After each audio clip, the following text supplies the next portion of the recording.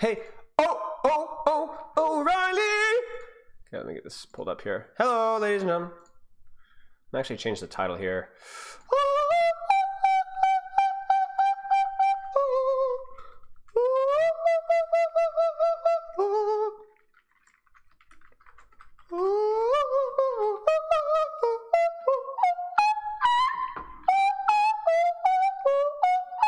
Dang it.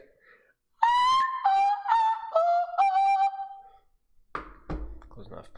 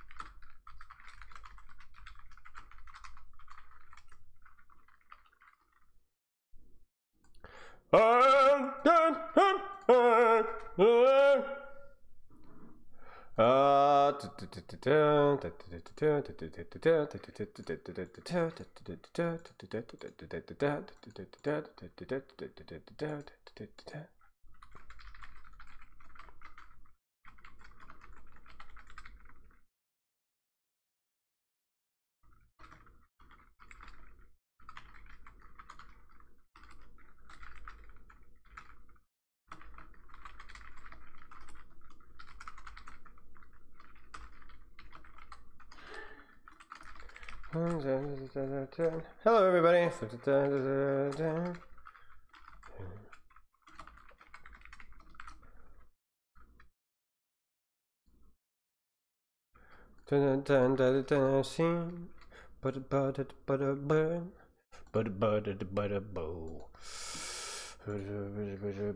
Just getting stuff set up, ladies and gentlemen.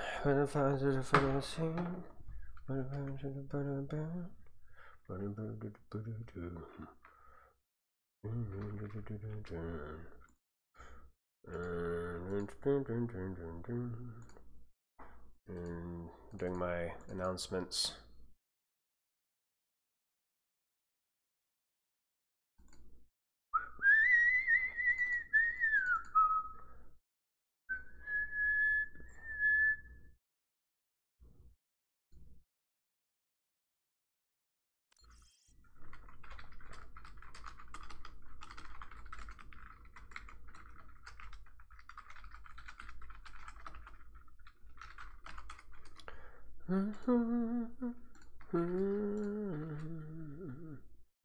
Okay, I think we're good to go.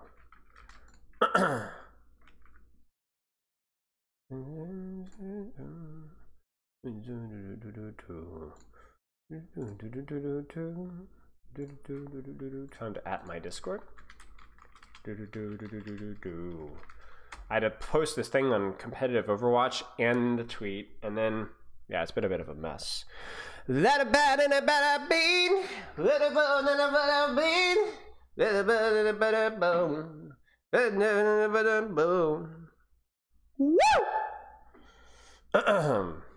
so we have Funnyastro collab, the Owl Scrims analysis, because there's so many they leak the Scrim codes, so we're gonna roll with that. It's gonna be fun. Yeah, it'll be fun to kind of see what they're playing and how they're playing it, and see if there's anything that we can learn or make fun of along the way. Hello, Zanzibar.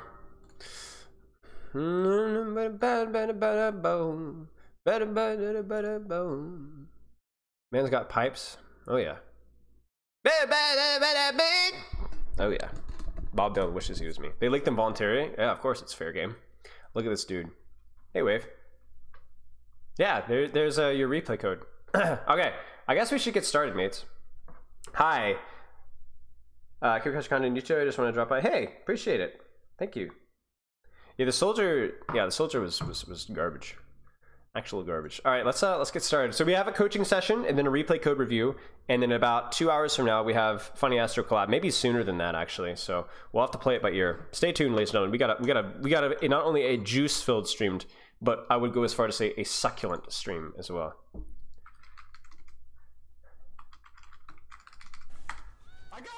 Hey, thank you for the sub going, Rum. Do I stream often? 3 times a week. My schedule is probably not updated because I am a grade A Nimrod. Let's get started.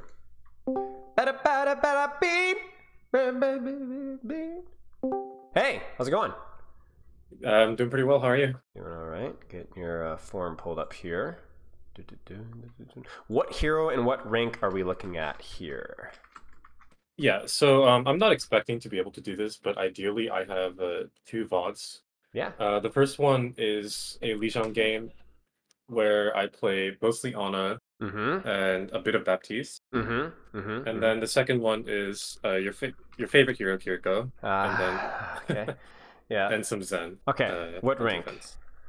So I submitted the form when I was Masters 5. Since then I've actually managed to climb to GM 5. GM5. So GM support. I'm just updating my commands here. All right.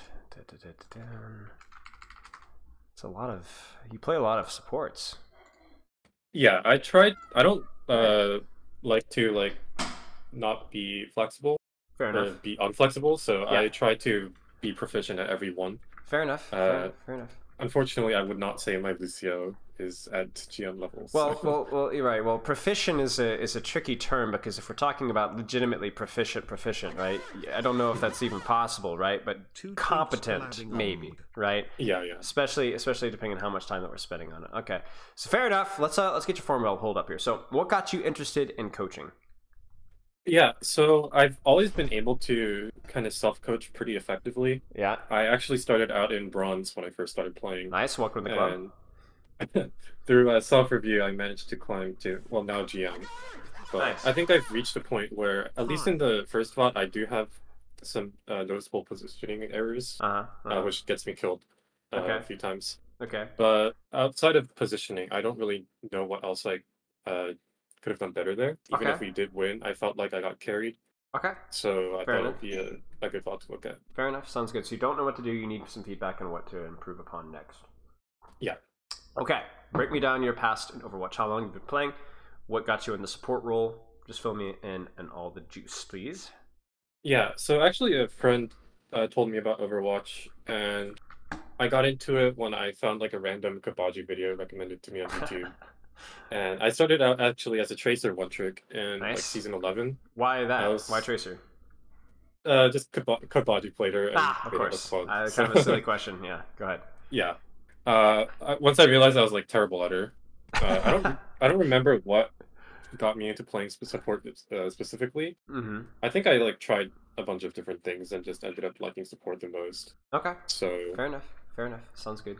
I mean, yeah. even my path was kind of like meandering. I started off as a Genji one trick, and then I was a Mhm. nice guy in rank. I didn't really fully understand rank, so I was like super competitive about like filling and flexing, and so I ended up playing Mercy and Ryan. Then I got stuck in the main tank trade, and then I played main tank and Zen, and then yeah, stuff happened. So yeah, okay. So Mhm. when did you lock on to support, and then what ranks were you able to hit with support? So I started playing support about a month in, I believe. Okay, And I using the looking for group feature, which I hope they come bring back I eventually. forgot about that. Yeah. Yeah, I six stacked to like mid gold, I think, Uh huh. by the end of season 11, Right. Right. and Okay. then I hit plat by season 12. Okay. Okay. Okay. Interesting. It took me a while to get to diamond. I think it was uh, at the start of roll queue when that became a thing. Mm-hmm. And once I hit diamond, to be honest, I think I got burnt out or something Uh because huh. I stopped grinding ranked. I kind of just did placements and that was it Okay. until Overwatch 2. Okay. Okay. So I hit Masters in season 1 of Nice. Overwatch 2, Nice. and I've been grinding and I hit GM this season, so that's great. Congratulations. Congratulations. Well, okay. So let's look at the rest of the form here. So what do you hope to get out of the session? We talked a little bit about that. Find out what I need to do to climb and learn. Yep. What are your long-term and short-term goals in Overwatch? You say long-term be consistently hit top 500 without having to make sacrifices in other parts of my life. Short-term hit GM, which you've done. That's awesome. Okay. Um, okay. Let's let's talk about top 500. What is it that appeals to you about top 500? I like how you also say without having to make sacrifices in other parts of your life. So it's not necessarily about playing more, but about what can I do while I am playing to improve. Yeah, so I think of Overwatch as just a hobby. I don't want to go like pro or anything. Right. But I'd like to be, really good at it because it's something I enjoy, and I've Mm-hmm. met some great people through it as well. Sure. And top 500 is, considered like, if you can call it like the highest rank, I guess. Sure. So I mean, I know there are like divisions within top 500. Like, obviously, the higher in Of there course. you are, the better. Of course. But at least for the time being, depending on how long it takes me to get there, um, I'd like to be able to consistently just be among the best players. Okay. Okay. Fair enough. Makes sense. And then I guess with what you're playing right now, how often are you playing? How much are you playing right now? Yeah, so I've admittedly been taking a bit of a break from ranked because the matchmaking right now is making it very unenjoyable. Yes. Um, and also it's exam season, so I'm studying. Fair enough. So But usually how much? yeah, so I've been playing a lot of quick play with friends though, like 2 or 3 hours a day at least. Okay. And Well, when you're grinding rank, what does that look like? Let's just find when you're actually productively applying yourself. Where are you at? I'd say it's around a similar time 2 to 3 investment, but hours. just Okay. less quick play and more ranked. Sure. Sounds good. 2 to 3 hours. No, wait a second. More ranked, so you do generally play a decent amount of quick playing, regardless. Uh, not that much, but yeah, Okay, a some. decent amount. Okay. I'm a quick play player. Okay, Mostly. fair enough. Welcome to the club with that one too. And then you're trying to master all the support heroes. Yeah. Hmm. Except like Moira. Yeah. Because I just don't enjoy playing her. Yeah. I'm gonna be honest with you. You might have a really hard time getting to your top 500 goal with what's happening right now. I mean, I'm not sure how much this SR inflation or just having the influx of new players will affect things. Maybe it's doable, right? But there are a lot of little, I wouldn't say red flags, just things that will be like you're essentially running with ankle weights right now. And you're the type of person that wants to run with ankle weights because you think they look fashionable and you enjoy running with them, because you're like, I don't want to play only a couple of heroes, right? I want to play all the supports, right? And you're like, well, I also enjoy playing quick play a lot. Like quick play is fun, right? What about quick play appeals to you? You do play with friends? You just play by yourself? It's just easy, fun silliness, or what? Usually I just play. It's like a mix. A lot of the time I've been playing with friends lately. Yeah. I just like that I can turn my brain off. Yeah, I got you. But you can see how that's not exactly going to be the way to top 500 either. You know? Yeah. So I'm not expecting like, to get that much out of it. Right. It's just like... Right. So for me, it's like pick your poison, right? Like what's going to be the lowest hanging fruit for you to eliminate? Is it going to be spending a little bit less time in quick play and prioritizing ranked a little bit more? Is it going to be cropping down on your the number of heroes that you play so that you don't end up playing and specializing in every single support? Because I know you're saying specifically be constantly top 500 without having to make sacrifices in other parts of your life, but what sacrifices are you willing to make in game, and which ones? And that's what I want to. That's what I want to know. So I'm not looking to exactly completely master each hero, but just be like decent at them, so I can flex when necessary. Sure. But I do have like heroes that I play more than others. Of course. So of course. I've been playing a lot of what you would, I guess, consider flex support. So like Ana and Bap. I can't say I really enjoy Kiriko, but I have a decent amount of time on her. Okay. So, I mean, see that's the low hanging fruit for me. You know what I'm saying? Can you get to top 500 if you were to drop Mercy Brig off the face of the earth? I know you don't play them very often at all, but if you literally never played them, could you get? Would that be easy enough? Would it be easier if you played quick play, but you played 25% less than you do right now, or you only played when you were with friends? You know, I don't know. Honestly, I really don't know. Especially with the way the matchmaking is right now, I don't know if that's possible or not. But you need to answer these questions. What I'm doing for you is I'm like being remote doctor, okay? You've got all these health issues, you want a little bit of help, right? And then I'm asking all your lifestyle choices, and what I'm doing is I'm trying to highlight things that may be problematic, and then encouraging you to go and test these things out and find out if they help or not. If you cut down on your quick play, do you feel like you're able to improve more and faster over the course of like 2 weeks, right? If you remove Mercy and Brig, and maybe even remove Kiriko or reduce the amount of Kiriko that you're playing, will that help as well? I mean, I know it's going to help, but is it going to? But are you going to really miss Kiriko in a week? And you're going to be like, I don't want to give up Kiriko. You know, I don't know if I don't know these, and honestly, you may not even know them right now. You just need to test. Yeah, so I started out already by like cutting out a lot of Lucio. I've been playing him a lot less. Okay. He was one of my most played supports in seasons 1 and 2, but now he's like one of my least. Right. Because he's not as good, or you just didn't enjoy him as much? I'm just not as good at it. Fair enough. There are other heroes that I want to prioritize. Okay.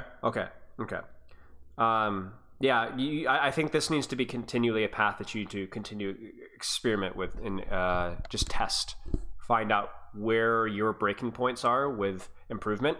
And for you, it's also not just going to be like what is going to help me to improve the most, but also if you were to never play Kiriko again, would that bother you that much as opposed to like an Honor or Zen? I don't know. You know, you said that she wasn't your favorite support, so then maybe go try it out. Are you going to miss that hero not playing it?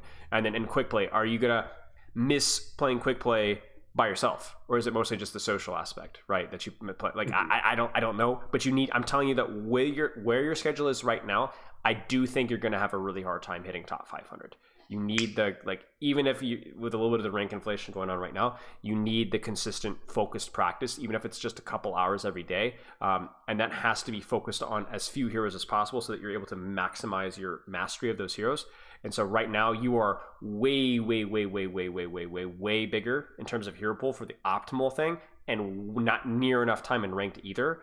So those are things that you enjoy. You know their drawbacks. You don't care. You like playing quick play. You like playing with the hero pool that you've got.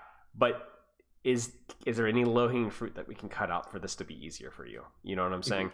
Yeah. So I've actually been spending a decent amount of time instead of quick play lately, in like stuff like tryhard FFA because I believe at least with Ana that mechanics are one of the weaker parts of my gameplay. Okay. Okay. Because I have trouble hitting much of the easy sleeps. Sure.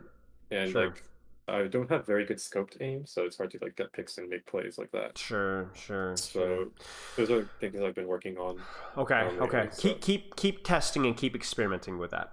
Find what works for you, because there's nothing wrong with not wanting to one trick or two trick a hero, you know, because you might not be at your goal's not Overwatch League exactly, right? So you're like, I don't care, I just want to be decent at the game, you know. So but I am going to say it's like right now your goals in your training schedule, at least right now or in the past, don't line up consistently. So you're either going to be like, I'm okay with not hitting top 500, I'm just happy with where I'm at, or I do really want to hit top 500. Here are the easy sacrifices I don't really care if I make. You see what I'm saying? All right. Yeah. Okay. Sleep is a little inconsistent, 6 or 7 hours. It's not horrible as a college student, but it's always a little bit ironic because you're at a point in time right now with where you're with your training and your study where sleep is more important than ever, right? But it's also in a situation where you're getting the least of it. So just any low-hanging fruit there that can matter. 6.5, right? 7 consistently. Even that would be good. Okay. Yeah. Last question here. What do you feel is holding you back from improving a mix of understanding and mechanics? I believe my mechanics are below average for my rank. Elaborate on understanding, please. Honestly, I'm not sure what I meant with that. I don't remember. Okay, that's fine. What do you feel now is holding you back from improving? Let's update the question. Yeah, I guess it's a. Okay, I guess I meant like I'm not completely sure what I need to be doing better outside of positioning mistakes because those are pretty obvious. Sure. So like you were saying earlier, you just need an outsider opinion. Okay. And then mechanics, I believe mechanics are below average for your rank. You mentioned that with Ana. Do you want to elaborate on that one a little bit? Yeah, so again, I have trouble hitting sleep darts. I'm very inconsistent with it. Like some games I'll really pop off, but others I just can't hit even like a wrecking ball in my face. Right. Actually, part of that I think was my sense because it's extremely high, and I noticed my aim was really shaky. I lowered it a few days ago, and I've noticed a pretty noticeable improvement. Good. So, okay, I'm glad to hear that. Some inconsistency can come just naturally as well. You know, it just happens, and you need to spend more time in the hero. But obviously, with your hero pool right now, consistency might be a little bit difficult with how broad things are. Right, going from Lucio to Ana. Might be a little hard to land the sleeve dart. You know what I'm saying? It could also be that you're just overthinking it as well. So it might not be that deep. Okay. Any questions or anything you want to go over before we get into the review? Not yet, but if something comes up, I'll let you know. Okay, perfect. Shoot me the replay code you want to start with. Right. Okay. And is this Scrim ranked? The first one is ranked, and the second one is a Scrim. You were playing with the team? I didn't. Yeah. How long have you been playing with these guys? I joined the team like a month ago, so we're very new. Okay. How often do you guys scrimmage? We try for 3 times a week. Okay, cool. And Actually, our first match is tomorrow, so hopefully it goes well. Nice. Good luck. Good luck. Good luck. That's awesome. Thank you. That's awesome. Okay, let's take a look here. So, Ana, what are you focusing on with Ana? What is the hero good at? What are the strengths? What are the things you want to kind of lean into with this hero? Yeah, so at least since we're running Lucio as the second support, Yes. I have to. My primary job is to keep my team alive. But when I find opportunities, I can go for picks. Sure. Aggressive sleep darts, anti-nates. Sure. Absolutely. Okay. We don't have to go too overly into it because you probably already have a decent grasp of the hero. So it's going to be more about like what you understand, but what you're not executing on that we put the emphasis on. Okay. So let's take a look. Kiriko. Wow. Oh, the Lucio was short-lived. It was a rollout swap, Yeah. Don't love her positioning here. Yeah. You need to pick and choose. Like, I get it that this is like maybe not the best. Maybe this is a little bit too isolated for you, but you have to pick a corner. I feel like it's probably going to be right, but this is insanity, right? Regardless of the support that you're on. And I think that's what we're going to try and do with this review is we're going to try and find things that are, regardless of what you're doing, you need to put emphasis on, because it doesn't matter what support you play. Positioning and playing your cover and your corners matters, right? Yeah, so when I self-reviewed, that was the thing that popped out to me. Yep, for sure. For sure. To be honest, every time I die here, I know that it's really bad positioning, and it's especially bad in the first round, I think. So. Okay, sounds good. So something to improve on. Yeah. When you self-reviewed, how often do you self-review? I'm very inconsistent with it. It's just whenever I feel like it, to be honest. Okay, fair enough. Because like even if you were to play aggressively here, you would want to play aggressively from this position here, right? Where you have slightly better silence, but slightly better cover. Nice nade. Okay, easy enough. Okay, zoom right through. They're on Rhine now. Now, what does Rhine enable for you? What was the ball? Why was the ball a concern earlier? What did you have to worry about with the ball? So I think the main reason why I wasn't playing around that right side at the time was I was afraid of getting pooped at the ball off the map.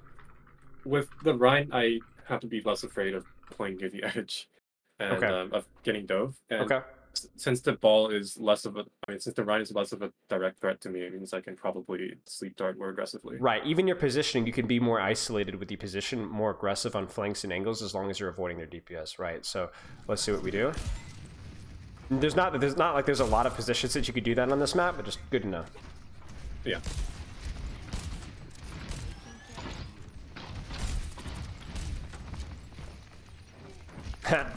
I think I'm also very afraid of being like hard scoped when they have a Hanzo, because I just don't like. It's wise. It's wise. This nade needs to hit though, so we'll talk a little bit about mechanics here.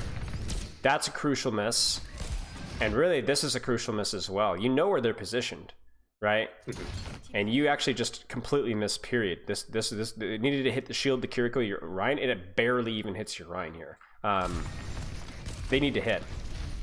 Yeah.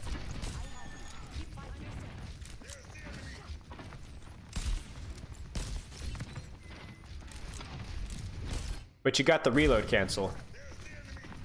Was that the reload cancel? I see. Yeah, I do that out of habit. So you got all the little goofy mechanics down, but the ones that matter not so much, you know. I'm being smug.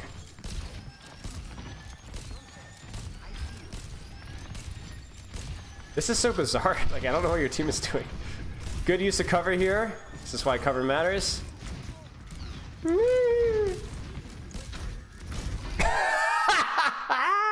Those shots need to hit. Respectfully, they need to hit. Yeah.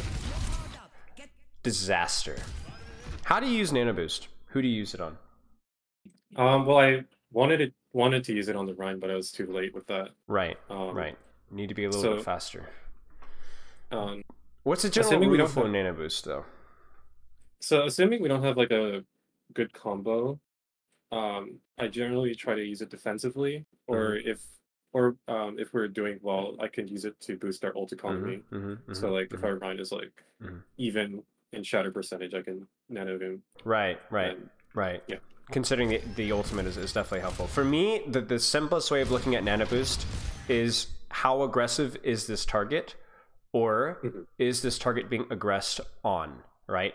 The worst thing you can do with Nano Boost is it gets kited or wasted, right? So like now, you're like, oh, I can Nano this cast to save his life, but then the enemy cast would just duck behind a wall and it'd be wasted, right? So that's a real concern. This situation here, the Nano and the Reinhardt makes sense. Why? It would save him, and since the Nano would wear off later than their Vines, so it would kind of give a short advantage in the fight. Sure. During that time period. Will that Nano be kited with the enemy Ryan's positioning?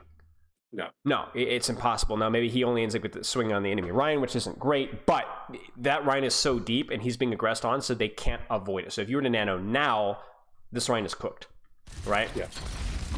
That's the main problem here. And then, kind of a bit of a disaster. So, I don't know, like a couple of, it feels like a lot of like little micro errors here, right? Missing the nade, missing the sleep, missing the shots in the Cassidy, late with the Nano, then we get scoped and we die to the Hanzo. So nothing super serious, but we need to keep watching. My concern with this here, which I don't want to sound like a broken record here, but a lot of these errors would just be fixed if we played Ana more. Like a lot of these errors just come from like goofy micro or mechanical mistakes that will happen more often when you just don't have the reps on the hero. So I actually have 300 hours on Ana. Right. Well, it's not about the hours on the hero. It's about the hours in the last week on the hero. Yeah. You know what I'm saying? So it's like you would see my Genji and you'd think I'd never touched the hero before. Right, so, okay. That makes sense.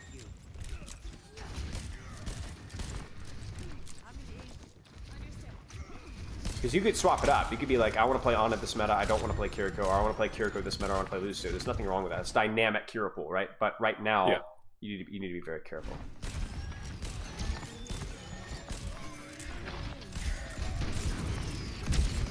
Like, even that, it's like... I know why you sleep the wall, because you're like, the Rhine doesn't actually pen, so it's a little bit goofy, but it's just like, it just doesn't feel fluid, you know? That's the best thing I can tell you. Oh, it sucks. You were so ready for that as well.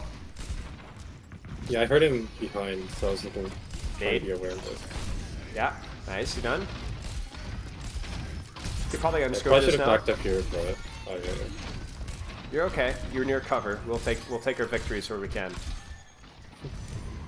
Yeah, the thing is, I die for it, like, right now. Right. Okay, maybe it just needed to be a little bit closer to cover. I don't think it was proximity even. I think like obviously like we need to play. You just got body shot by a Hanzo and then you swung out too far open here when you should have been playing near cover. I don't think this has anything to do with proximity. Okay. Because if you're back here, what's the problem with back here? The cast and I think he's still there, I think. Well, you're thinking about it from an aggressive perspective. So the cast is in spawn, whatever, it doesn't matter. Where's your nade opportunity? Pretty much nowhere. Where's your sleep dart opportunity? Also pretty much right. nowhere. You're not playing versus dive here. You need to avoid shatter, yes. You need to avoid Rhine swings, yes. But we have. This is not. Oh, I played too aggressively. No. You just didn't play near close enough to cover, and a little bit of bad luck, right? Fire strike and body shot by Hanzo, not exactly the best combo in the history of the universe, right? But it's that simple. Like if you're back here, your team might lose because you're MIA, right? Yeah. So we need to maximize our pressure and minimize our threat. Your positioning with cover is how you can play aggressively and yet still put out pressure, or still survive, excuse me. Yeah. Okay. Oh no. A little bit of mechanics there. Again, the nade, right? It just, I wouldn't say this is so much as like, see, to me, this is mechanics right here, right? You see this? Missing our shots. This, you can blame on mechanics, but also what is this? Is this mechanics here? You're just late. You know what I'm saying? You're just late. To me, maybe this is a little bit of a stretch. You let me know what you think. To me, this is more about we weren't like actively rolling out a spawn thinking I'm looking for nade opportunities. It was like, oh, there's nade. Oh no, it's gone, right? Yeah. And to me, this is like what Ana lives and dies off of, right? Is like everything is looking for nade, looking for nade, looking for nade, looking for nade. And so I don't know if this is you need to play Ana more or you don't prioritize that enough. You tell me. Do you know? I think it's both actually. Okay. Because I generally just nade when I see an opportunity. I don't actively look for them. Right. So right? Like right here, it's like, yeah. Just cover, right? Just cover. You need to contribute. You need to contribute this fight. Yeah. But you walk here, right? You nano, you sleep, right? Yeah. What would UV do? You know? Right? Like you need to hit that sleep dart. That's it. The reason you die is not because you died to the Cassidy. What do you die to? The fire strike. Right, you died to the fire strike. So you could 1v1 the Cassidy, or heck, you could avoid the Cassidy and 1v1 the Rhine and run from the Cassidy and sleep him and deal with the Ana, right? It would feel horrible, but that has to, but you took both. That was the problem. Right? A lot of goofy positional and mechanical errors are hindering your play. Do you have any questions so far? No. Yeah, okay. We've been a little tough on you, but I think it's because so many of your things are kind of hard to pinpoint as exactly what's the issue here. Do you want to keep going with Ana? Yeah. Okay. At least maybe we can look at the third run. Third run? Okay. Yeah. Let's do it. Okay. Also, just real quick, where do I play as Ana generally on Night Market? Night Market? Well, let's see. Let's see where you play, and let's see what we could have done better. Do you have an opportunity to nade from this position? No. Are you sure? Well, yeah, I do. Yeah. I mean, looks through there, right? And then obviously the flank is usually going to be the main one, right? Do you have distance between yourself and the enemy Rhine? Yeah. Do you have cover versus their Hanzo and Cass? Then you're good. Don't overthink it. Just do it well. Let's actually watch one fight of this. Your priority here is... you see how you're scoped in here? Yeah. Where's my nade? Right now, nade. Nade must happen. Like right now. Either kill... Oh, jeez. Kill this Cass right here, because if this nade hits on the Cass on the flank right here, he's dead, right? Or nade here, force fade, nade in the Rhine, force Suzu, TP, I don't know. Nade backline, prevent any follow-up. But you're scoped in at point-blank range. This fight's lost.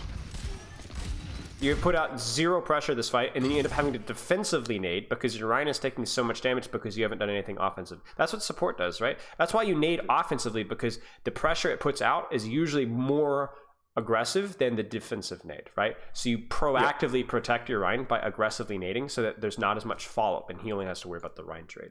But I think your initial positioning was fine. I don't think there's a problem. You had opportunities to be offensive, but also were very safe. It's Night Market. Nothing feels that great, right? So it was good enough. Yeah. Like, even here, against a good Rhine, you'll need to be careful, but I'm shocked that we're not even, like, looking for an opportunity to, like, bank nade on backline, right? A good Rhine will block it, but you need to be looking for that. Like, right there, like, when he backs off there, look for a nade, right? Be like studying his shield patterns right there. There it is. But holy Moses, like this should have happened like 8 seconds ago, right? And this is it, right? This fight is over. It's totally over. I do like that we waited for the Rhine to walk out of the way so we could land it for sure. Maybe that's what you were waiting for. I do have a bad habit, maybe bad habit of trying to save cooldowns for when I really need them. Right. So it's the thought. This is such a. It's like a bad. It's a bad rumor. I'm gonna put it as a rumor in like the educational / coaching community that whoever quote unquote X's second usually wins the fight. You ever hear that before? Yeah, especially with Roadhog Coke, I hear that a lot. Right. Now some matchups it can matter a little bit, but it's really just horse manure, respectfully. It's whoever gets the most value out of the cooldown wins the fight. The reason why it got spread as whoever, nades, Suzu's, whatever, Kiriko second wins, is because sometimes if you use it first before the fight has actually started, like let me put it this way. Let's say you roll out here. And most Anas and gold, plat, whatever would have naded right now, right? Just naded right now, backline. What's the problem with that? The Rhine would probably shield it easily, and they have Suzu. Yeah, and has the fight really, truly full out, everybody's engaged, started right now? No, like maybe you hit the Rhine, but then like nothing's really happening, right? Like the worst case scenario, you get a little bit of an advantage. So then let's wait 3 seconds. 1, 2, 3. Nade opportunity now. Let's say Rhine shield wasn't a factor. Do you see this nade back here? Yeah. Holy mackerel. You see this? Does this matter who nades first now? No. No. The fight started. If you hit this nade, it doesn't matter if they nade back. In fact, nading first here might be better because they're going to disengage and give up space, which is then it makes it harder for them to counter nade. Do you see that? Obviously, it also makes it harder because they don't have an Ana, but you get my point. The reason why you have to be really careful about that whole I have to nade or so and so sleep second or whatever. If you get good value out of it when the team fight is starting, do it as soon as you can. In fact, it's better to do it sooner because you get it back faster, right? And you can use it faster off of cooldown. But yeah, anyway, long story short, you need to have like killer instinct with your nade. If you're playing into like full dive, you get nade value just by surviving and nading yourself, right? But obviously you're not at a direct dive threat. So you just holding on to your cooldown here is a guaranteed way that the enemy support is going to be consistently outvaluing you, and your tank is going to die as a result. Okay. Control space. You are a threat with your nade. Use it. Pressure, pressure, pressure, pressure, pressure. Always. Like right now, could you nade the backline right now? Or this cast? Not from where I am. But... Okay, but if you wanted to, could you? Okay, yes. And would it actually matter? What happens if you nade this cast? He probably dies. Right? Okay, no, just kidding. He gets Suzu'd. He rolls back and he gets Suzu'd. What happens then? But if forces cooldowns. Forces cooldowns. And then who's winning the Ryan trade now? That cast is rolled out and Suzu's been used defensively. All right. Right, because there's no cast damage, there's no Kiriko healing, there's no Kiriko damage, and there's no Suzu when the fight happens, right? So you don't need to nade your Ryan here. You need to nade the casts. Your LOS here is obviously kind of garbage. Like this position is good for like an off angle, right? But you didn't actually use it as an off angle, and so then you're essentially down and on most of this fight. So it's playing on points better. I just think like playing here, if you guys are holding here, just stick here, and then occasionally you could, if you want to go for an aggressive play, look for this here, and then go back here. Your team is pushed up in a really awkward position, so there really isn't a great spot for you.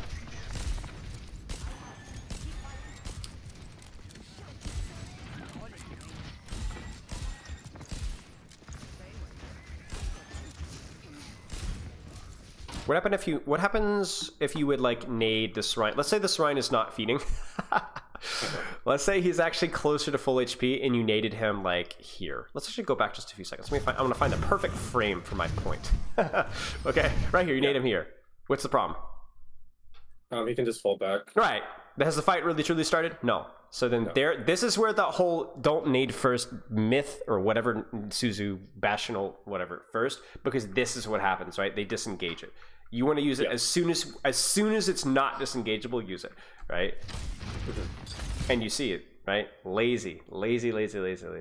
Just not very well aimed, not very well.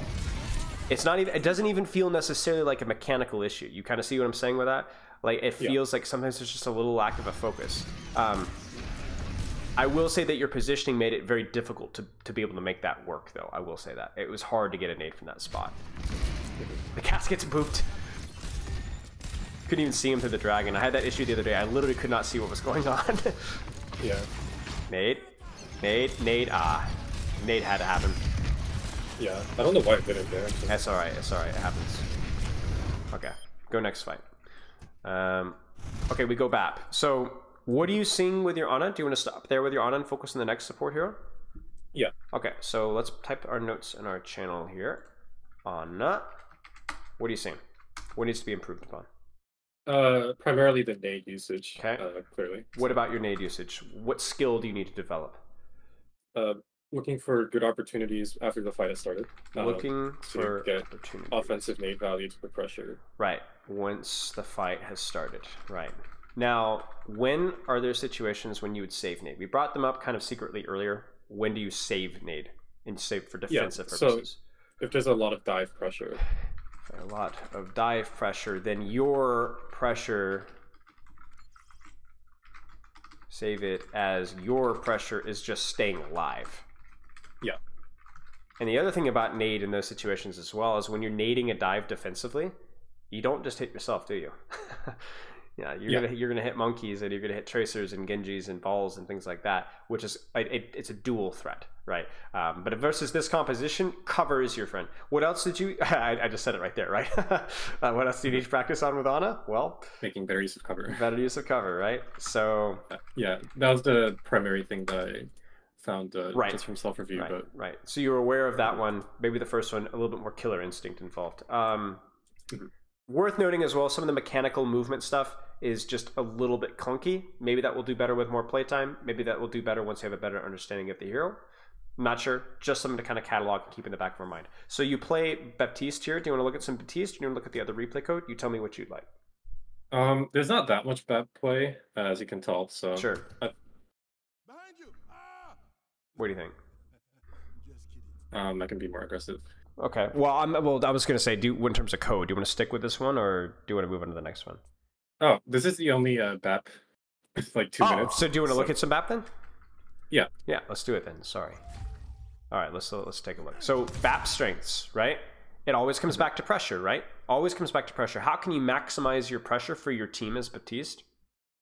Yeah, so it's through damage, Mhm. obviously, and also with lamp. For example, when a widow do, I can lamp my widow, and she can just Yeah, not have sure. to worry about getting killed. Sure. You can help your DPS win their duels, right? You can put out damage, and you can also put out a lot of healing as well, which allows your Ryan to play more aggressively, right? So let's see what we do. Now, let me ask you a question. Where do you put that damage optimally? On the squishies. Right, not Ryan Shield. Why do you often usually end up shooting Ryan Shield a lot of the time? It's just the big target that's tempting to click on. Right, it's tempting to click on, and usually if you're focusing on healing, you don't have the capability to flick your crosshair to a squishy and then back to your Ryan. It's reasonable and it's unrealistic. So you just put out any damage that you can, even if it's not high impact. However, if you're not necessarily needing to heal accurately on your Ryan, then there's the opportunity to take more opportunities to pressure other things that have bigger return on investment. So that's what we're looking for. I'm cool So with that's Ryan another thing damage. another thing I've been practicing lately, and I think it's improved a good amount since this replay has happened. So, and it wouldn't be a Spylo VOD review without me talking about shift, right? So let's let's see how our shifts look, especially in Overwatch. I got coached by John. I know John. He talked to me about shift usage, so I think it's been pretty good lately. Right. That was the meme years ago. So it's really strong in Overwatch 2. Yeah. I would say broken in Overwatch 2. BAP isn't super strong, but the shift is very strong. I would agree with that. It's honestly better than Lamp. It really is better than Lamp in a lot of ways. Okay, let's see what we got. Unfortunate Suzu.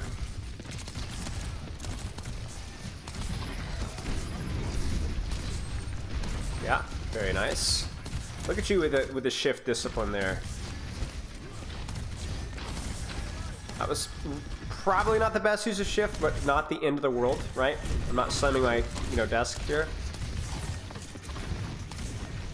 I will say this: what have you seen so far, or what have you not seen you do so far? Do meaningful damage. Right. Has there been many opportunities to do meaningful damage? A few. A few. But not a lot, but a few. So I think you have played this one very well as a heal bot. And I also sympathize that there hasn't been a lot of opportunity to do damage without your team just dying instantly. But I think there's been a few windows. Like maybe here. There's somebody peeking there. We're a little too slow in the draw, right? There's our shift here. Maybe just a little too slow in the draw, even when we turn the corner initially in the fight. But a little bit of I'll cut you some slack here, right? Just a little bit. Okay. Unfortunate. I think in general, I like the window on main better, just for better LOS. But honestly, I don't think it's that big of a deal. Their Hanzo just completely dominates you guys. I would probably not even use my cooldowns here. I just die. Okay, let's watch a little bit more.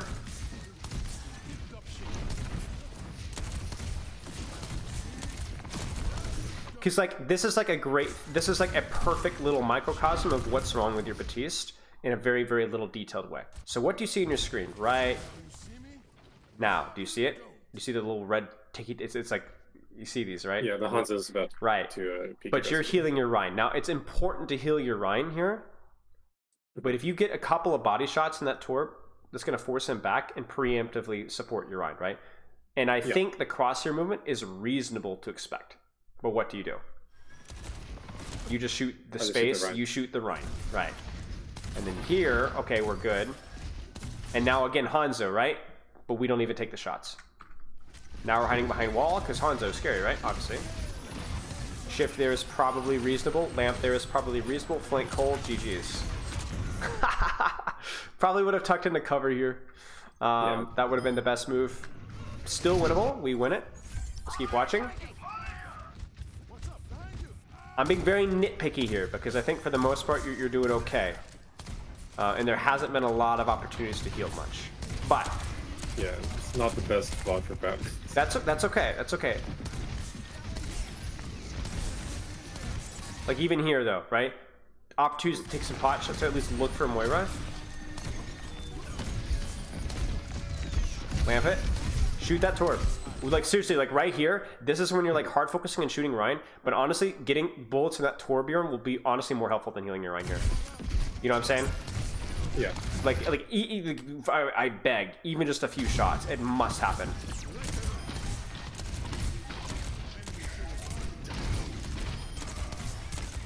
Okay, so that's all we've seen with your BAP. Small thing with BAP. What are the takeaways? Focus more on getting damage. Focus on a little more damage on squishies when available, right? I really don't think your BAP was bad. I think your cooldown usage was very reasonable. I think your positioning could have been a little bit better with cover, similarly to your Ana, but not too bad. Okay, next code. Alrighty, and is this a scrimmage? Yeah. Alrighty. And So King's Row. Oh, there's a lot of King's Row. That's all right. Lots of King's Row. And what is this going to be on? Kiriko? You're going on offense, Zen on defense. All right, what do you want to look at first? Let's just go with Kiriko first. Okay, because I think my Zen is mostly solid. Okay, sounds good. What is Kiriko good at? Everything. Everything. Okay, okay. What are your priorities? I mean, just read the enemy comp immediately. What do you think you're going to be doing?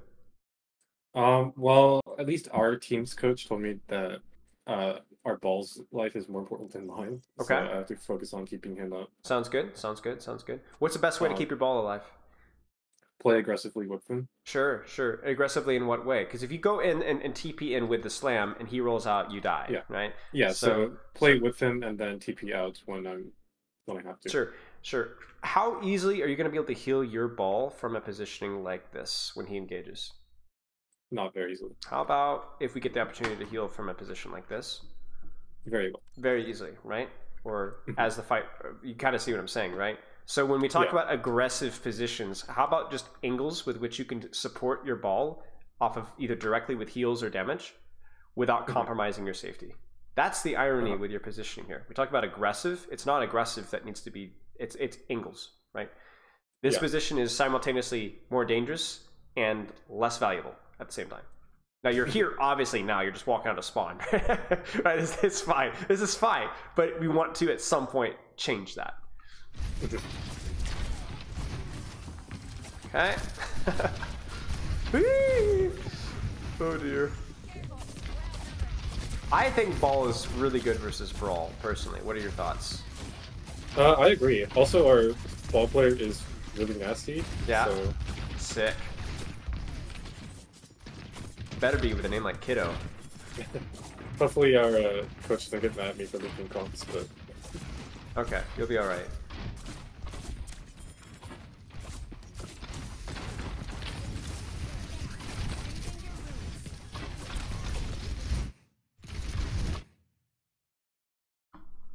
Where do you go? I don't know if my 3 pixels on the stream are showing up right now, but let's give you a little bit more information here. Where do you go? I could go with our Genji. Yes, I was waiting for that from your team. I was waiting for somebody to take an angle to where you could actually get out of this choke from, and there it is, right? So you go with your Genji, you can support your Genji on the off angle now, and you have an easier time supporting your ball, right? Now they can do cute things like, you know, the wall up, but let's be honest, they ain't backbone, so they're not going to be doing this stuff. So you just take this position, you take this angle, and then be able to support your ball from here. Now, aren't you leaving your Lucio Sojourn? Well, they both have mobility. Right, and you know your Lucio can handle the Sojourn, right? That's the Yeah. irony, is like now Lucio is actually kind of the more passive support in these situations. But yeah, okay. Let's see what happens. I don't think. You're really helping your ball out a whole lot right now, aren't you? Shooting Reinhardt. And this is the problem, right? This is always the problem, right? When you don't do the right things initially, you put yourself in a hole so that you have to panic and to do something that will end up getting you killed, right? Yeah, I actually live here somehow. I guess you're just the goat, I guess. And you do use your wall climb a little bit here. There are worse positions than here, right? TP, do it, coward. Ah, no! You're gonna TP to your ball there. And that would have been actually optimal. Like, look at this. Oh my days, look how juicy this is, you know? And how safe this is too, right? Okay, so. Yeah, I'm trying to, I don't play that much Kiriko, but since I do with the team, I'm trying to learn to be a bit more aggressive. Sure. Okay, well, again, I'm gonna pick on your terminology or there. Taking off angles. Yeah, yes. Yeah, Yes, it's not aggressive. It's actually safer than where you're at right now. Yeah, okay. Also means you don't have to shoot Rhine Shield, which your hero is not exactly good at. Can't critical a Rhine Shield. Yeah. This is good. Like, even here, like, what could you do right here? Like, let's say you don't get those TP opportunities. What do you do? Just sit and cry? No, just right. I can use wall climb. Yeah, you can. I mean, you did it earlier, right? You did. Yeah. This is all right. This is safer. Good vision, right? Okay. Nice, great Suzu there. Oh, disaster for the enemy team. Maybe disaster for your Lucio too, actually. Yeah. That's okay. I think you guys win this one. Uh-oh. Keep awareness, where they at. You might need to drop it. Yeah, there it is. Should be okay. As quickly as we can. Again, the situation right now, where do you go? You see it, right? Here I was, you Reinhardt Shutter, so I was kind of trying to track that and make sure I could Suzu. To be honest with you, that's on your Sojourn. Okay. Your Sojourn is a hero that should not be getting shattered anyway, right? So screw the shatter. Go help your Genji. Okay. Go help your Genji dive backline. Go help your ball dive backline, right? Let the Sojourn take care of herself, you know? Yeah, okay. Because again, it's like one of those situations where you're like saving nade, right?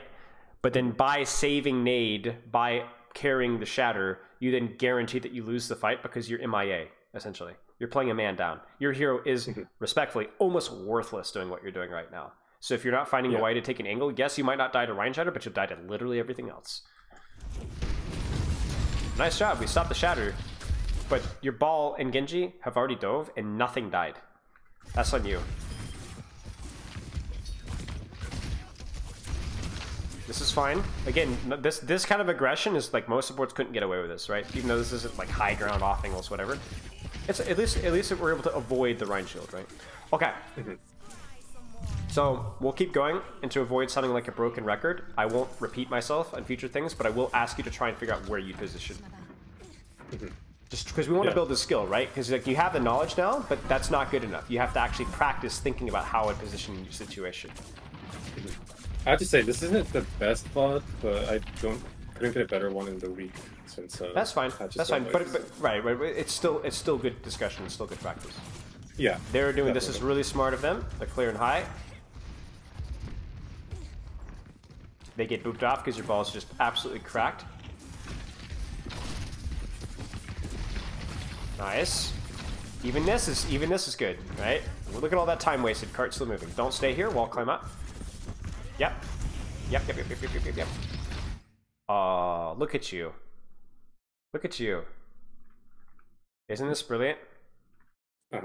This is great. It's just a little slow in the Suzu, but honestly, like, your Lucio shouldn't be dying to a Reinhardt. But this is really good. Like, I would even aggressively be peeking here. Yeah, look at this. Like, because even just shooting your Reinhardt here, at least you don't have to shoot the shield, right? Yeah.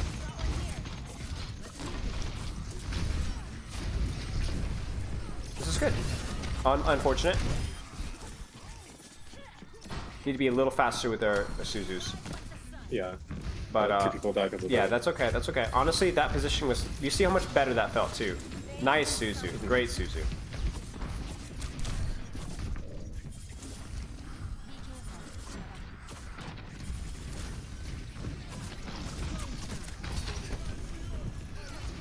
Yes. I mean, in situations like these, it feels very easy because it's honestly like natural for you to take these positions, right? Just when it's not so easy, we want to see you doing it. Yeah. Okay. Totally fine with you to just blow it right now. Just use it. Go. Do it, do it, do it. There it is.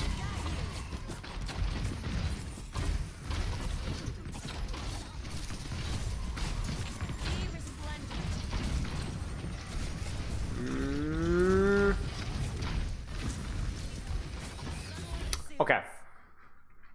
I want you to go back here and tell me what you think you could have done. Because you're even, right? Yeah. Now you're up 1. So what's the deal now? I could take more off angles. Where? It's tough here, right? This choke is rough. Yeah. Like, I'm not telling you this is like, oh, you're trolling the lobby. This is rough here. So what do you think? I could TP with our Genji, or I could climb up to the high ground. And... Yeah, I didn't even see your Genji. Yeah, this is safe, right? You could wall climb up here, totally get out, disengage, re-go in, right? Because what ends up happening here is, I mean, you see it, right? It's frustrating, really. You feel helpless. Wall gets too much value. Ryan shield gets too much value. Look how much value that Ryan shield gets. Look at how much value that Blizzard gets, right? Look, imagine if you were able to help your Genji win this duel. Yeah. Right? Even now, you could just TP Suzu. You know where the Ryan is. You know where the Mei is. You know where the Lucio is. They're not threats, right? It's just a 1v1. And surely you guys can take a 2v1 with Suzu. Surely. But what happens? Yeah. Well, I just had to use Suzu to save him from the Blizzard, but... Right. But even here, you TP, kill the Cass. I trust. He just used his stick. Kill him, right? What happens here is you get... This is why...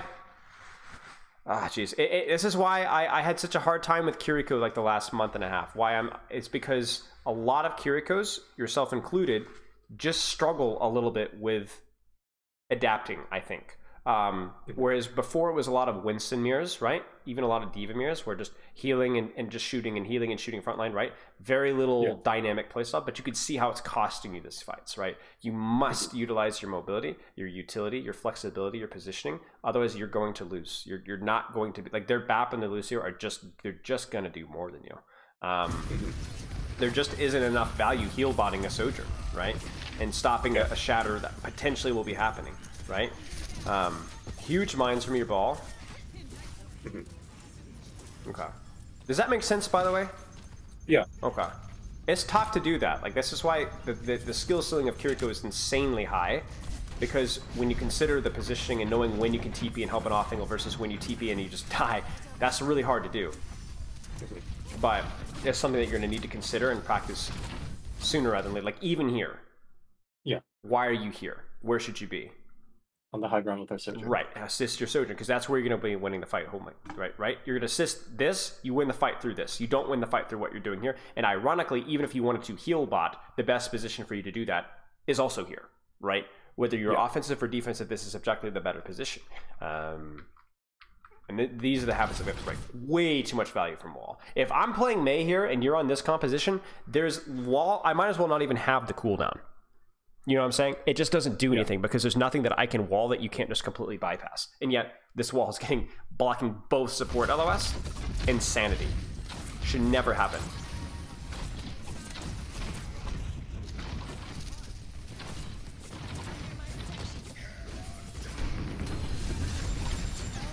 Okay.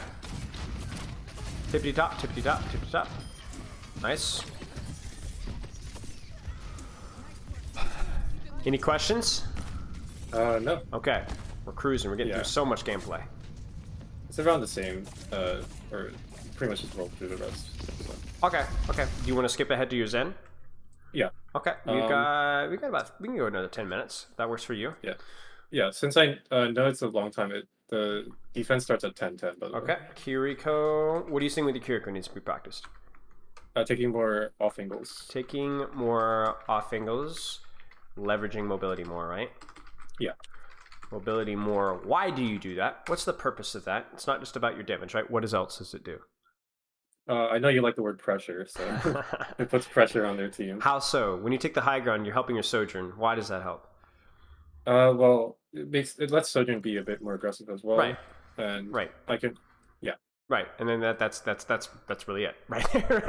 right. If the Sojourn could do more because she's getting consistent pocket, then if she's in the most aggressive position, the most powerful position, then you can help her do that. And again, very few supports can do that. A Zen could do that by harmony orbiting that position, but that's about it, right? He can't get there himself, so that's something that you need to be leveraging. And honestly, that's it. You have that alone is so much nuance and complexity. If you spent nothing but the next week and a half, 2 weeks practicing just that in Kiriko, you'd have your hands full. Because that is obviously, as we said, a little bit tricky to do. So 10-10. All right, here we go. To Zenyatta. Let's see. Brig Zen. I haven't coached Brig Zen in ages. It's all about controlling those power positions, right? yeah. Can we deny that ball from taking a flank? Can we deny that tracer from taking a flank? Nice. I like the attention on your brig here.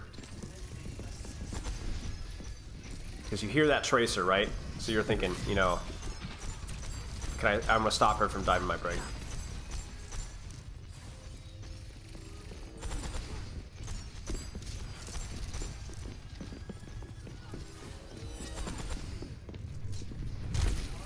Oh.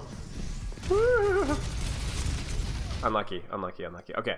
I think mostly okay. Let's just keep watching. Yeah, the second point defense was a lot better. Okay. I will say there may be a decent argument for you holding high ground on first point just to deny their ball tracer from engaging, as long as you can discord their rotates. But that's something that's going to come with more scrim time and just more experimentation. Yeah. Yeah, somebody in chat just said the same thing.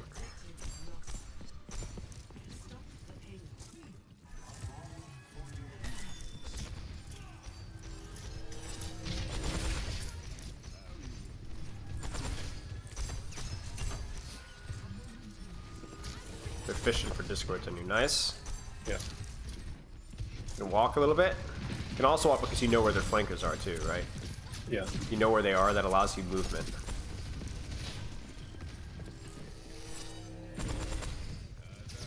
Ooh! Yeah, Stress. Stress.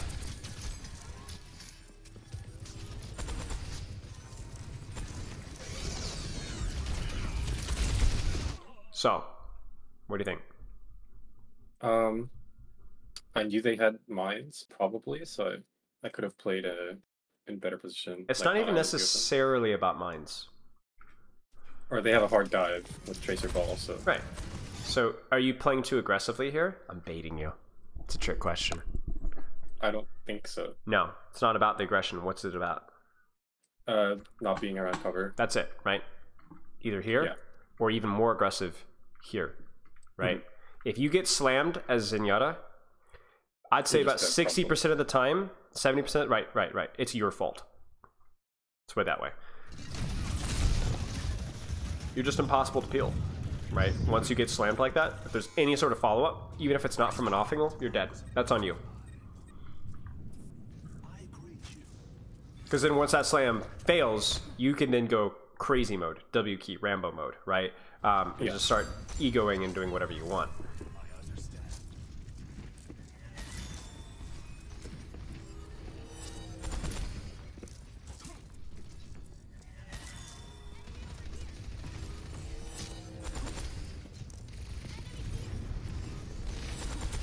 Oh, and by the way, cover is contextual, isn't it?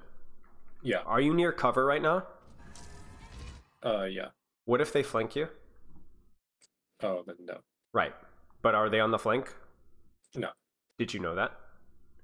I think I was tracking where the Tracer was. So you did. You did know that. And so you're positioned well. What happens when they're on the flank? Maybe here? Right? Or maybe even you have to tuck in here, or, you know, right? So when you're here, the reason why this was a feed is even though you're technically kind of near cover, it wasn't from cover directly in front of you, which is where you knew they were, right? Okay, let's keep going. Nice. Juicy. Zenyatta ASMR. Really? Too much. Too much, Uh-huh. right? When he's got ball slammer positioning, too much. Great peel by your Brig, but no. Yeah, I think I've grown. Our Brig is pretty good at peeling, so I think I've grown a bit too comfortable with that. Right. Well, it's all about like when you're going aggressively, because like as soon as that slam is used, and you know where that tracer is, just W key right down their throats. Literally just run it down, because they have nothing to punish you for anymore, right? But obviously it's before then, until you have information and all that kind of stuff, you need to be really cautious. Okay, let's watch a little more. So we need cover usage, but to choose the cover, we need information on our flanks, because that tells us where the cover is needed.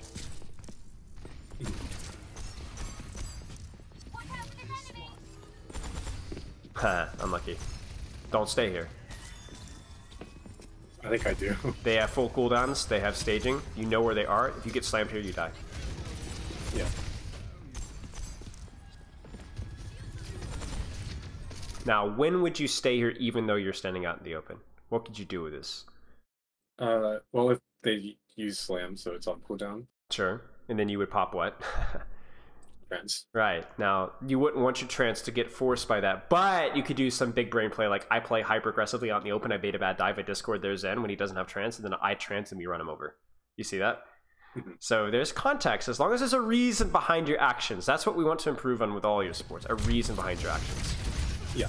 Not good, right? Too much damage, too much peel necessary, when you could have literally just completely avoided the roll entirely just by playing here, and then you avoid the roll entirely. This ball dies because he gets body blocked. Even if he doesn't die, now you're actually W keying in on these backliners. But what's happening right now? Right? You're just now full. Nice. The GOAT. Nicely done. Oh, yes. So satisfying. Makes me want to play Zen. I love Zen so much. Yeah, after I watched this, I played a game. yeah, it's amazing. Who's your favorite support hero to play? Either Honor or Zen. Yep, same. But I also enjoy inting on Lucio every now and then. Fair enough. Do you notice how your cover here is honestly omnidirectional, which is what makes it amazing? You know, if you get flanked here, you're good. If you up there in front lane, you're good. Yeah. Not always gonna be able to pick positions like that, but it's definitely helpful. Now you know where she is now, so you're gonna need to rotate quickly. You don't stand on the open. Rotate. Now, do you notice how you're picking this position here? Why are you picking here? I can take that corner. Right. This is corner cover versus this LOS, which is where you know they are. So you do a lot of these things naturally. It's just the consistency that we want. You almost got baited there. Do you see? You start to push forward. Careful.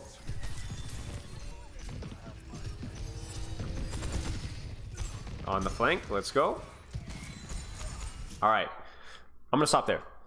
What are you seeing with your Zen? Pretty simple, right? Nothing super fancy or fun, honestly.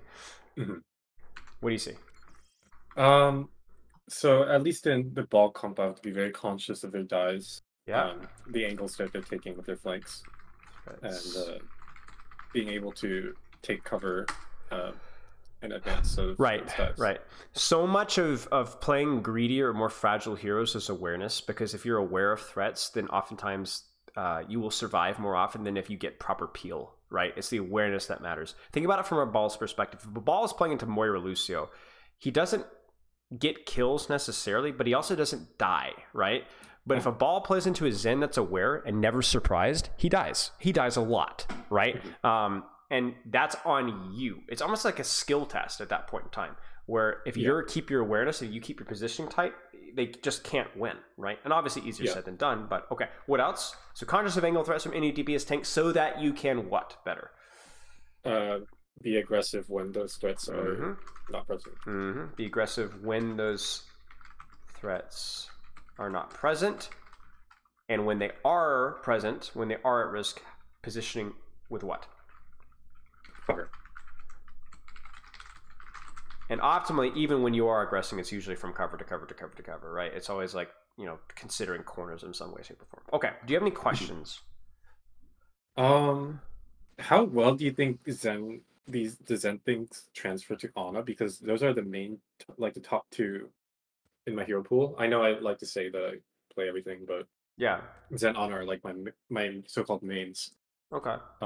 So how well do you think Zen play transfers between Ana? Well, cover, right? You know, cover. Yeah. Think about the first thing that we just put on your Zen tier list: conscious of angle threats from enemy DPS and tank, right? That Mhm, naturally carries over very well to Ana because your mhm, shots and your healing, you're able to keep your DPS up or dual enemy DPS or you know to make decisions about because everyone talks about like oh you anti the enemy tank. Well, sometimes, right? Sometimes mhm. it depends on who's aggressing. Like, because an anti and a squishy is a death sentence. Sometimes the tank has the survivability to survive it, right? Yeah. So just keep that one in mind, right? I think both of these things with cover and conscious of like your surroundings not only carry well to Ana, but they carry over very well to other sports as well. Mhm. Okay. Any other questions? Um, no, not. I don't think anything comes Okay. to mind at the moment. Sure. We talked about a lot of stuff. So for you, it's going to be about really being conscious of each of these things one at a time as you swap through them, right? And Yeah, not getting overwhelmed because it is a lot, right? It is a lot. So just be yeah, patient with yourself and work on one of these skills at a time and then move on from there. And then also keep in mind what I was saying about finding the balance, like how badly do I want top 500? What sacrifices am I willing to make? What sacrifices am I not willing to make? Maybe you can hit top 500 with only a couple of adjustments, right? Maybe you can't, but you need to go out and experiment where that line's going to be. Sound good? mhm, yeah. Okay. No more questions? No. Okay. Replay code rule. Tomorrow, a week, month from now, whenever you'd like, you could send me in another replay code of any of these heroes for any sort of follow up. Just give me like 3 or 4 timestamps, and I'll give you some written feedback in a couple days. Sound good? Great, thank you. All right, mate. I have exams, so I'm not sure if I'll get replays, but Don't rush. There's, like I said, it's outstanding for month, 2 months, however long. So no all right. rush whatsoever on that. All right, mate. Keep in touch. Good luck, and I'll send you the timestamp of this recording later on today. All right, thanks a ton. All right, you're very welcome. Cheers. Cheers. All right, that was Cadenza, the Flex support, and I guess really truly Flex support extraordinaire. Do you guys have any questions in chat about any things that we talked about? I'm trying to do that more consistently whenever I can. Not just open up, not just coach the coachee, but also coach everybody else in chat. If you guys have any questions, comments, whatever.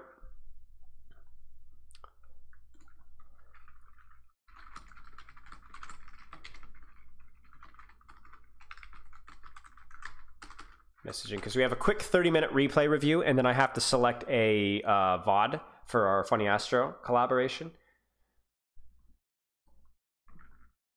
Because I got a couple of submissions we have to kind of sort through. Ooh, you got one. Okay, hello, Nodlin. Comment, wow, he was so good. Yes, excellent, excellent. Oh, wait, I was like... How does your positioning change with trans, if at all? It just means that you can play more aggressively. So unless there's something you're specifically focusing on countering, then you can just play more aggressively in a way that forces the enemy team to dive you. Otherwise, they die. And then when they do dive you, you trance and they die anyway. So you wouldn't want to position not near cover, but you'd want to position in a position so aggressively with cover that the enemy team has to deal with you. And if they choose not to, they die. If they do dive you, you trance, like I said, and they die anyway. So when I say aggression, again, it comes back to aggression in terms of how high risk, high reward the playstyle is, not whether you're playing near cover or not. You still want to play near cover. But again, that's assuming that you don't have something that your trance needs to counter. How would the Zen Brig positioning change against Sombra when you never know when she's coming from? That's a great question. You always need to know, assume about where you're vulnerable. So for example, if I'm positioning as Zenyatta, let's actually go to the VOD here. You guys are still seeing this, right? So if I'm positioning here as Zenyatta, I could probably guess where that Sombra is coming from. She's probably coming from here or probably coming from here. So I need to be able to kind of consider, does my positioning allow me to rotate in a way to LOS that? Or push into her quickly and clear her out. So what you would avoid doing is you would avoid positioning in spots like, I don't know, like here, right? Where you're exposed on so many different angles behind that allow her to stage. Keep in mind, though, that the balance with Sombra is that, yes, she could pick any position that she wants to go on you, but if you push her, she has to lead immediately. So her window of value is very, very small, usually. Because even if you get discorded to Sombra, if you take any damage when you're discorded, you're in one-shot range. Like, you take one body shot from Zen, or even a whip shot, and then you're one-shottable, basically. How do you feel about right-click versus left-click spam damage in Zen? Matt just said the other day he rarely ever goes for the right-click picks. We're just constantly... Yeah, I mean, I think whenever you have to be utilizing cover because of enemy one-shot threats, or if you are moving from cover to cover and you can't see any enemies, the right click's always the play. However, if there are enemies to shoot that cannot one-shot you, left click is generally better. I agree with Majid there. The DPS increase is just so significant. So even though there might be a slightly lower chance of getting like a one-shot pick, the overall pressure output's a lot higher. How do you suggest I work on improving other tanks when the meta swap around? I don't want to troll GM lobbies, so learn the next tank. But you won't. Don't be scared of swapping to a new tank in a new meta. You can still have tank favorite picks that you lean more into, but don't worry about it. If you're a GM tank player and you want to pick up Zarya, you'll throw some games, but you'll pick it up pretty fast. Especially if you're putting in good hours in. Like the dynamic hero pool mentality is that I will be bad for a couple of days, but I will quickly pick up the mechanics because I'm putting so much time in, if that makes any sense. Zin is a great spy checker, that's true. This seems a bit contrary to what I thought of, which is interesting. I always thought that you would want to be more aggressive when you don't have trade-ins, so you could build it faster, but when you have it, you don't want to risk by getting picked. Any thoughts on that? I mean, the idea is that the trance, unless it's used to specifically counter something, is the seatbelt that allows you to do more valuable plays that otherwise would get punished. The problem with playing more aggressive when you don't have trance is then you don't have that seat belt to bail you out. If you get by more aggressively, if you mean just putting out as much damage as you possibly can, that's something that you should be doing with Zen with or without trance. If you're talking about more high risk, high reward plays, doing that without trance is a little bit more risky. There's a lot of factors that go into that. You're talking about one factor where you need to build trance so you play more aggressively. Sure, that makes total sense to me. There could also be a situation where you have 0 ults and the enemy has 5. That's when you need to go flank Yada, right? Could also be a situation where you're playing versus snipers, right? And where you don't have to worry about tracers. That's another situation where you play more aggressively and try and take angles and flanks. So that's one of the factors. My factor, I think, is a little bit more impactful, which is whether you have anything to counter and then enabling that aggression. But there's a lot of things that go into the equation of whether you should be playing more aggressively as Zenyatta. You already graded? You're already a goat at Zarya? Yeah, cap. Off topic Lucio question. We'll do one more question, then I'm going to hop into this code here because I think I just got it, the code. Yeah. Okay. Jillian, how much would you value taking off angles, taking duels, and isolated targets, since it also means you're probably not providing aura value to your team? It depends on how, like, you have to keep in mind how big your aura is. Sometimes when somebody is really pumping damage, so like, let's put it this way. Avoid stacking with your team.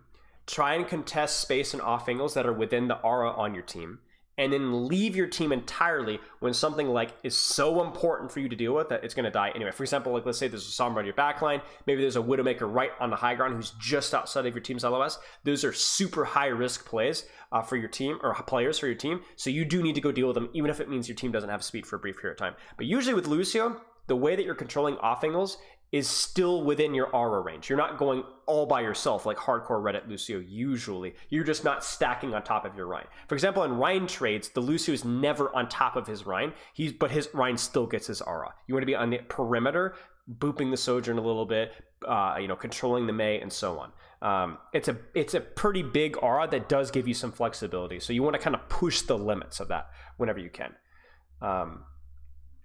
Yeah, no problem. Okay, let's go into our code here. So we have a 30-minute gameplay review. So if you guys aren't familiar, if you just want coaching on just your gameplay and you're not interested in figuring out what you need to be doing for practice better and all that kind of stuff, you just want to focus on another King's Profile, on just gameplay, you can order a 30-minute replay review. If you're a sub on Twitch or Patreon, they're only $15. I usually go 35 minutes anyway, so it's not even 30 minutes there. Make sure I have the right.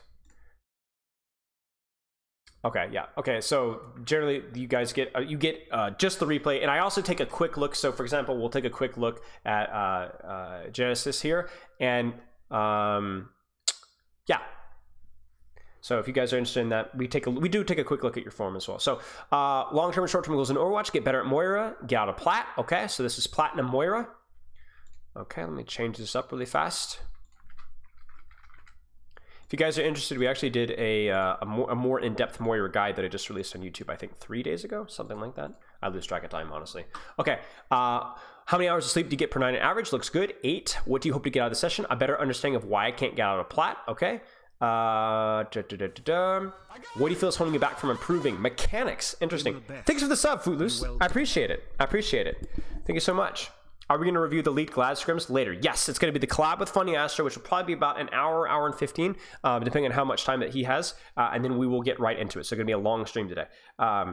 Okay, so yeah, mechanics is Moira is what we feel like we're going to be holding us back from improving. Let's get into it, chat.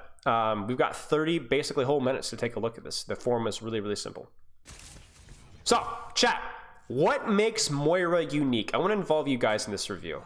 What makes Moira unique? Because usually what makes a hero unique is things that you need to be leveraging to get value out of the hero. It's not just like, oh, you get that for free, right? Now, sometimes heroes like Kiriko, you get a lot of free utility to do whatever you want with, but even that has been toned down, so if you're not leaning into it. Hard to punish, survivability, and 1v1 potential. Yep, she doesn't take skill.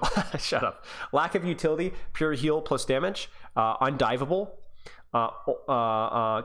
Yeah, okay, so so you guys talk about what makes Moira unique, okay? How do you carry as Moira? And I think there's two things that you can leverage with Moira. Yeah, chat does not like Moira. Survivability, number one. Your ability to survive as Moira is something that you must leverage. What's the other thing that you can try and leverage? High healing output, right. Now, I will say Moira's healing output is a blessing and a curse. It is inconsistent in the fact that it can be extremely high or it can be extremely low. So it's not something that you want to permanently rely on. Like if I'm playing a Rein trade and the enemy Rein has an Ana and I have a Moira, I don't want to play just for glut healing because I'm going to run out of healing versus the Ana. It's just going to happen. I might have a big burst of healing advantage early on, but then it's going to fade very fast. So then I would need to leverage my survivability. So let me ask you a question right now, chat. Now, this is not what we're playing versus, but how would you leverage your survivability as a Moira in a Reinhardt mirror? Weird question. What do you guys think?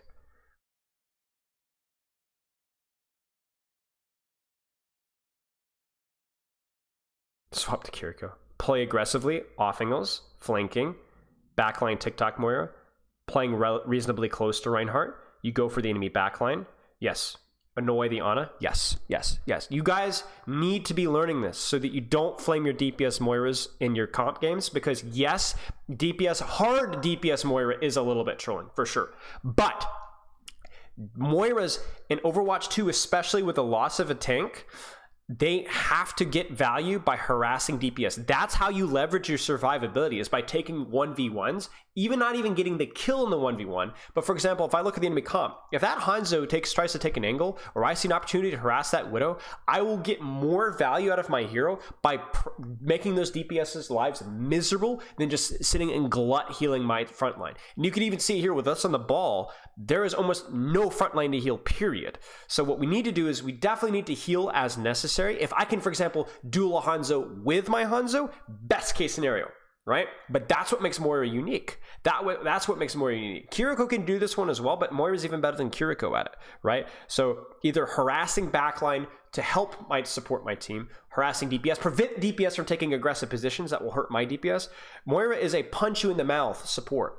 A lot like Zenyatta, but she doesn't do it through direct damage so much as taking positions that other supports couldn't take. You guys remember what we were talking about with Kiriko earlier? Very, very similar to that. Now, this is a very aggressive position. There is a limit to how far you want to go with that. But yeah. I mean, let me ask you a question, chat. Do you think that our Moira was going to get punished for not having Fade right here?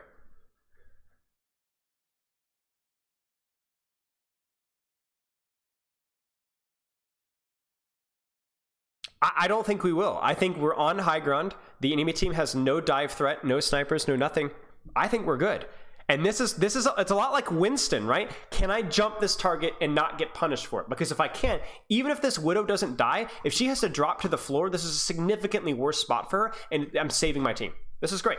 I like this. I really do like this. Goodbye. A little bit of heal. Kiriko's out. Brilliant. Why are we in plat? I don't know. This is perfect. Yeah, okay. Even this. Do you see how we fade in? It's okay to fade in as long as you know where you're going to survive. So I see this with tracers a lot as well. Winston's, tracers, anything with mobility. Maybe triple blink in and then get shot once and then recall all the way out. Instead of blinking to cover, shooting, blink to cover, right? So for us, we're going to fade in, which I'm okay with as long as we find a wall to hide behind. Because remember, when we don't have fade, we're vulnerable. So that doesn't mean that we have to play super passive.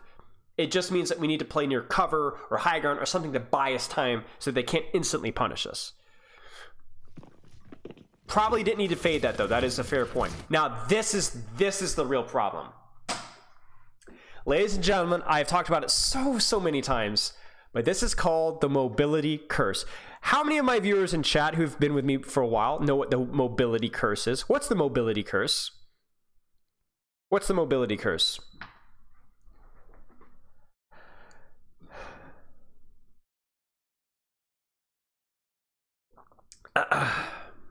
And if you don't know, you can try and guess. I'll give you guys a few seconds.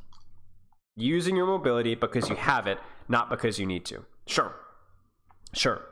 Because you can engage at any point in time and get away with it. Right. It means that you take bad positions, exactly, guys, thinking you can get out of anything. But the problem is even if we look at this and ask ourselves, will our Moira survive this? Yes, but what's the problem? What is our positioning like now? Do you see that? No fade. We gave away our positioning. We risk dying for that. And now, look at our Sombra, look at our ball. They're in, right? And where are we?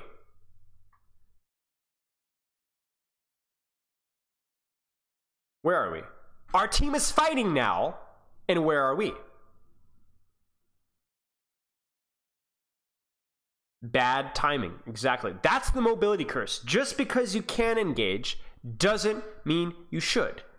Because if you engage too early with outside of where your team can help you or when your team isn't ready yet, you then go out and then your team goes in.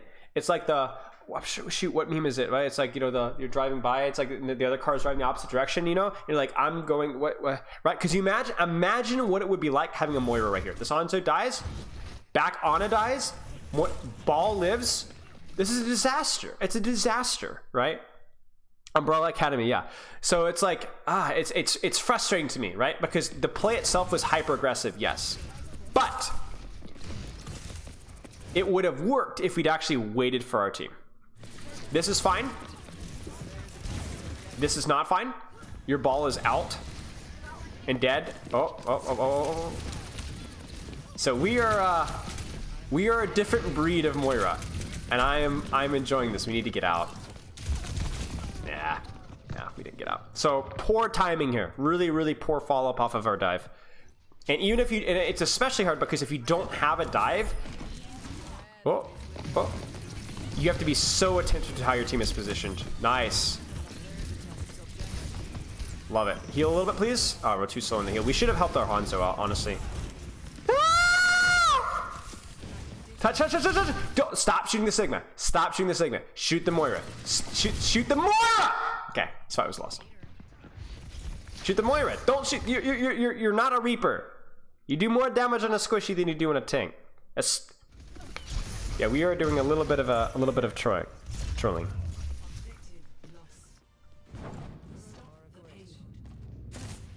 Is Geneticist in chat? Which one of you is? If you're in chat, holler. I might ask you some questions specifically. So like right here, again, they're on Genji Tracer. Does that mean that we can't flank? Oh, hello. Okay.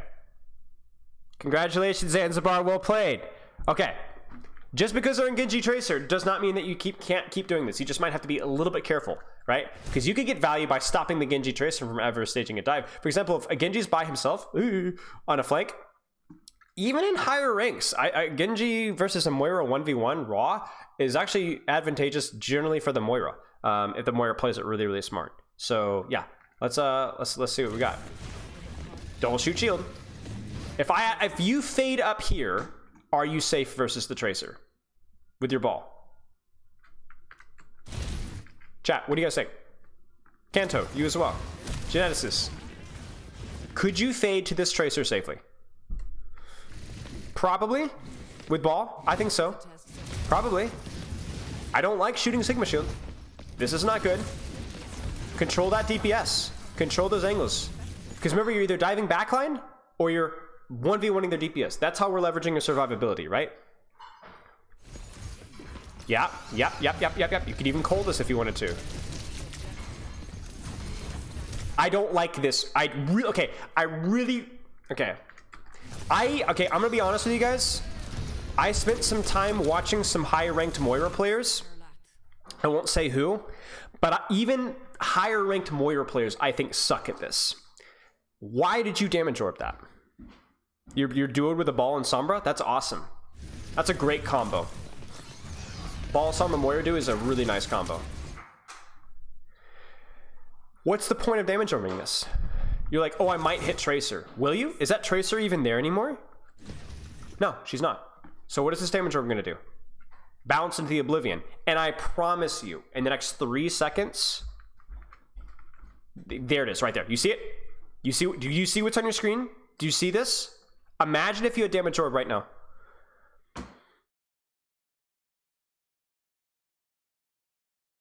Do you see what I'm saying? So much of Moira, and this is the main focus of my Moira guide on YouTube. So much of Moira is just really having a purpose with your orb.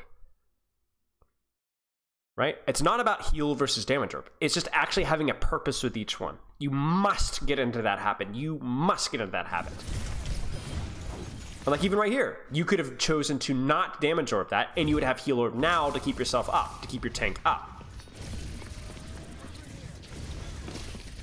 That orb makes sense. No blinks. That might have caught her. It was a little slow, actually.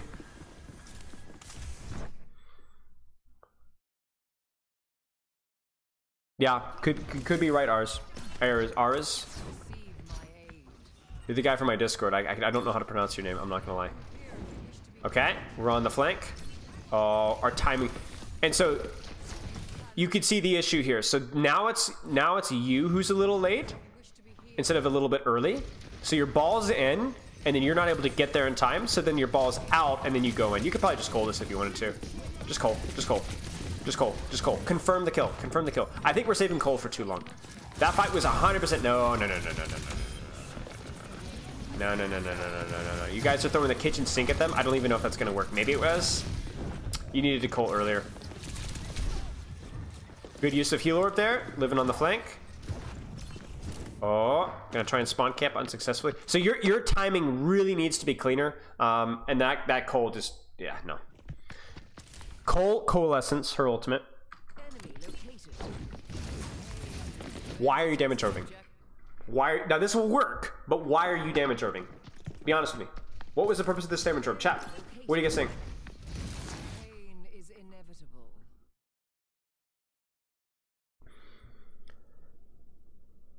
I don't think I've ever said that Savage Dabber, to be honest. Maybe I have. It was off cooldown. Right, exactly. We just use it. We just use it. Right. I just use it to use it. Because here's the thing. 3, 2, 1 now. Imagine if you had damage orb now. Literally half of a second later, you win this 1v1 right here. It's like you're using them to farm your ult when there's fights going on. Like, using it to just use it to farm ult when you know you're going to get it back is fine, but like, man, guys, we can't use our resources like this. This Moira needs to die. She might live. Oh, that's criminal. That's actually criminal. That's actually criminal. Yikes.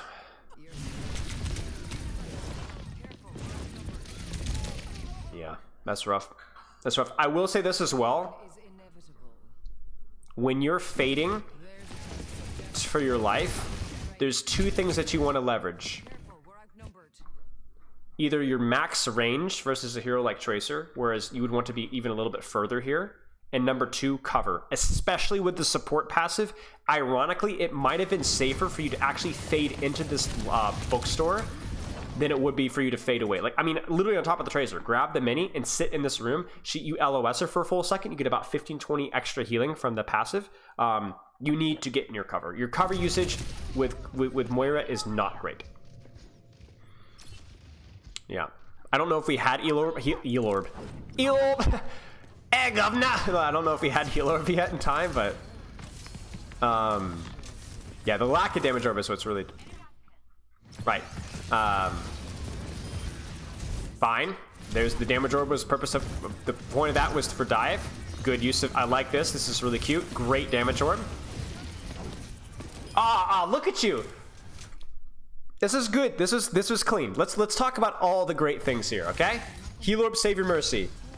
As soon as she's alive, you're right-clicking the Genji. Genji's out. Great. Ball's in, you're in. You throw the damage orb to follow up off of the dive. Makes total sense. It gets good ticky-ticky-tickies. You actually are kind of feeding here, and you're like, oh shoot, I cannot be front lining on the Sigma. I need to get on a backline on a flank. So you fade out. My only problem with this... Okay, what's the problem with this? This is good in intention, but in execution, it's not perfect. What's the problem with this, guys?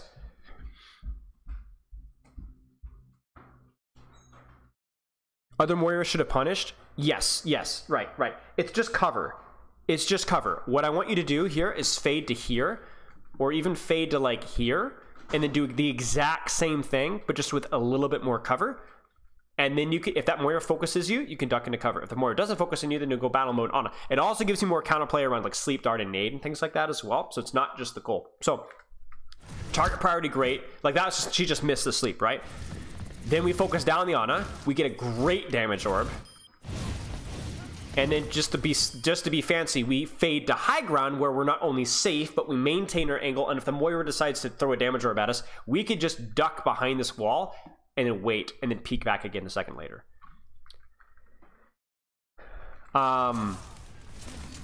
So I think you're doing the right things as Moira. You're just doing them very poorly. What is wrong with you? What is wrong with you? Wasn't it somebody, when I was doing the Dallas fuel analysis, was the Edison's E? Somebody created an account on Twitch named Edison's E. That was hilarious. So you're doing the right things here. Your cover usage is not good. We're using damage orbs just to use them, and we're not paying enough attention to our tank's timing. It's been almost easy for us here because we're on Ball Sombra, and we're in voice with their Ball Sombra, so we're knowing when they're going in. But like, let's say you were playing with a Reinhardt. If you're not paying attention to when that Reinhardt's fighting or when they're pushing on the Reinhardt, and you're just going in flank Moira all the time, you're going to have a really, really hard time. So it's easy now, and you're still not doing a very good job of it. That's a, red flag, okay? I don't know what this was, but this is a red flag, okay? Don't do that. Exactly, Ceiling Enjoyer. Ceiling Enjoyer? I swear some of these, like, they feel like trippy nightmare fueled Ceiling Enjoyer? Is it just this, like, are these just automatically, they're like the Xbox automated generated names. Don't be here. Think about a flank that you could take. Think about where your balls some are going to set up, and then set up. This is just dumb. Like, just honestly, if I were you, I'd be sitting up, like setting up in here, and waiting for my ball, Why are we on the floor? Shiny pants? Yeah, exactly. Good. No, I just don't, it just frustrates me. Because, like, again, like, think about your advantages, right? Are you good at breaking Sigma Shield? Chad Ceiling Enjoyer versus the Virgin Floor Lover? Yes, exactly. So, like, look at this here.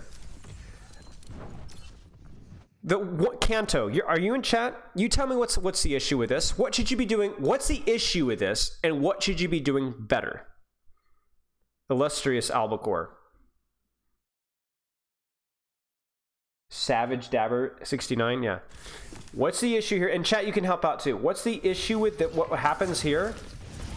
And what should we have done differently or done better? Be more patient with the orbs. Yes, exactly. Have a purpose with the orb. Think about your positioning as well.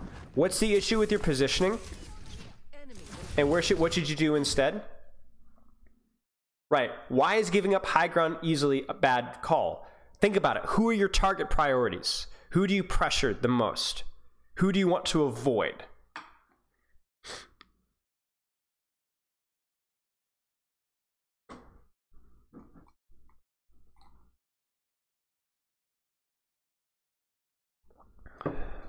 Right, prioritize Genji Ana, avoid Sigma. Right, and that's why high ground's good, right? Because if you're with your ball here, you have direct and easy access with damage orb and Cole and whatever. You could throw a damage orb here, suck, fade out later and do this here without having to have the Sigma in your face, right? That's the problem here, right? This just feels horrible, right? This is the lowest return on investment that you could possibly get playing this hero. Not to mention just throwing damage orb at Genji's general direction, even though he could very easily avoid it, right? This is scary. This is ego. Yeah, that's gonna work half the time, and then half the time in plat you're gonna die for that, you know. And right, if we're stuck in plat, we want to do what's gonna work 55-60% of the time, not half the time, right? You could even gone down the hall and drop behind them with Cole, 100%. Have a purpose with your orbs, have a purpose with your positioning. Be thinking about the targets that you want to be pressuring and when you need to be pressuring them. You guys just are like look, think about how miserable this must be for the enemy Sigma. Where he's like, whoa, right? Keep it that way. Keep it that way. No. It's not the fact that damage orb on tank is bad. It's just that I know in my heart that something in the next 5 seconds is going to present itself that's not a tank. I think there was a Pharah like on top of you. Good damage orb. It just feels like we're... Probably would have prioritized Ana over the Moira there. Don't shoot! Sigma, shoot! Shoot the Tracer instead! It's just a question of return on investment. It's literal just simple math. You do a higher percentage of Tracer's HP. And so if both are equally aggressive, find a better target instead. Let's keep going. Do you have any questions so far? That one Kento, geneticist. I'm just gonna call you geneticist, just easier. And does anybody in chat have any questions so far? Like that John Travolta meme? Yeah, exactly.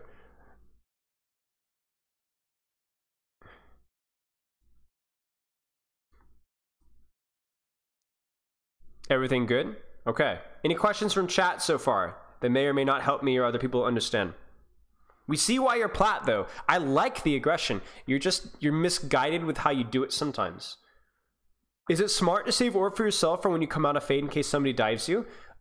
Depending on where the fade ends, yes. If you're not confident that you can fade to a safe spot, like a high ground or a corner, then it might be wiser to save orb for defensive purposes. Sure. I think the logic there is sound. Yes.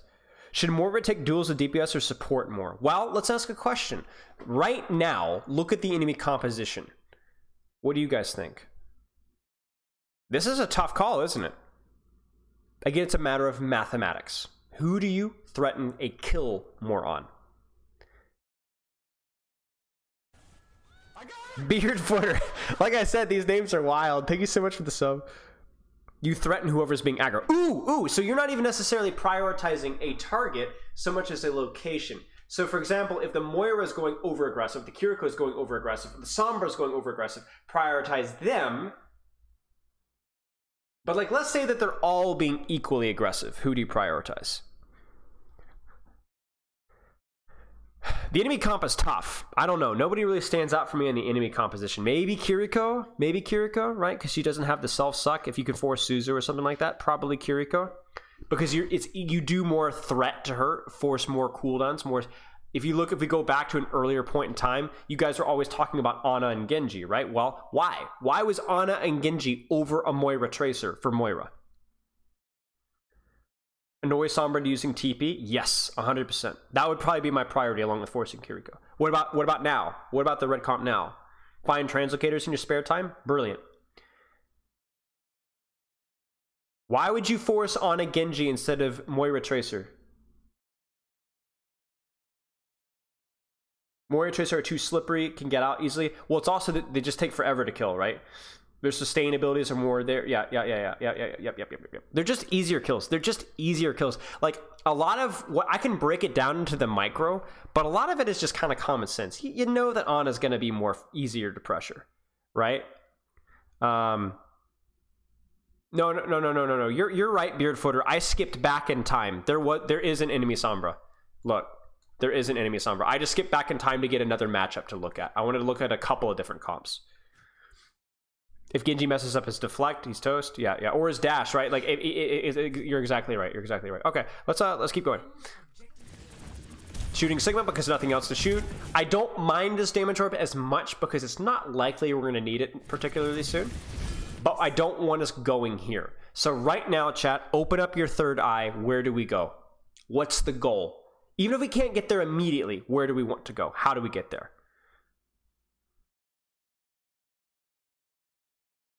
Exactly, Snoke.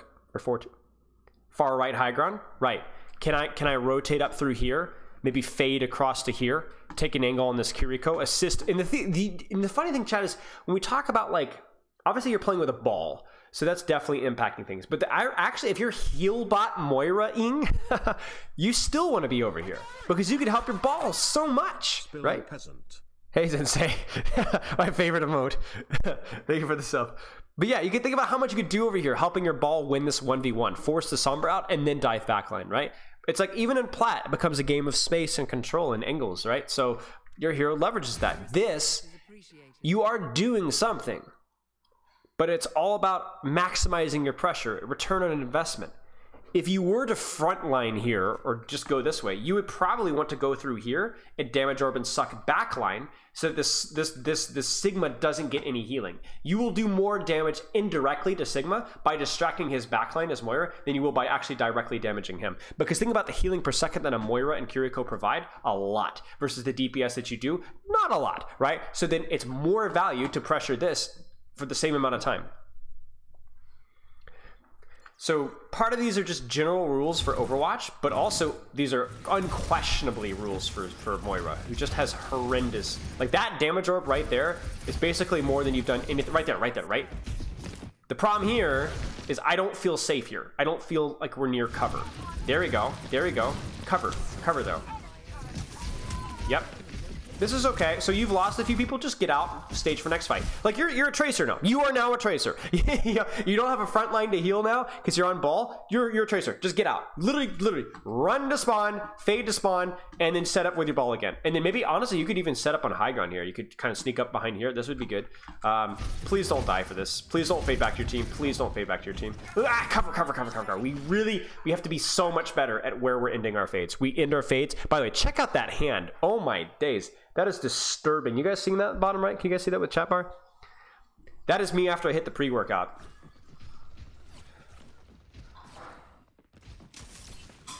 Stop. Me when I abuse drugs, guys. This is what I look like. Okay, this is stupid. This is just so unbelievably stupid. Your team is in spawn. If you do this, the odds of you dying are not zero, right? Sigma turns around, hits a volley. Torb hits a Cheeto on you or whatever the people were joking around calling them. This is just dumb. Just get out. Just get out. Get out. Too high of a risk. Are we jumping in every fade? Ooh. Not Coach Nodlin with the excellent observation. Yes, we might be jumping on every fade. And then what that does is that means we're conserving our momentum in the air and we keep clonking our heads into walls. That might be a habit that we might have to keep an eye on. It's not a bad habit unless you're doing this, though. Watch. You see that? That took us an extra, at least half of a second to get behind cover. You see? So it's something to keep an eye on for sure. Yeah! That still disturbs me.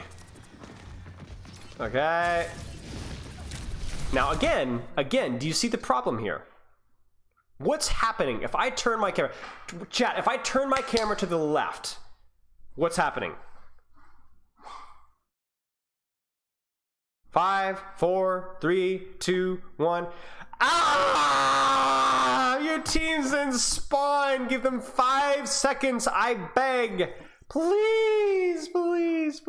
You could die for this. And the other problem, as we've already saw earlier, is if you don't die for this, you will probably be disengaging, trying to survive while your ball goes in, right? Come on. Better Kiriko, by the way, kills you. Better Kiriko kills you. This ends up working out nicely because you survive so long in a 3v1. But again, like, I know you're like, well, this will work in plat, but in diamond, no. You know what? If this worked in plat, we wouldn't be plat anymore. We would be diamond. Let me clarify that statement. This works in plat 50% of the time. See, the problem with thinking that this works in your rank, whether we're talking about Moira or not, is you might be right half the time, but if it only works half the time, or even 55, 60% of the time, the other percentage of the times that it doesn't work is costing you fights and is keeping you at your rank. You need to make objectively good decisions with the hero that you're playing so that you can actually rank up. This isn't about finding the cheat life hack playstyle that will work in lower ranks. That's such a stupid mentality. Find what is objectively good the vast majority of the time and work at building that skill. All right. Anyway, let's keep watching. Probably don't even need to Cole here now. Ah! Cover. Please don't end it here. Please don't end your fate here. I know you had like a quick split-second reaction there, but oh, I don't think you can fade out of it anymore, can you? Oh, you can? What? What can you not fade out of anymore? I swear there's something you can't fade out of. Oh, it's grab, I think. That makes no sense. They nerf Sigma, but they buff Zarya. Man. You can? Is it a bug? Because I remember they changed it. You couldn't fade out of anymore. So it's a bug. I don't understand what they're doing. Why is this all this foolishness, mate? I just don't get it. Let's watch one more fight. They reverted it. Bizarre. You could just call this if you wanted to. Cole is just like an ult that's, it's not like there's, you need it for any, if there's a fight going on, just use the, you press the Q. Press it, cutie. Ooh, what the, what? What? What the?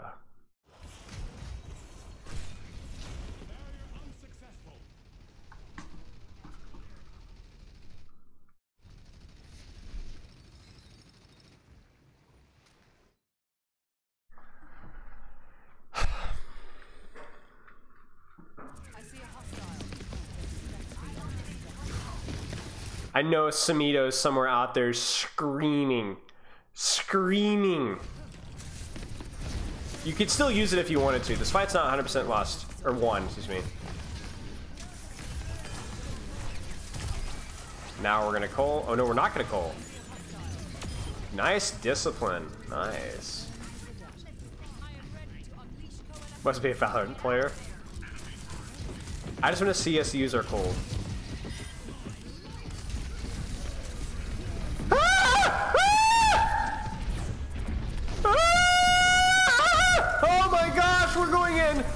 Okay, again, the fade thing has to be better.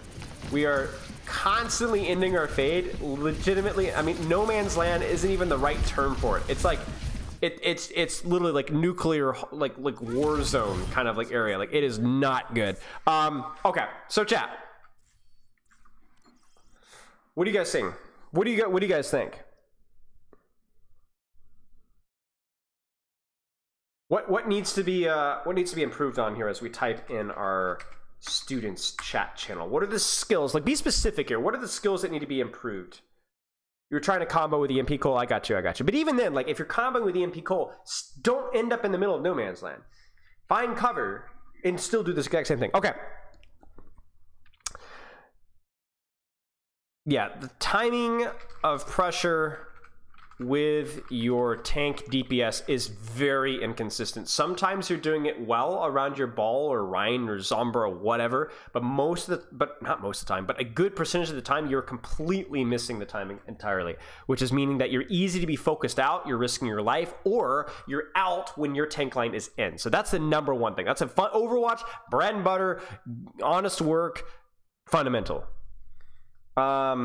Fading in the open. Fades need to end in safety, cover, high ground, or with defensive or something along those lines. So this is a really good general rule for you. Is I want you just in general prioritizing cover a little bit more.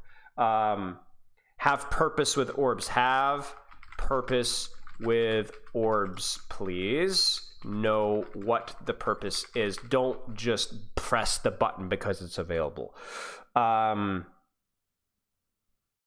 Yeah, I agree with you all. I think those are the big three for me. Timing, ending your fades with cover, and actually having a purpose with your orbs. It always comes back to fundamentals, y'all. Like, this isn't necessarily super juicy, sexy. One quick tip that will get you to top 500, but holy mackerel is the return on investment going to be there. This is why you're plat. These are the skills that are not good enough that's keeping you in plat. You don't need to learn how to do this quick tip. You just need to get better at the consistency and good Overwatch fundamentals of what you're doing.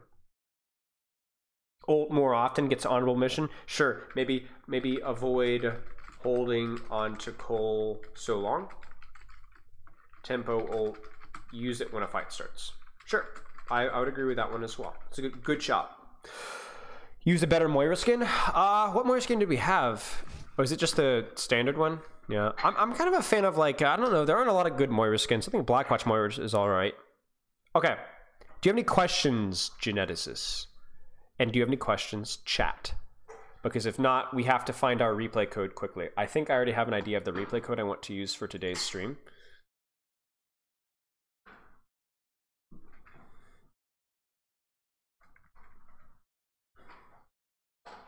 David Bowie skins. With this tip, you can gain 2,000 SR. Cole to just confirm his single kills. I mean, that's the case with most ults. Yeah, I agree.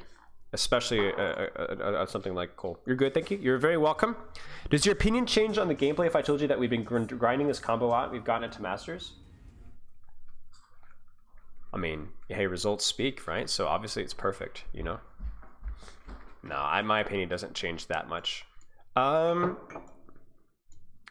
know, this one will be interesting. I'm looking at this code here for today's Funnyastro collab. We have a Winston and Ryan matchup. I think that one will be interesting.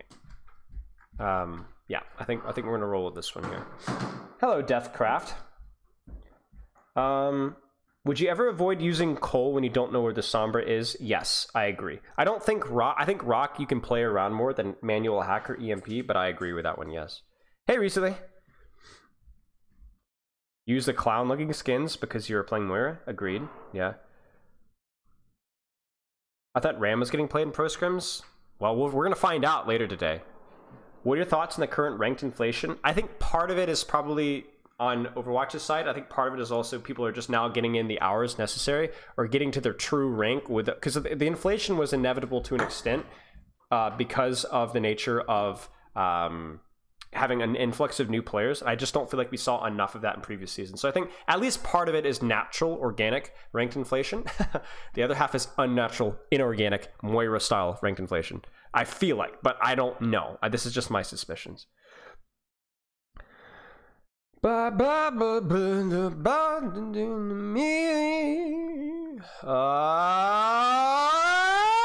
let me see here. I think we're almost good. I have a code. Chat, I'm gonna go Tinkles. I'm gonna use the bathroom really fast. Been drinking too much tea, and then we should be good to call Funnyastro soon.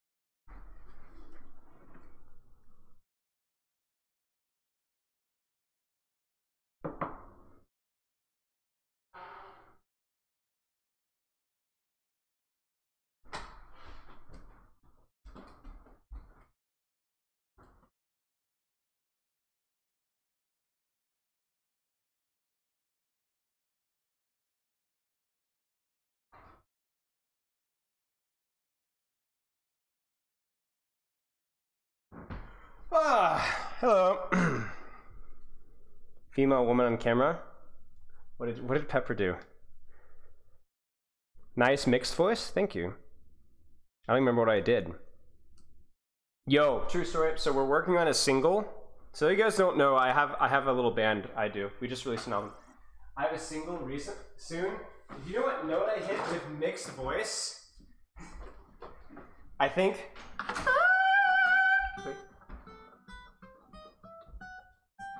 I hit a G5 on fam. I think I hit a G5 in mixed voice. Hopefully that's gonna be released soon. Also, if you guys like my new YouTube outro, that was another Pepper's Ghost collaboration, foolish, unreleased little project. Better coaches here, Pog. Shut up. Female woman on camera.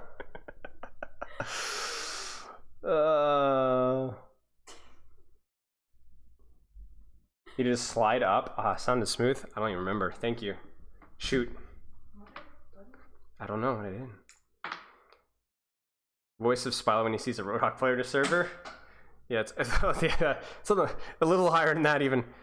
What was that? Was that a cat? That was me. Oh my gosh. I was like putting my earbuds in, I didn't even quite hear it. Okay, I guess we could, I mean, I can ask if Astro is ready, because if Astro is ready, I guess we're good to go. So again, if you guys don't know, we're gonna do something with Astro here. We're gonna do a little bit of gameplay review here. I don't want to go on for hours and hours and hours. We're gonna do a wee bit of gameplay review, and then we're gonna be doing some roast my highlight stuff. So we're gonna go through my Discord, and so if you haven't jumped in my ! Discord, subtle self plug, please do so. And you could submit your Overwatch highlights, and we'll be going through those. So yeah, anyway. Can kill some time with a 1v1. I don't think we need to kill some time. Do I have a dry erase marker and like eraser?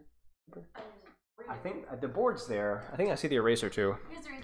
Is there a marker there? Okay, perfect. We're good to go. Okay. Thank you, thank you, thank you. Okay, let's see if Astro is ready, and then we can kick this off. Ready? I'm ready when you are. What did you guys think of my Twitter announcement with it? I always have fun with the graphics. Fastro. Can kill some time with a 1v1. Yeah, don't let me forget, Varashi. I don't know if I'm gonna have time today. I swear, you need to remind me. Like, you reminded me too late.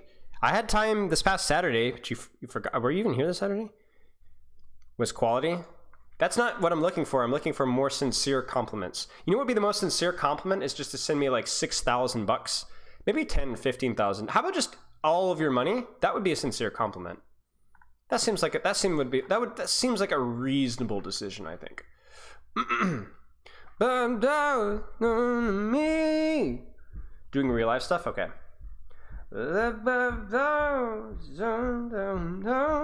Grab mom's credit card? Okay. I'll transfer all your stocks to you. That's fair. That'll do okay. That would be proof of a cult. I mean, listen, I'm okay with us having a cult as long as I get cash out of it. I don't mind having bad reputation as long as I'm getting cash out of it. I think cults are underrated. I think cults will be worth it as long as you're getting something out of it. Monetary revenue, fame, property. I can see the return on investment. The bad cults are the things you don't get anything out of it. That's what's the point? You know what I'm saying? If you're not actually willing to sacrifice people's spiritual beliefs and personal well-being for your own financial gain, you're not really on the grind set. Like, are you? When you're not, until you're willing to sacrifice everything and give it your 100%, I don't really think that I don't think you can consider yourself on the grind set. You're not really a Sigma male until you're literally sacrificing everything. I think your dignity, your ideals, ethics, children. You know what I'm saying? If you know, I think I think consistency with the dedication is good. Cult voting analysis upcoming soon? Well, no, because I would need to charge an extra Patreon tier for that access. I will charge you into the top 500 Spilo Patreon tier, which is $6,000 in a quart of blood a month, and then you get access to the cult voting analysis. Thoughts on Ios X's new workshop intro? I haven't tested it enough. The concept sounds really interesting though. Villain arc? I mean, that's always been there, guys. There's no arc here. It's not a villain arc. It's just a it's just the grind set. You guys, listen, when you guys are really on your grind set like me, you'll understand. Start a cult and call it Stormcrow. That's a good call. That's a good idea. The only way to prove you're truly committed to becoming a better Overwatch player is by offering your kids call it. Yeah, exactly. I don't understand what's wrong with you guys. You guys clearly don't want it badly enough. Can I just make a one-time payment of my firstborn child? Well, that's a start. Yeah, That's a start. Did you see Collab leak Toronto versus Glad Scrims? Why do you think we're here? No, really, why do you think we're here? No, I'm just kidding. Pretty sure losing a quarter blood is a serious medical emergency. But listen, again, you're not committed to the grind set. You see that? Dude, listen, what's more important? Commitment to the grind set or medical emergency? You know what I'm saying? I mean, what's a limb, really? Like, you know, it's just something that slows you down. You don't need arms to run really fast. You don't need arms to even type or commit to your grind set, you know? There's voice to text for a reason. It's really that simple. It's really that simple. And who knows? Maybe if you commit to the grind set, we'll find out some technology to grow your limbs back. You know?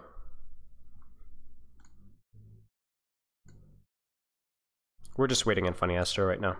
This is what happens when we wait too long. Conversation goes into directions that I think are most beneficial for the community.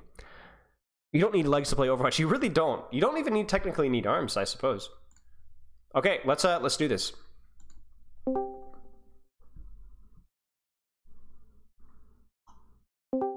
Hey, what's going? Hey, how's it going? How are you doing? I'm good, thanks. How's it going? I'm doing okay. Let me turn you up just a little tad here. I really appreciate you doing this. I was joking around. I remember distinctly, I mean, it must have been 4.5 years ago. Was it Kings Row? I think there was a clip of you killing a pharmacy on Lucio. Oh, yeah, I remember. And I was like, oh, wow. And so obviously ever since then, everybody knew who the heck you were. And then now you've been in the league for ages. Everybody knows the GOAT at Lucio and all this kind of stuff. And so having you on stream is super, super exciting. Okay, so my plan here is we look at a little bit of Lucio footage. I've got a GM1 scrim on New Queen Street, if that works for you. Yep. And then we do some of the roast to highlight afterwards. Does that work for you? Yeah, that works for me. All right, perfect. We can always VOD review our scrims that got leaked as well. I was well, okay. I wasn't going to say anything, but yeah, that's definitely on my spectrum whether you're going to be there or not. Okay, let's get this started. So, warning ahead of time, I am infamous for having like the world's worst computer. So if the Discord stream looks like 4 pixels at a time, just let me know. Okay. Do you want to give yourself a quick introduction for the morons in chat that may not know who you are? Well, I play Lucio pretty good in the Overwatch League. There you go. Pass it. Wonderful, wonderful, wonderful. And are you going to be potentially trying out for a World Cup this year? Yeah, I'm going to be playing World Cup. Maybe you'll get the position. Maybe. Who knows? I don't know. I think competition's pretty steep. Okay, so this is Lore, and let me actually read out Lore's message for us. Okay, so Lore says, top 500 Lucio. Thank you for the opportunity, they say, first off. I'm currently a GM1 Lucio main with a top 100 peak in Overwatch 2 and a 4.4k rank 12 peak in Overwatch 1. This is around low GM scrims, somewhere around that. And I skipped through this one. It looks like mostly like Dive versus Reinhardt for the most part. So I guess that's an interesting matchup. Yeah, this is why I picked it. It's very unorthodox, right? So I guess without getting too hard into the specifics until we see exactly what we're rolling out on, what are you thinking as Lucio in this matchup, just from the get-go? You want to try your best to avoid their Ryan. Like, just only be shooting him when you have nothing better to be doing. Okay, why is that? And then mainly, because you're just never going to kill him. It's Overwatch 2, he's got like 700 health, giant shield. You don't have Discord or Anti on your team, so it's going to be practically impossible. True. So is Lucio the best pick for the situation, or would you pick another hero if you had this knowledge? On push, Lucio's always good. Why is that? You get more fights in. Oh, okay, got it. Okay. So if we're sticking on Lucio, let's actually skip to like what their second DPS is. So there you go, Sojourn, Cass with BAP here. What are you thinking? So you could play Mercy into this and just rely on your like Sojourn one-shotting people if you damage boost him, but again, it's pretty hard against Ryan. Sure. Okay. That's like a New Queen Street specific thing because it's such a wide open map that it's going to be easy for your Sojourn to farm and get value. Sure. But this is I'd say the Winston team should win this in this matchup. Why do you think that's the case? It's just very hard for the enemy team to deal with Winston. With Lucio BAP, you're pretty much just going to get ping-ponged and dove forever. And you it's going to be really hard for you to stop the dives, especially with double hit scan as well. You got no flanker to harass enemy Kiriko. Right, right. So where do we fit into that? Like, I guess win condition or play style as Lucio. You just want to be ping ponging with your Winston, so like jumping in, jumping out, waiting for them to mess up their cooldowns and just get a lucky kill, pretty much. Okay, sounds good. Sounds good. So we're almost playing like a third dive hero essentially here, or fourth dive hero essentially. Yeah. Okay, You just play as a diver. You don't really need to be peeling for your Kiriko. There's nothing that can chase your Kiriko around the map. Okay. Because they just have like this super static comp, and then you might need to amp speed for your Sojourn if she gets rushed, but that's all the peeling you need to do. Okay, makes sense. Now, would this apply as well if they were on, like, let's say Ram, if they're on Sig with snipers, maybe they're on a damage boosted Sojourn with Mercy? Would the similar kind of logic in terms of we're not peeling, we're mostly kind of enabling aggression apply, or would it be a little bit different? Yeah, I think it's just because you've got a dive comp with the support that can peel for themselves. Sure. The enemy team doesn't have any flanking or any sort of dive potential. Got it. If they did have a flanker, would you be focused on that? Yeah. So Okay. if they had a Tracer, even in this Rhine comp, you'd spend half the game just chasing Tracer. Got it. Makes sense. Makes sense. Okay, sounds good. All right, let's see how we do.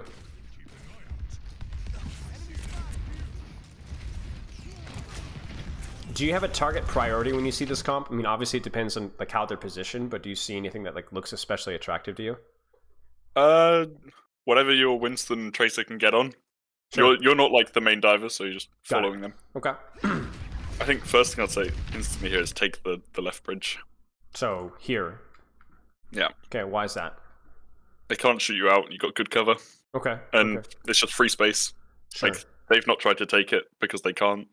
Sure. Okay. Okay. And then from here, it's easier to actually get to the targets that you want without having to like reach so far. Yeah, you're halfway there. You're not going to have to run across the whole map. Right. Like okay. standing at the back here, your Winston jumps, so you're about to run across the whole map. Right. And either we're going to die in the process or we're going to be unbelievably late. Okay. Yeah. Makes sense. Okay. Like half the casters and Sojourns just one-shot you there. Right. You could feel it right there. Like it felt like massive value, but just a little bit late. Okay. Makes sense. That's the fight. We'll go next. It is pretty low quality. I don't know what you can do about that. It's and sadly the bit rate. If it gets really bad, we can just deal watch it on the stream. We could deal with the stream delay. Yeah, exactly.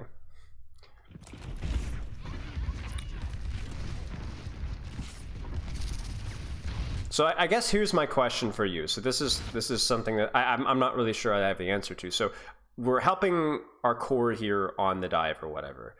But I'm also noticing right here, Soccer Mom 720 is on the flank, right? Now maybe this position... Yeah, you should go with them. Okay. 100%. Okay. So is that just like a good general rule to be with the flanker here, to assist the flanker? Or is there a time when you want to be with your Sojourn? Because it's tricky, right? It is. I think if there's like... If your Sojourn is about to get fucked... Right. Like... You can tell if your Sojourn has no shift and they're stuck in main and the enemy team is all looking at her, right? You're gonna need to peel. But here, this situation, like your Sojourn's at the back of the map, it's a super open map, so they can't just run across, like 200 meters in the open and get to her. Right. Your Sojourn should be safe enough where she's at. Okay, that makes sense. And then from here, and Kiriko can peel for her as well. True. Either Lucio or Kiriko needs to be with Tracer. True. So you want to assist the Tracer, look for when the wonky dies, you could actually stage thing. And it feels a little bit like the bridge situation again too, where this position maybe that your Tracer's taking is a little bit quicker for you to follow up on the dive, whereas maybe this here feels so far. Yeah. You know. Okay. You're having this problem where like the Rhine is in your way. And you want to do anything you can to run away, to find space that isn't on this Rhine. Right, that makes sense.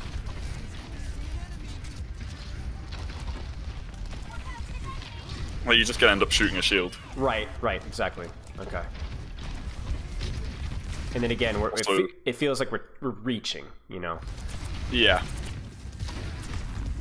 Also, like, you're not getting any value from your aura. You're only healing people that your Kiriko can already heal. If you go with the Tracer on the side, her recall's not going to get forced as easily, and she can stay more time, like, she can stay way longer in the backline. So you're saying it's not even necessarily about the number of targets that you have in the aura, but the people that you have in the aura that your other support can't otherwise heal. Yeah. Got it. Like, Kiriko is fine to just be spamming here down main. Like, she can hit lucky shots, but you can't. Okay, so let me ask you a question here. So if we're on the flank here with our tracer, let's say we're doing this properly. If I can move this screen, there you go. So we're on the flank. I would go through gym. Okay, so you go through here. Okay. Yeah. And then like let's say we synchronize or dive here. The Winston's in. What are you looking for at this point in time? Just either one of the hit scans or like whoever your Winston dives or BAP. Okay. Okay. And when you're diving a hit scan, even if your Winston dives on like the Cassidy or the Sojourn, if you're on the BAP, then it's harder for the BAP to heal. True. And then you can like you're making it easier for your Winston Tracer to get kills. True. Maybe even here we could boop the Sojourn BAP off of high. Yeah, exactly. If you're in gym here and you're coming from that angle, because you've got a Winston coming from main, a Tracer coming from behind, and you're going to be coming to gym, so they're not going to be looking at you. Right. That makes sense. You'll just have like a free jump on their backline. Just alleviate some pressure from your... Yep, true. Oh, nice move. The guy should die, doesn't die. Sad. Lucky.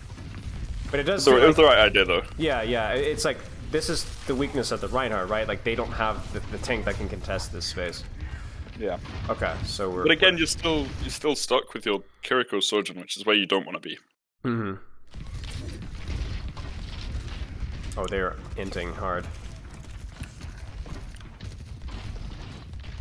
I mean, the monkey's just having a rough time. yeah. This is the most you can do. Yeah. Not the most coordinated dives. No, definitely not. Now we're playing Sombra, I guess.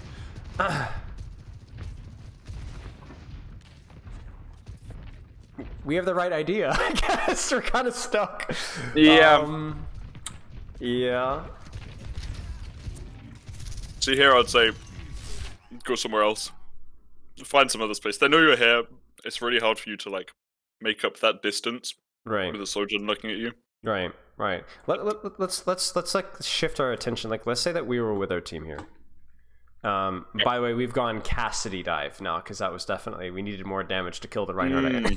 Yeah. If we shoot the shield harder, he'll die, right? Right. Surely, guys. Okay. So we're in this situation here, but we're actually in a position to do something. What are you thinking positionally here? What's the game plan? Well, for the team or just for Lucio? It's just for Lucio specifically. I mean, your comp's kind of dog shit. I don't know what you can really do with that. Let's say that we were still on Tracer with our soccer mom friend. I would want to be in that like high ground little room because again, you've got so many different doors that you can jump from.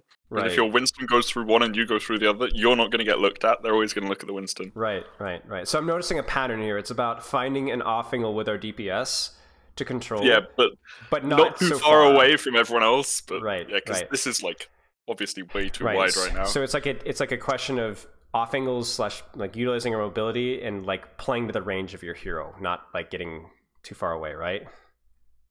Yeah. Mm-hmm. Okay. Also, I see Law saying is stuck behind enemy team. You can just go around the map here. At the end of the fight, you can go around the map on the side. Yeah. Okay. This is just tragic. Oh no! No way! I mean, that's fine, making space. Did you see that? Oh my days, there's no way that happens. Alright, we gotta watch this 0.25 speed. Wait, you got pinned there? Oh, okay, that's just unlucky. That can happen. That's crazy. That's wild.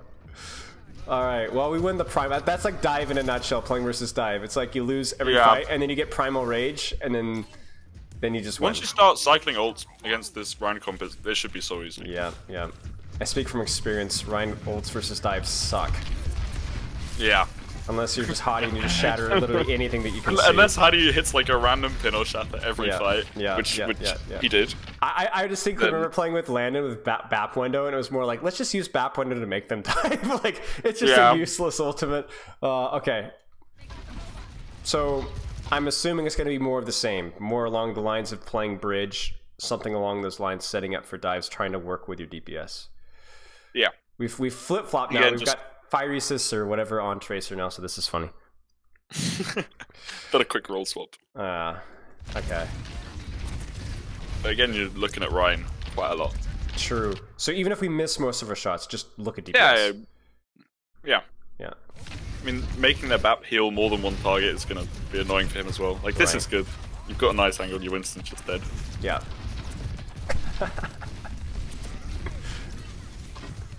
Say team gap for this bit.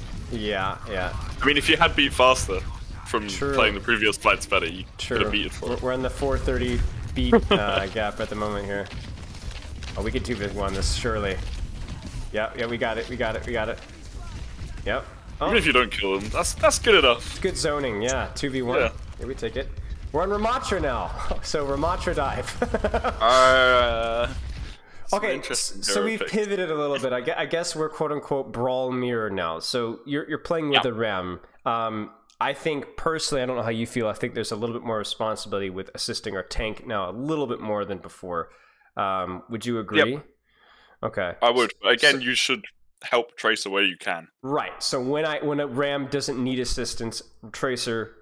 Otherwise Ram. So bouncing between those two. So when you're with Tracer, we've talked about responsibilities with Tracer. Let's talk about responsibilities with Ramatra, and also this probably carries over to Reinhardt a little bit as well. What are your responsibilities with these tanks? With Ram, you want to have Amp when he wants to go aggressive with Nemesis. Okay. So okay. If he's got Nemesis up, you want to have Amp up at the same time so that he can just run it squishy and one-shot them. Right, right. So it's not about. I haven't scrimmed with Ram apart from like one map yesterday, and that was pretty much it. Okay, okay, makes sense. Makes sense. Okay, let's in see ranked, what we do. That's what I do. Just save Amp for shift or ult, and then run at people. Sure. And the key thing is, even in ranked, you don't even necessarily need the Ram to call. You just use your eyeballs, or you just hear. There it is. Okay, my amp is ready because you know they're going to do it at some point in time. For beat here, so this is obviously they don't have something that we specifically need to counter, like the blade. So what's the beat for? You don't know. Okay. Just use it.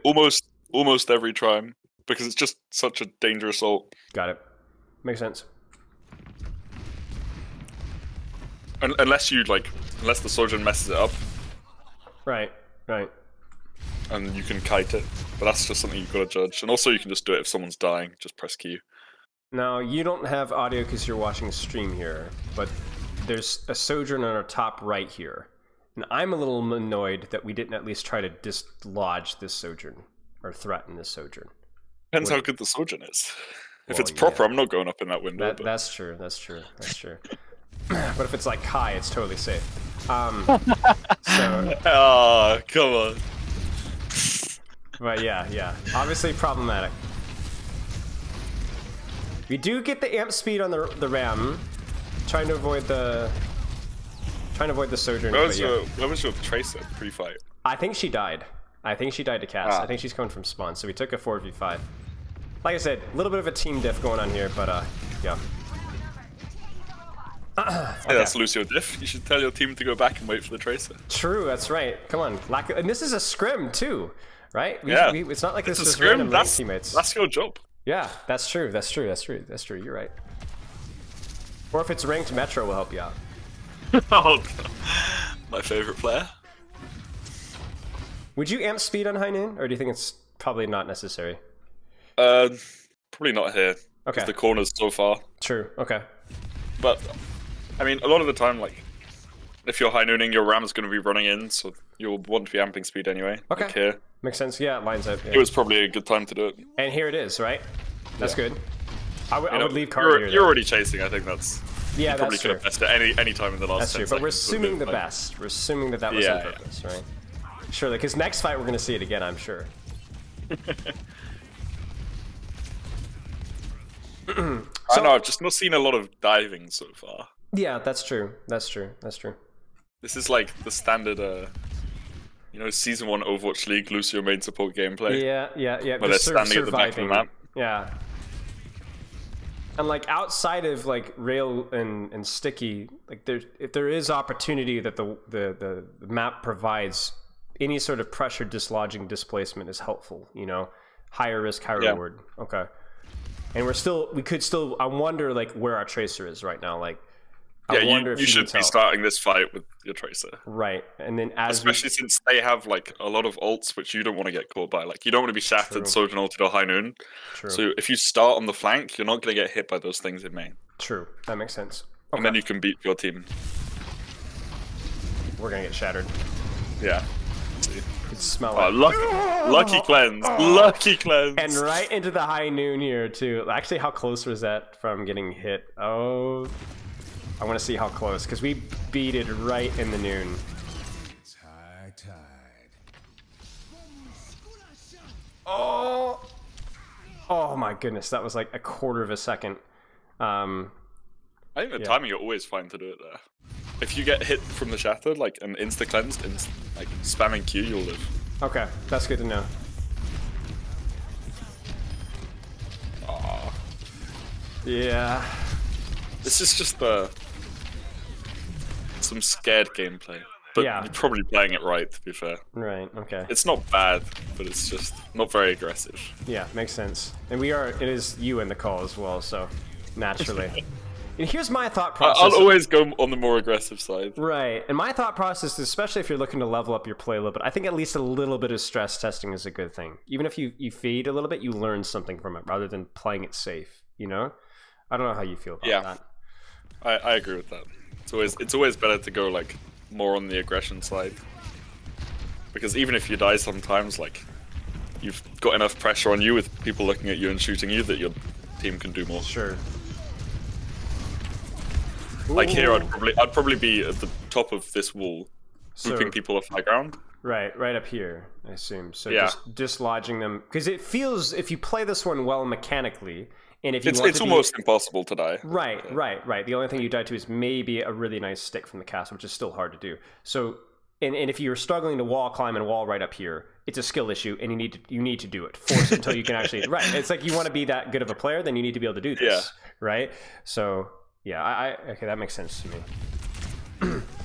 Like here, when you get shot once, just instantly start going up this wall instead of just hiding in the corner. Right. Because ironically, we die anyway, right? Yeah, I mean, they have all the space. They can just stand there and shoot at you if you don't try and fight them. Makes sense. Okay. Taxiing. Whoops, I'm a little bit too fast. Fun gameplay. Yeah. Amp speed in the noon there. Still feels so passive. Like, what would you be doing right now? So instead of just saying, okay, we're too passive here, you said it earlier where you think we could be. What do you think now? Like, if we have a little bit of information, what are our options? When you popped High Noon, if you can go back to, like, when our team pops High Noon. Yeah, got it. Right here. You can either go into the left room, like the far left room, or the right. You can wall ride into the wall ride into the right window. Okay. So like here, and then oh my goodness. Okay, so up where that Sojourn is. Oh, I see. Up here.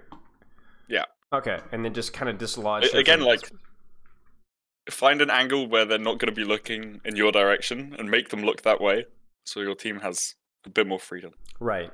But always, like, this feels dangerous, but it's actually remarkably safe with the cover. Yeah, especially since you've got High Noon. They're not going to peek out wide to try and kill you.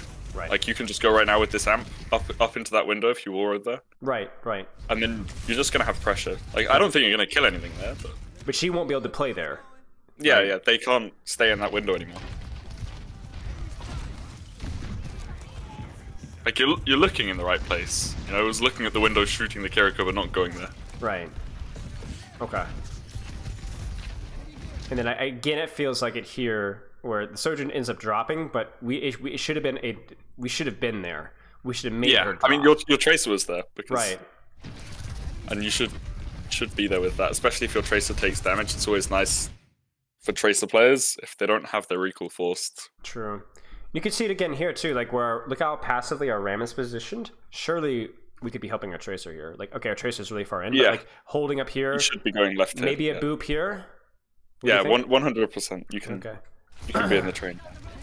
Again, they have nothing that can really chase you in this comp. So unless you're getting one shot. Right. There's the amp speed. Yep. It's all good. Would you go in for like, I hate to use this term because it's so overused, but would you go for a Reddit Lucio player? Would you boop these guys in? Probably. I mean, you don't really need to because you've already won the fight. That's true. You're just winning this off ult economy, so sure. No need to do anything crazy. That's true. But you could, if you're confident, like, if you think you won't die. Sure. Even if you will die, you probably back fast from spawn anyway. It doesn't matter that much. Sure. Here's the positioning that we were looking for earlier, right? But you shouldn't just be doing this when your team is here. You should be doing this alone as well. Right. Whoop.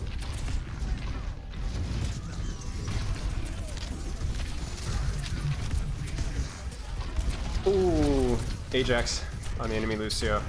Ooh, that's not good. Yeah. What do you think about our positioning there? There was an active high noon, which was making things awkward. But what do you think? I think it was fine. Yeah. Okay. I'm not sure if there's much more you can do there. It's nice you held on to beat as well. Yeah.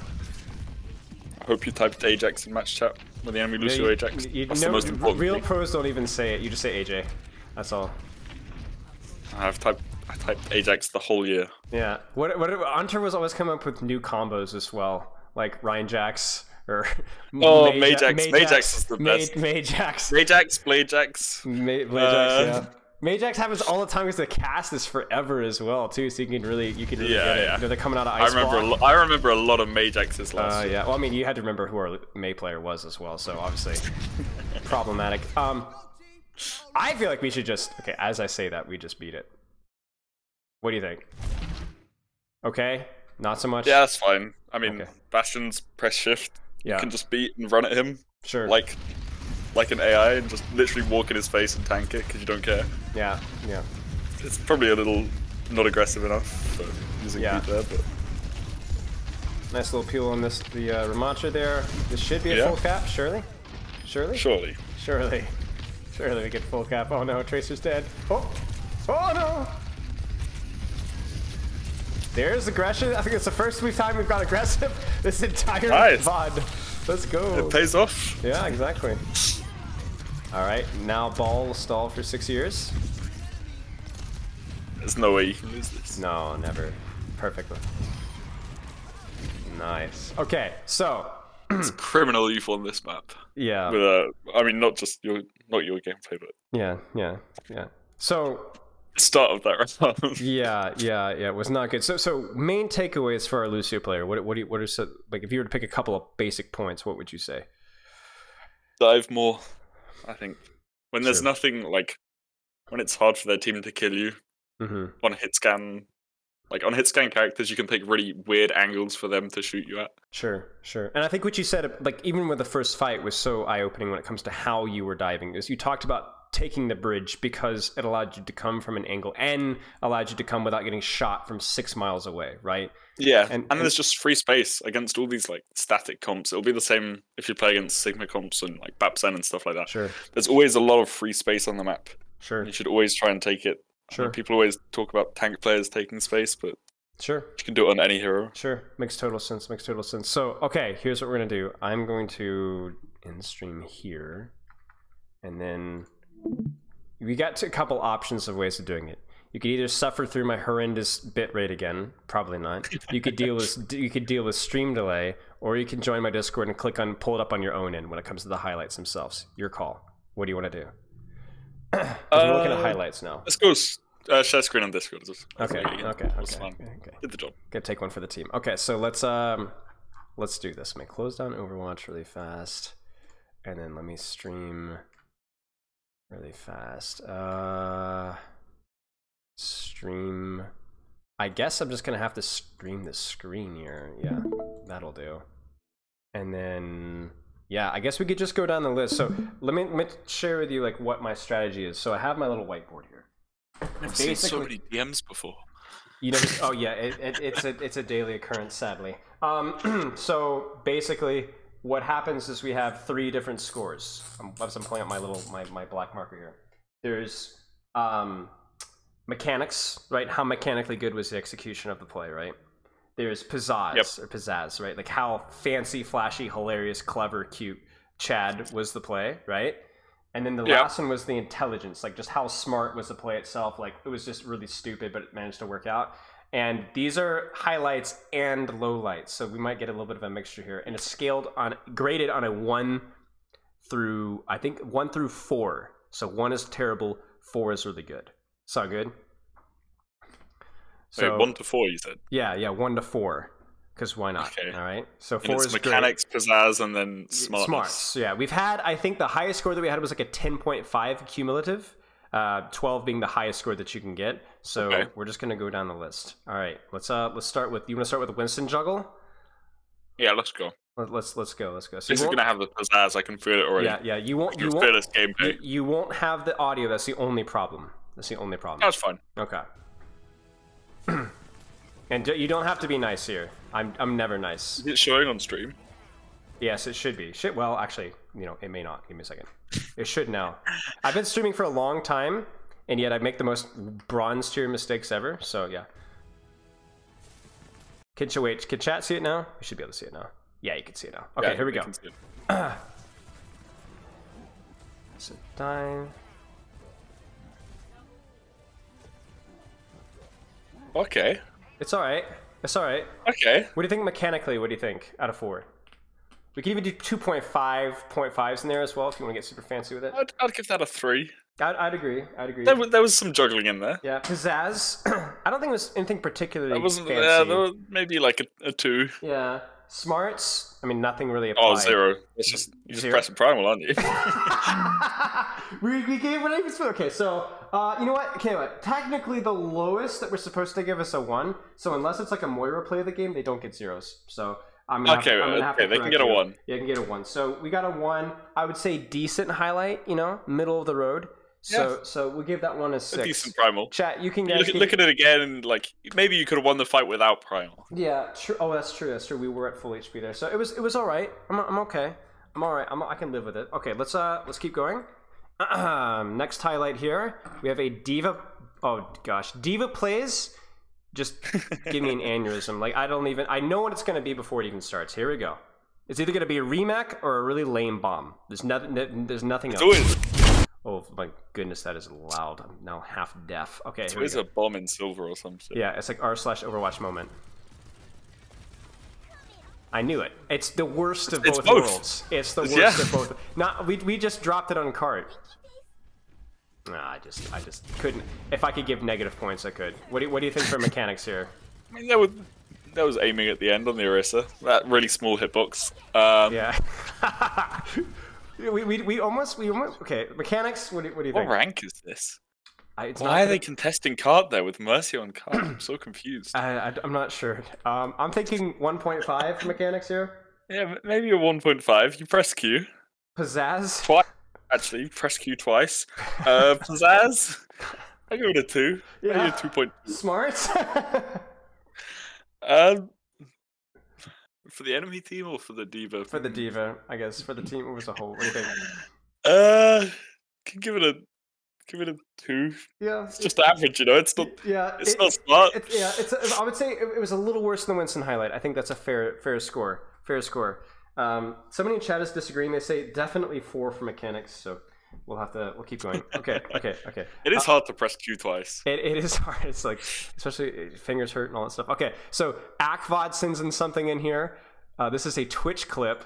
There's apparently audio in here. So all right, here we go. Let's check this one out.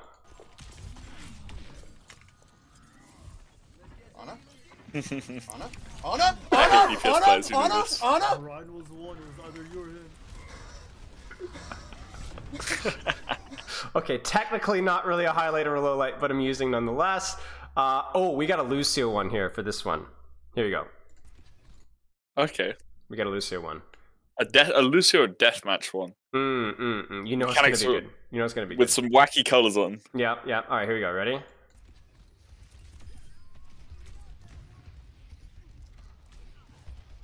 Oh, you know that guy's going off the map. Yeah. Yep, there it is. Is that it? I don't think so. Surely not. Don't take the health pack. You found beat. Oh, it's the. Okay. It's the. Okay. Oh, more. We're still going. Oh, it's a montage. Oh, did you see that at the end? Did you see that at the end? Gets a double kill. Yeah. Wham! So this was the event thing. That was good. Yeah, this is a Herald of the Hermes shit. I thought exactly. I don't know what it's called, but it was something. It was the one where Lucio. Lucio. Back for Olympus. Oh yes, dude. Lucio was so broken. Did you play that at all? I played one round and then never again. Lucio was unbelievably annoying in that mode. I legitimately think he might have been the strongest hero. The stupid stun on the wall, it was like literally you had like the Doomfist punch in your boot. Was crazy. I actually played one round without knowing what I'd just queued up for, so I had no clue what was going on. I can't imagine how miserable that must have been as soon as you figured it out. It was miserable. Okay, mechanics here. What do you think? Do you need to watch it again, or are you good? I think that's a 3.5. I don't see like what can you really do better? I think this was a GM Lucio as well, so it makes sense. Okay, what about pizzazz? There's definitely a 3. Yeah, I think that's pretty Some good pizzazz. It's pretty fancy there, especially at the end, that little combo there at the end. And in terms of smarts, is there anything that you saw that was particularly intelligent? Smarts is a tricky one. Sometimes it applies, sometimes it doesn't. Yeah, it's hard to rate smarts in deathmatch, isn't it? Yeah. We'll give it. You're stealing other people's kills when they're on 1 HP, like in a deathmatch lobby. That's though. pretty smart. Yeah, that's pretty smart. That's what I was super say. smart. What do you think? Give it a 2.5. 2.5. So we have our highest score yet. We have a whopping 9, I think this is. So this is good. We're getting there. This is officially a good highlight. I used to say when you get 9, it's a good highlight. So if you get like, I mean, that's a 22-second highlight. If you can get that up to 4 minutes, that's montage. That's true. That's all going. That's true. That's true. That's true. Okay, interesting outplay here. This is a Widow clip. The colors are. Oh. Why are you shooting the blue team? Wait. What's going on here? No way! I was like, did you see that flick? I mean, it's alright. I've seen people do that a million times, I feel like. True. But have you seen them land at a Hanzo Dragon and die immediately afterwards before? Okay. That's a good point. What do you think about mechanics here? Who am I even rating for? Is it the Hanzo or the Widow? Well, the shot, obviously, the Widow. I mean, the mechanics are. I mean, 4. You fired 1 shot and you've hit it. 3. You walked into a dragon. Yeah, true. Pizzazz for the Widowmaker here to die with such agony. 3.5. Yeah, I'm thinking really high here. Maybe. Yeah, I don't think you can't really get more than that. You've hit a grapple shot flick on a grappling Widow. That's true. Maybe we get a 4 pizzazz. I think you get a 4. But that's going to be compensated in our next score. Yeah, there's definitely a 1 on smarts. Yeah. So almost a good highlight, almost, but it was definitely a memorable highlight. I wish we could get points for. I will not forget that. Okay, this game was a trip. Here it comes, Reinhardt time. On the Choo Choo skin as well. Oh no! You know the names of the skins. Oh no!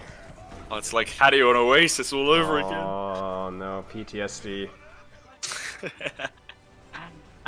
It's alright. It's alright. Yeah. I don't know. I get my eyes grow a little bit numb from seeing fat shatters. You know what I'm saying? I don't know if that's just me. What do you think? Mechanics. Press Q. Yeah. 2. Pizzazz. Wait, what did we give the double diva bomb? Well, we gave that one for mechanics like a 1.5, I think. Oh, it's got to be lower than that because it's going to press Q once. True. Well, let's actually look at the fire strike here. Did we actually do anything besides just press Q? We kind of aimed the fire strike a little there. We did some movement with a hammer. You aimed on those shattered targets. That's hard. True. Okay. What about pizzazz? We'll give it a 3. Yeah. Smarts. It's got some pizzazz. Well, maybe a 2. Yeah. Because I'm not sure that you knew they were going to be there when you decided to hide in this corner. True, you know? That's true. Okay, so it's a competent highlight. You know, it just I don't know. I think Ryan mains think they're a little bit more Sigma male than they actually are. You know what I'm saying? I don't know how to break it to them. Okay, it's like okay, yeah, you flank shatter. All right. You go next. It's like the Kiriko headshot highlights. It's like you press Q or press W or W mouse 1 at headshot height, and people walked into your bullets. Nobody cares. You know what I'm saying? It's only good on traces. Yeah, it's really just not. It's just not interesting. Okay, new Zenyatta movement ability here. Let's check this one out. W King into Reinhardt. I respect it. Trancing. I know what's going to happen. We're going to get launched. Wait for it. Yeah. No, we're not. Oh, there it is. Oh! What just happened? Okay. Ooh. Yeah. Ooh. So, yeah, you seen this? Okay. So we trance, We kind of stay. This is kind of silly. We stay in melee range of the enemy comp. I respect that. You know, kick has knockback. True. Okay. What are you thinking for mechanics? Okay, that's got to be at least a 3 for mechanics. Okay, fair. Pizzazz. This one's pretty high for Pizzazz, I think. Yeah. 3. It's got to be a 4, right? 4? Yeah, true. Okay. If we're given one widow grapple of Pizzazz, this is better than that. That's true. I will say smarts here. Not great. You did trank an anti-Drine and then run into the enemy team. That's true. It did work. Right. So there was foresight there that we just didn't see. So either it's a 1.5 or a 4. I don't think there's anything in between. What do you think? I think we're gonna have to go 1.5. 1.5. Okay. So good highlight. Well, almost a good highlight. A decent highlight. 8.5. Actually, maybe 2. Maybe 2. Okay. You couldn't have it not be a good highlight. Fair enough. Yeah. That's got to be a good highlight. Okay. So that's memorable. Nice job. That ties us for the highest score yet. We're plugging through. Okay, let's keep going here. I'm not pulling open a new Hunter clip. This was a GM lobby. You know that's a good title. You know something good's about to happen. The disclaimer. This is the guy that loads into the lobby and types, "Why am I here?" Oh no, I'm smelling a remake. Yeah. No way. I feel this No arisen way. today. No way. Oh, okay. No I'm no longer way. speaking. No way! Oh my gosh!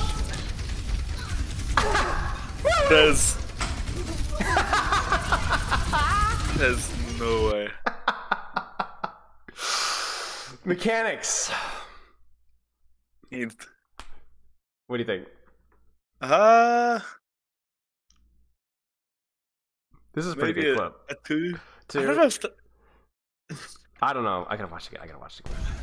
So I gotta see this. So we pistol. We're expecting to die. So much. We're hitting the shots, I guess. We duck behind the. I don't know if we talk about movement as part of mechanics. We got some juking going on. There is some juking going on here. I don't know. Maybe a 2.5. What do you think? I don't know what to give this. Yeah, maybe 2.5. 2.5. Pizzazz. That's honestly, oh, you're getting a 4 for that. I was gonna say, and honestly, you can't do better than that. Yeah, and the smarts. I mean, not bad. There's not a lot we could have done. We did juke a little bit. 2.5. What do you think? 3. 3? Maybe a 3. Well, look at there. We got our highest rated clip so far, and I think it's probably deserved, right? This was pretty hilarious. Yeah, that was good. That was actually like fight winning as well. That's hilarious. Okay, Nano and Orisa ult and Fortify, and then Fortify again. I'm pretty sure they're at the end, and then still nothing. Wild. Okay. Oh, jeez. I feel like I've seen that Orisa's name before. I feel like I've seen them in my ranked games. Probably. Did you win those ranked games? Okay. I don't think I ever win those. Okay, I love getting these. Erez says this is the greatest play I've made all year. Now that's not saying a lot considering how far into the year and considering Erez, but we'll see what we got here. Damn. Oh, this is your favorite type of clip. It's a Kiriko spamming down a choke.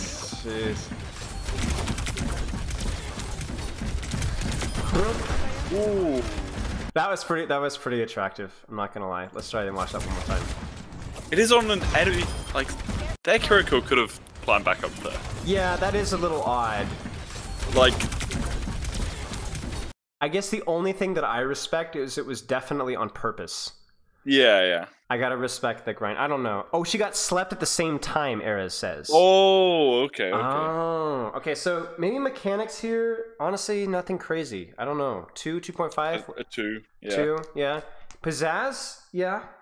Yeah, 3. 3. Smarts? I'd give that a 3 as well. Yeah, it's a decent highlight. You know? You're not an abysmal failure, Erez. It's not horrible. Okay. All right. Let's keep going here. Surely we'll break 10. Surely. Oh, we got a Lucio clip. I wish I had the backbone. The backbone. Oh no! You know what I'm talking about on I Alpha, know what you're talking about because Alpha. it's the only thing Backbone ever talks about. I was there in the lobby spectating him, and I was like, I'm just gonna watch Backbone, and yeah, This is golden. Okay. Your viewers don't need to know about that one. Yeah. Backbone was 1v1ing, not Funnyastro, a completely unrelated Lucio that was not Funnyastro, and may or may not have done the Gardens rollout and gotten a huge boot play, and also outdueled this other Lucio on a Midtown and just completely dominated him in a 1v1. But it was not Astro, it was somebody else. I don't think there was an Ajax involved, though, right? I mean, not that you would know. There was no Ajax involved. No Ajaxing involved. Okay, that would have been a little too far. I think I that was might have sparked a my nose. retirement. Might have sparked a retirement. That had happened. Ooh. This was not a scrim. Ooh. No, this was not a scrim. Oh, this is the Lucy we just coached. Ooh. Oh. Yeah, true. I mean, I don't know why you're doing that rollout in 2023. Yeah.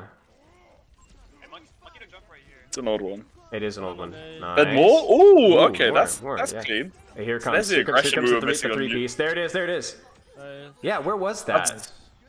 We're missing that in New Queen Street. That was clean. Seriously. Okay, what do you think mechanics here? I mean, yeah, it's got to be at least a 3, right? Yeah. The wall riding was clean. Yeah. The boops were clean. So 3? Yeah. Yeah. Say ranked versus scrims. Well, you should play like it's ranked in scrims. It'll probably work out better. True. Pizzazz? Yeah, like 3.5. Ooh. All right, smart. Maybe a 4. Oh, you think 4? Maybe so, actually. 3 separate boop kills there. Yeah, especially the one the pretty Winston rare. was gutsy. Yeah, the Winston one was clean. And the Anna shouldn't have gone off the map. Yeah. Smarts? Like a 2 for doing that rollout in 2023. So a good highlight, though. Good Like highlight. that is a 4-year-old rollout that people should know by now. Yeah, but DSP Stanky did it, though, so, you know. Okay, Ooh, that's a throwback. Nanoblade. Well, Where's the Nanoblade clip? It goes down to like yeah, 1 for everything. Yeah. Oh, look, we're pressing Q. Oh, it's a Nanoblade. You're deflecting nothing. Wait, did he deflect sleep? Did I miss it? I think he might have That's deflected good. sleep here. I can't see on the quality. Okay, so let's slow it down here. Yeah, so these deflected. There was no deflect there, but she went for the sleep. I don't know if he actually deflected it or if she just missed it, but he was at least ready for it. We'll give credit there. I'll give credit. Okay, it's all right. I mean, it's That's just a alright. Nanoblade, isn't it? Yeah. If you ranked and see this every game if it's Genji meta. Do you want to ego this and just not even rank it at all? Yeah, I think that's fair. It's a Nanoblade clip. I think it's fair too. They That's don't what count. we're gonna do with the Kiriko headshot ones and the Reinhardt big shatters. Now It depends on the Kiriko headshots, you know, okay, if they're actually aiming fair. for. That's fair. Okay.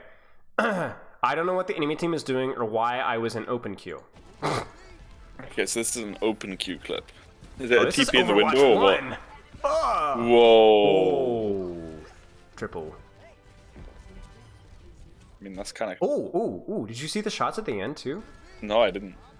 Right before it cuts out. Oh, yeah. I just saw it on the stream. Why? So like No right question why there are three here. people there. Ooh, Yeah. not bad. That is kind of clean, actually. Yeah. What do you think? Ooh. Well, mechanics has got to be like... I think that's got to be a 4. You I'm think sure so? we can do better there. Yeah, I agree. Okay, Pizzazz. Definitely a 3.5. I mean, it's the easiest map on the easiest part to boot people off. And it was True. Overwatch 1, so there was no tank knockback resistance. Oh, that's true. I didn't even think about that. Maybe like a 3. Yeah, maybe. Yeah. It's just the end What up. about smarts? It's got to be at least a 3 as well. Yeah, this is a good clip. So this is tied for 10. So Yeah, that's 10 points. I don't know how much time you've got, but do you have time to do a few more? Yeah, I can do a couple more. Okay, let's do a couple more. Let's see how more we can get. Let's be very selective here. Been one tricking Farah in low metal ranks. Yes, no? Yeah, go on then. All right. First fire clip. It's like I'm watching Noob Hunter all over again. Oh, okay. Yeah, Yeah, this is incredible. No. Yeah, let's rate something else. No. Respectfully, the Q pressing is fatiguing. Oh no! Oh. Ah, Oh. I It was a skilled Q press. I You know it's respect bad you, when they're like, but I don't oh, respect your play. barrage. There's no rocket. Yeah. Yeah. There's no animation cancel. Oh, that's right. There's no first rocket into it. I mean, even Yaz and clips just I get tired of, honestly. I mean, that's just my life in EU ranked as Yasmin. Yeah. All right, Lucio clip. Oh, it did not. It left. Okay, here, let's try this again. Is this Overwatch 1 again? It is. It's quick play as well. 1. Okay. Not bad. Okay. Oh. Maybe. I don't know. I'm thinking I'm getting to a point where we might have to hold off on rating until it's something more interesting. What do you think? Yeah. Let's move. Also, that's something I wish they'd bring back in Overwatch 2. You know, if you go back to the Overwatch 1 clip, they've got that little icon in the top right that shows it's an environmental kill. Oh yeah, the little falling thing. That's not in Overwatch 2. It's not? I'm pretty sure. Oh. If you find was there a Lucio Boop clip in Overwatch 2? I think there was. One of the ones earlier. Must have been, right? Surely. Maybe the Yeah, Lucio... this one. Yeah. Yeah, check it there. All right. There's Oh, you're right. It's not there. Yeah. Getting scammed. We're evolving backwards. I said this to my team last year, and they all said it was still there. Do you remember I got in alpha and early phases of the beta, the headshot thing? Oh, it was horrible in the kill feed. Remember that? They didn't have one, and then it was like the weird crosshair thing they had instead of the red. Oh yeah. And everyone's just like, just make it It's red. better now. Stop overthinking. Just make it red. And it took them like 2 months, and they're finally like, all right, fine, whatever, you know? All right. Okay, here comes this abomination of a hero in this stupid game mode. Oh my gosh. That's so much damage. That is ridiculous. That is insane. Oh, the clicking. Oh my gosh. Okay, we're I can't hear it. So. Okay, legacy from Sev. This guy's an aim coach. How to aimbot. Oh, this guy's got the montage going on here. Oh, the editing. Oh, it's very loud. I'm going to turn it down so I don't get copyright struck. Let's just watch. Not bad. Okay. The straight liners, they're getting punished. Uh-huh. See, the aim coaches say that it's the mirroring, though. The mirrored movement that's causing the straight line. You see what I'm saying? Ah, of course. This guy is actually a pretty good coach, I will say. Yeah, that's some clean aim. I've never had aim coaching before. I think Never so much even- of it is just practice, you know? Yeah, it's just... I'm a support player as well. True. There's some clean stuff in here. Yeah. There's this is also a good. lot of over-peaking to... That's true.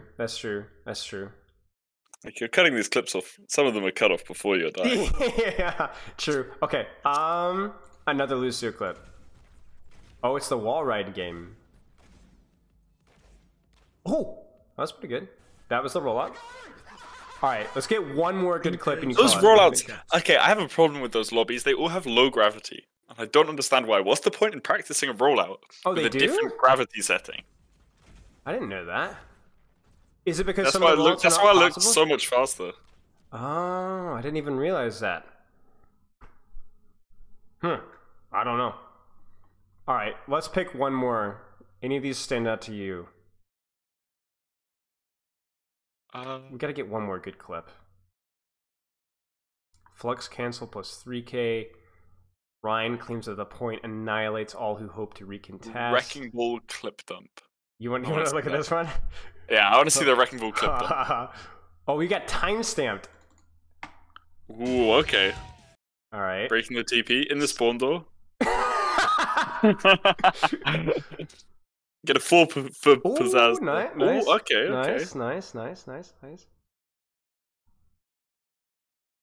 No, nice. Double boop. That was good. Okay. The You got secret some ball account. mechanics. You know why this guy's in the secret account? Like, look, check it. He's got the black bar out. You know why? Look at his HP. Oh, is he using the bull tech? No, he's in open queue. Oh my god. You can't listen. No, please don't ever tell me if you play open queue. You deserve to be shamed. No wonder he's got it blocked out. That was nice. Wait, boom, nice double boop. We're good with these double boops here. Mechanics are clean. Oh, did you see that? Oh, okay, bounce? yeah. The stair tech. Nice. Maybe double boop again? No, we're just gonna spin to win. Oh, that was good. I didn't even know you could do that with a grapple tech. Oh yeah, there's that like, there's that. Ooh. This is pretty clean. I'm not gonna lie. What do you think? This has to be GM, right? Surely. Yeah. I mean, it's bull though. So it could just be someone who sits like in fucking practice range all day practicing bull techs. Has no idea how to play the game. True. Do you think This there's could be Lucio like- players that fall into that? Oh no, Minecraft bonus points. Okay. Do you think Lucio players that make the same mistake? No, it's always the Widow players. That's Widow true. players. It's like the Plat Widow players who sit in Widow DM lobbies all day. Oh my And gosh. they can only headshot other Widows. True. Like they can't hit anything else. True. Okay. What are you thinking for mechanics for this one? Final clip. I mean, it's got to be a 4. Yeah. It's ball mechanics. That shit's hard. Yeah. All right, Pizzazz. Maybe a 3. It's just Yeah. kind of clean. It's not really flashy. Smarts from any of the stuff that we were seeing? Anything that stands out to It's a you? ball player. It's 2. Playing open queue as well. It's 1.5. True. This guy goes from like the best to the best to the worst of the worst. That's right. Minus points for open queue.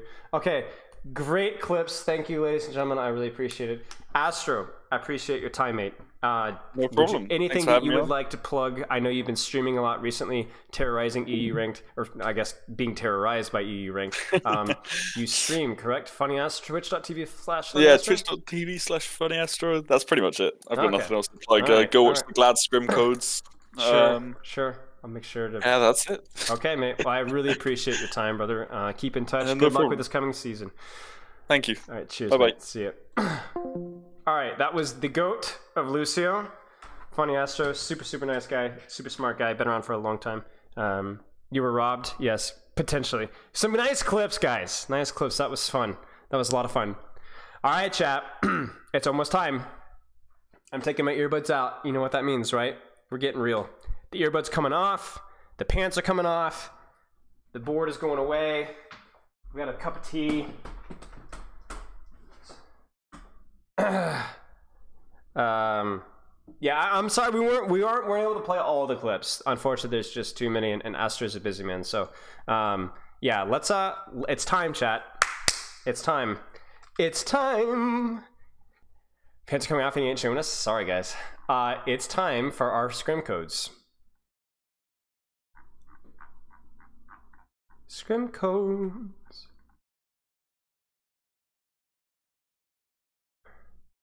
So what do you guys think? Should we start with the Dante leak or should we start with the Colluge leak? What do you guys think? Any preferences? So long story short, Glads versus Toronto scrims got leaked kind of on purpose. Let's chronological. All right, we'll do it chronologically. Let's start off with some Blizzard World. How about that, guys? How about that? And we're gonna see what we can learn, but also see what I can yell at, because I'm sure there will be something that we can talk about that Glads are completely choking the bag on. You know what I'm saying? I'm sure it's gonna be mostly Astro mistakes. All right, let's go. Blizzard World. Yeah. Let's change our UI here, because we don't want to see Lucio, and I think the rank is off here too. There we go. Glads won Blizzard World, actually.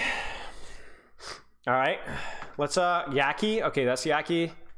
Astro, Lastro, Kevster, Dante, Hydran, Majid, OG, Knuckles. Knuckles would be what? I'm guessing that's. Shoot, who? Sam? Yeah, Sam. Okay. Okay, let's take a look. So, dive comp versus relative dive comp. The differences in these matchups are pretty. Let's actually wait to see what Kevster swaps to. Probably Tracer. Yeah. So the real differences in these dive comps are just essentially one composition is playing around Doom cycles, one composition is playing around Ball cycles. I actually think that Ball and Doom are relatively close in their execution. I don't think there's a big difference in between what they do. They both have relatively high uptime. They're both relatively vulnerable to CC, but they're not necessarily one-shot heroes. They're just going to consistently cycle in and cycle out. The difference here for me is going to be about the Echo and Sojourn. I assume Echo is more of a first point play, but I could also see it on second as well. Essentially, what the Echo does is you're playing about something that can commit a little bit harder, similarly to Sojourn, but has a little bit more dive pressure, I guess. To me, it's going to be more interesting to see how Yaki actually stages with this Echo. Yaki is a pretty darn good Echo. So it's like, how is Yaki getting value out of Echo without actually peaking their Sojourn? Can we keep an eye on Dante Ball? Yeah. So there's not, the matchup here is really just dive mirror. It's going to be like which ones are controlling angles better, the timings, things like that. So let's just take a look. I'm actually turning it up just a tad. I don't really want to go, actually I'm going to shut down these windows as well.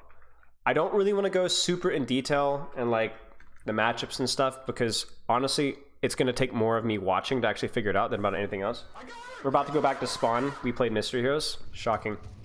You know, Astro, I don't mind you being part of this, but my only question is I didn't want to ask you because it is your scrim code. I don't know how much would be leaking and how much would not be. So you let me know. No, I feel like Astro and Mag. I know Magid's in. Thank you for the sub, by the way, Difful. I've imagined both Astro. You gotta do other stuff? Alright, fair enough.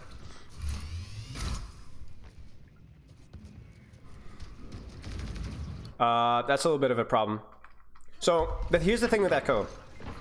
Echo can play very spammy until Sojourn has shot. I actually think Echo has like better mid-range pressure than Sojourn until Sojourn has shot. As soon as Sojourn has shot, Echo has to play all in or all out. You cannot peek the Sojourn when she has rail.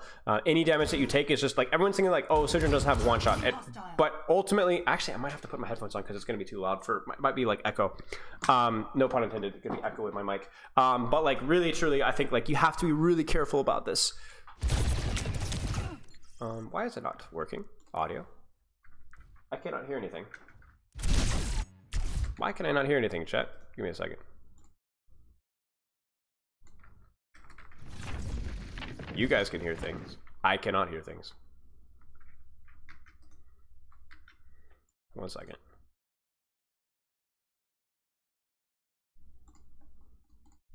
Weird.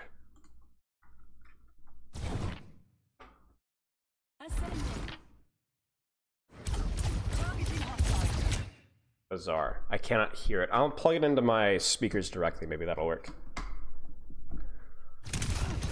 Nope. I'm an idiot. It wasn't, chat. I'm sorry. It wasn't plugged in. My headphone thing was loose. I'm an idiot. Okay. Okay. So yeah, we just have to be really careful about peeking there. I mean, it's really not that deep, to be honest with you. I'm surprised that we're still going in. I think like we have to be really, really careful because now you could stagger yourself up pretty badly here. Like Kevster is probably positioned, I think, way too aggressively here. He should die for that.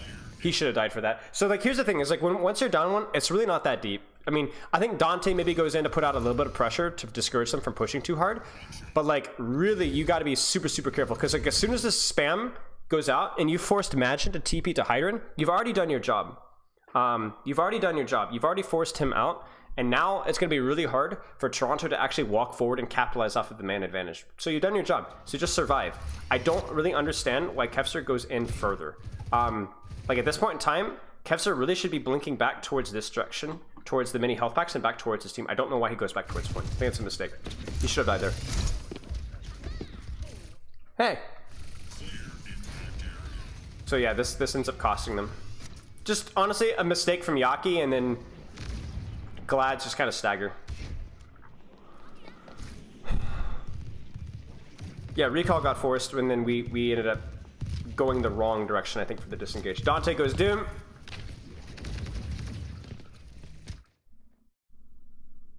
I'm not sure how I feel versus Ball versus Doom. So this is where we're gonna get more into like the hero strengths. and also more into just like raw scrim time that I just don't have because I haven't seen enough. I could tell you the differences between Ball and Doom, but I can't tell you which one is better. These guys have scrimmed obviously way more than, like, know a lot more about the matchup than I do. To me, the difference is a little bit of hero pick strength, and then also like how many like isolated off angles that you want to control, because Ball obviously has a lot more breadth with his control. As fast as Doom is, Ball is faster. However, Doom does more direct punish when he's actually in. For example, if I'm not like controlling an off angle over here, if I'm like actually just like engaging off of cycles, off of their Sojourn, the Doom might be a little bit better. It requires a little bit less setup time.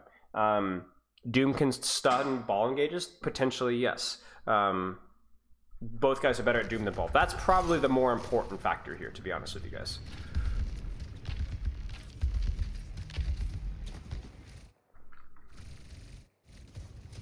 So really what we want to see here is some sort of like, once we have our dive staged, which to me is going to look like this. I think right from here, we need to pocket Kevster. Kevster pokes out here, give Kevster like 5-6 seconds for him to stage 3, 2, 1, and then look for pressure off of Hydron. I think Hydron's going to be the main dive target, and you would like to try and use your Doomfist and your Tracer as the dive initiative, and then have your Echo follow up immediately afterwards once we've forced her shift out. I just think Yaki's just going in too early. I think Yaki keeps peeking at really inopportune times. Like, we're not diving right now. We just can't peek Sojourn right now. Like, there's nothing wrong with an Echo going aggressive, but right now Doom and Tracer are both MIA, setting up or staging. We should not be going in right now. Because, like, look, right now we're going, but look at Yaki. Yaki's out. So Yaki is hard trolling the lobby right now. Hard trolling the lobby. His timing is way off. Because he should be N right now on top of this Sojourn. And if he's N right now, like, he could literally shift N right now and take this high ground. These guys are dead. Right here. Or Suzu's forced. Honestly, probably dead. Right? Probably dead. I'm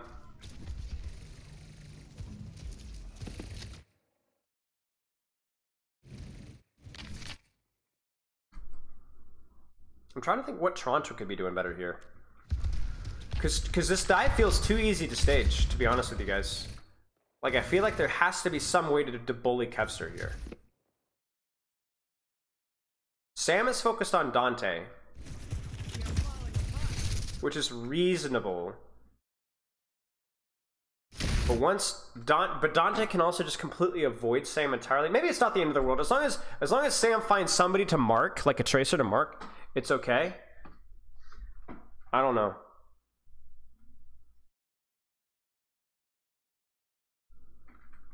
Yeah, I don't know. Also, let's check out OG here.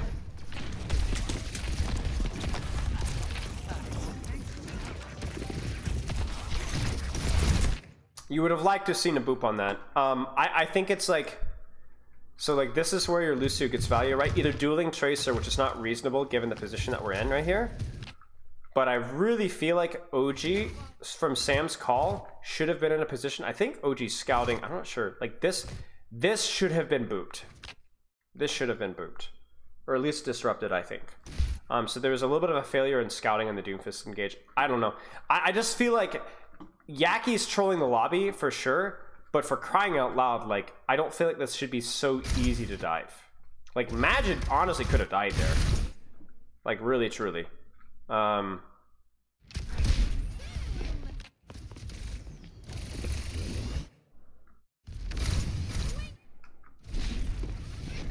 Okay, let's keep watching. So then they get out. The dive doesn't work necessarily, but we do get some space. Probably going to set right back up on Hydron. They miss the punch on Hydron. Hydron slides out. They peeled the pulse. Dante's in, but Dante's in a little early. He might get punished for that. He does. Ooh, he almost dies there.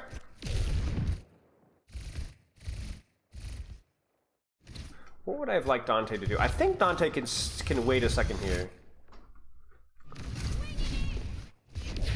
I actually don't see a real reason for Dante to go in just now. I think he's thinking, oh, that person's low. But I don't think, I think I think Dante honestly could die here. I'm surprised he doesn't die. Why does it... Kaluch doesn't have punch, that's why. If Kaluch has punch here, he dies. I think Dante could have waited.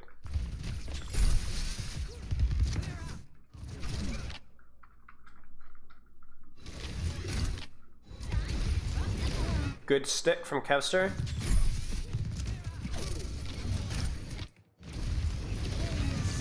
Mid-fight beat, just to guarantee the fight win. It's fine. Fights won. Probably wasted from Kaluch. Yeah, I'm not watching a lot.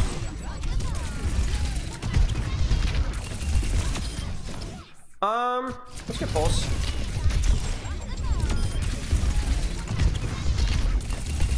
That was a good clip as well.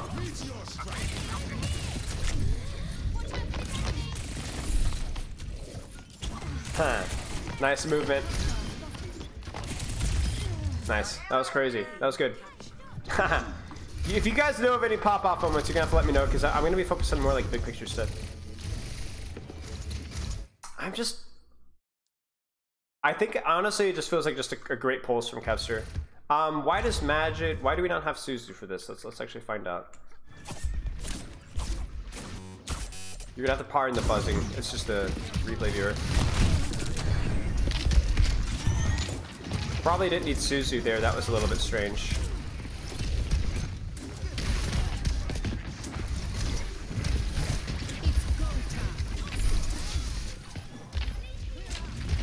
Yeah, why don't we Suzu this?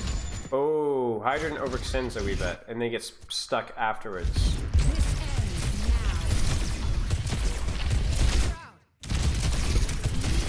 Yeah, that's just a little bit of a feed from Hydron. I mean, I guess that he pops ult here. But then we don't get the kill on Dante, so then he feels the need to go forward. He then overextends for it. Then that costs Suzu, and then opens up the Tracer. Okay.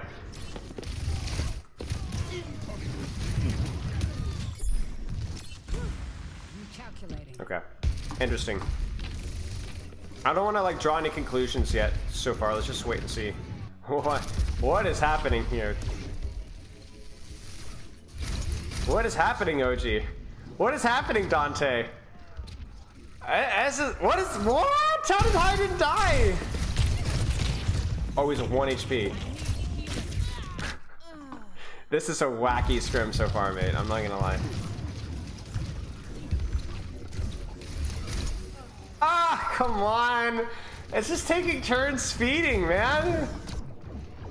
What is this scrim? This is a mess. Oh.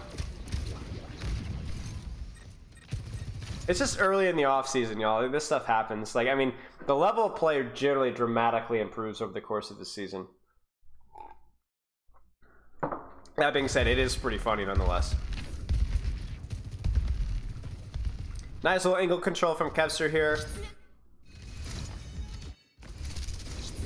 I don't like this setup from I really don't like this setup from Toronto. I'm still going to get the team straightened here. I think this could be set up a little bit better here. I would like to see more resources put over here, kind of matching Kevster, kind of trying to fight for this angle. So what you could do here is you could have, like, you have to know that you could Kitsune rush, but they're just going to match, right? And they're going to have Suzu and their defensive cooldowns and stuff like that. So the reason why you Kitsune rush is to put pressure on main while you control the off angles. That's my spiel, guys, but it's really important that you do that. So what you would do is you'd pop your Kiriko ult, you put pressure on main, but at the same time you'd have either your Lucio Tracer or just your Tracer with the Kitsune rush, take the duel, force recall, and then pursue. Because they're going to mirror Kitsune rush, but you can have an advantage of this Tracer duel regardless, because their Tracer's not fighting inside Kitsune rush. So the problem here from Toronto is watch how they take this engage. They Kitsune rush and they run it down mid. This just doesn't work, guys. This just doesn't work. Not up against a composition that has the Kitsune rush to match, Suzu to match, and when you don't have a cut. For example, if you were able to do something like send Sam on the flank and go 3-2-1, you might be able to clip Majid, right? Maybe. But there is no cut. It's too easy for Glads to press the S key and disengage, and Toronto can't over pursue, right? They over pursue, they walk outside of the thing. In fact, Toronto actually almost gets killed themselves because by rushing it down, they open up Kevster and Yaki to trade backline, right? Because Kevster and Yaki were better set up for this. Like, Magid almost dies. I would have much preferred, like I said, Kitsune rush, put Sam on the flank, control the Tracer, or kill Echo, right? Like, this is how you would win this resource trade here.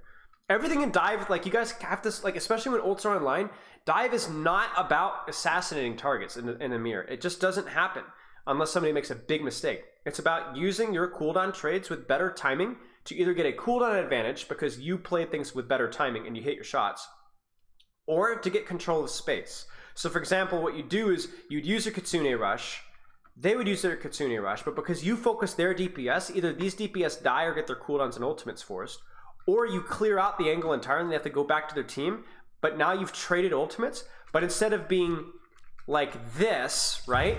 This is how you started. You started here. Look at the angle that Kevster has. At the very worst, you trade ult for ult, but you remove Kevster from the space and he loses the angle. You guys kind of see what I'm saying? It's like, it feels like a net neutral trade, but if Toronto plays this well, they could actually take this position away and trade ult for ult. How do you feel about Echo from Toronto? I'm not sure. Like, I'm not sure. It has to be like, I'm not sure, guys. I really don't know. I don't feel like this would be the map for it. Certainly not second point. It feels way too open. I will say it's having a double Tracer with Yaki and Tracer would be pretty nice with the copy. From Glad, sorry. Yeah, I'm getting, yeah. Why don't we have Sam or Hydron on the high ground? I mean, you don't have good LOS, right? Like, if you want to go for a high risk, high reward cut, maybe, but you know they're going to have Kitsune Rush to match. So I would much rather prefer the Kitsune Rush trade and then let's get rid of Kevster. I mean, I'm not even joking. Yaki copying Tracer could be a legitimate reason why Echo is like halfway decent. So they just W key in, Glad's easy S key out, then they match Kitsune Rush, but Kaluj is really punishable here. I don't know. Maybe Astro dies. Astro gets isolated. What happens to Astro? Astro, what happens? Oh, he gets mad isolated. He gets mad isolated. This, guys, by the way, is the NA classic. Whenever you guys talk to me about the Western versus Korean philosophies with NA ranked, check this out, or not NA ranked, just play. I can nitpick Toronto's execution all the live long day, but they are so cohesive as a unit, they just run it down. And so even though I don't think their timing here is, their angle control or their map control is good, because they're all on the same page, they create mistakes that they can isolate and kill. Like, their timing and map control are both equally important. So I think even though Toronto didn't do this one as well, this still works.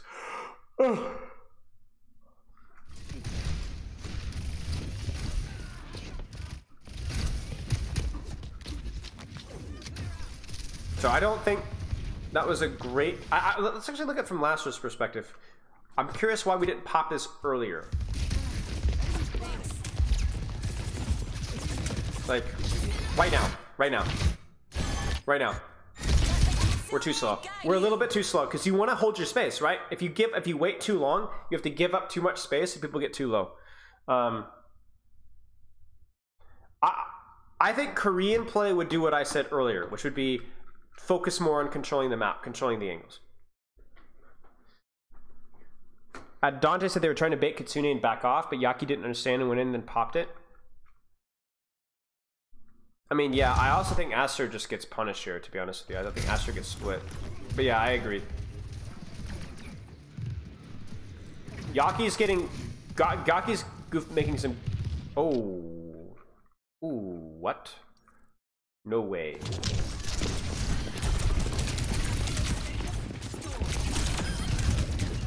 Okay, that's actually not a bad trade. So SK, I wouldn't even say SK thinks hard. I just think SK has like a general better understanding of map control, from my understanding, from what I've seen.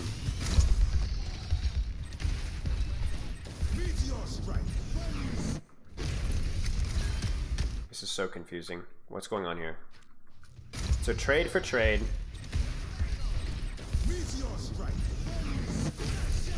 Beat keeps Magic up. Magic doesn't get beat though. There's the peel. Huge stick from Kevster here. Wait, no. Yeah, Kevster. Nice. Magic TP's out right into a pulse. Listen, y'all, your life gets to be a lot easier when your chasers hit pulse bombs. Oh my gosh, what just happened here?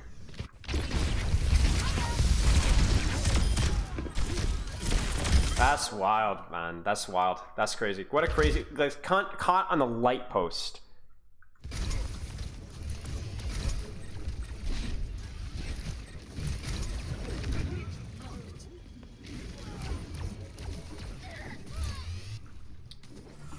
Okay, let's just keep watching.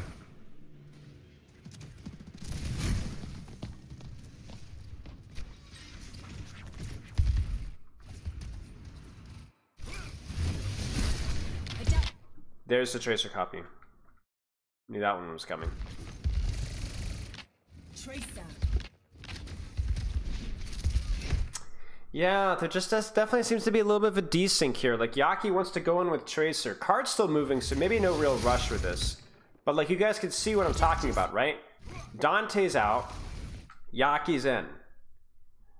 This is just... It's not good, y'all. Like, this is... Even Lastro's in. You see that? But Dante's out. Kevster's out. Now Kevster's in, but now Yaki's out. And now Dante's in, but Yaki's out and Kevster's out. And Dante's gonna die for it.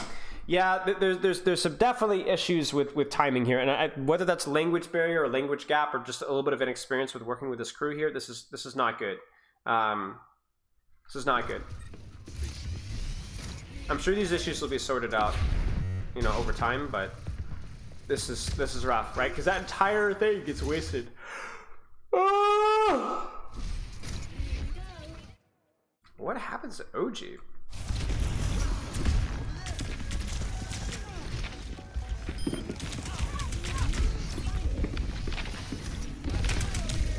Magic just a little slow in the draw. Ah, there's a lot of kills happening.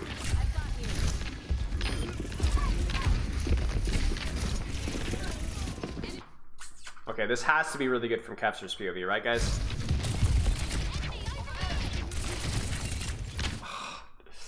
That's pretty good, Chad. I'm not gonna lie. Honestly, that's even more impressive than the one clip earlier in terms of like the actual aim required to make this work.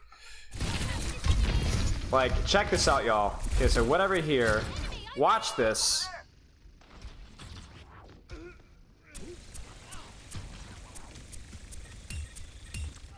Like, that's crazy, y'all. And then Magic's a little slow in the draw.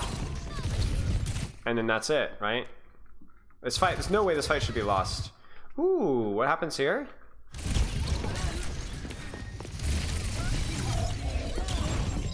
Oh, you almost got him too. I mean, he's just a great tracer. He's just a really good tracer. Yaki's a great tracer.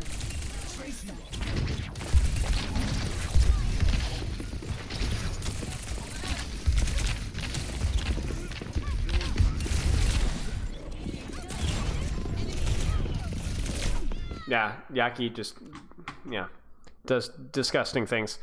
No way Lastro survives. Oh, Astro! What are you doing? Look at Astro, man! Woo! Oh my gosh! How much HP did Lastro have? 1! He had 1 HP! 1! Oh my gosh. Oh, my heart. And then they're just gonna use just a cap. Yaki overextends a wee little bit. It might just be that he's cooked. Let's see what happens here.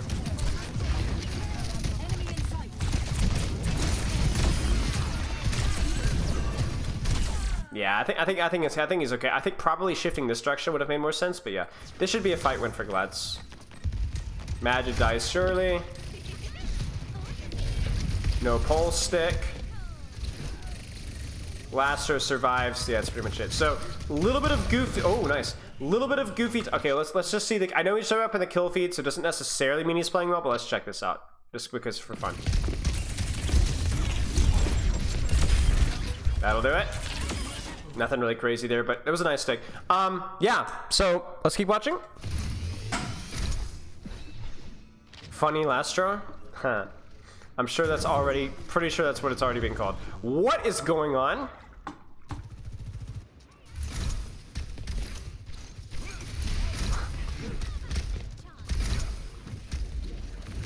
These guys are trolling, man. These guys are trolling. I swear.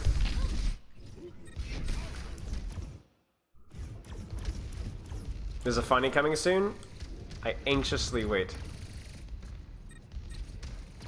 You know, I will say this, the echo poke damage on the enemy Doom is pretty significant, and as long as he can avoid the Sojourn when she has rail, as I said earlier, you know?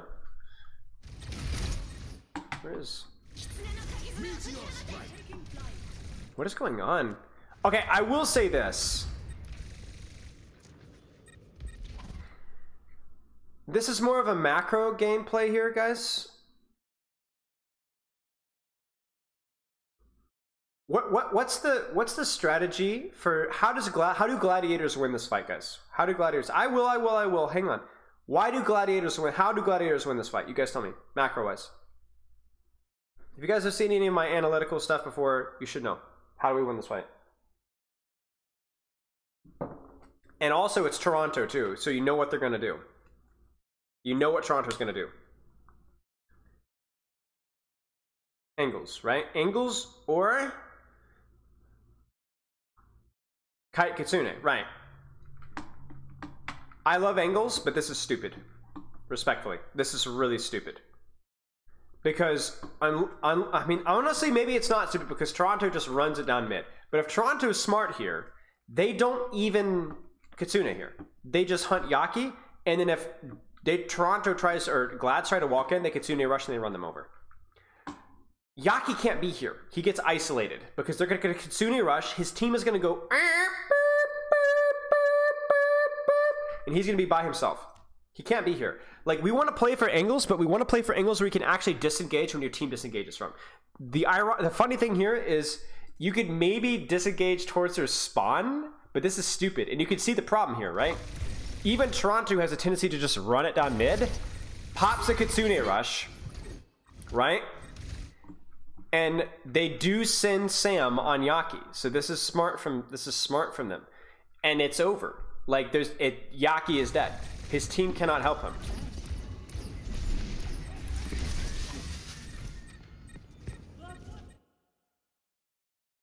What?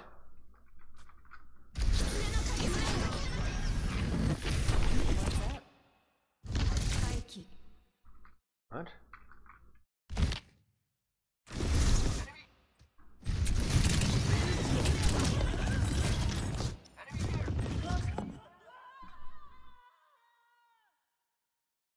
Huh.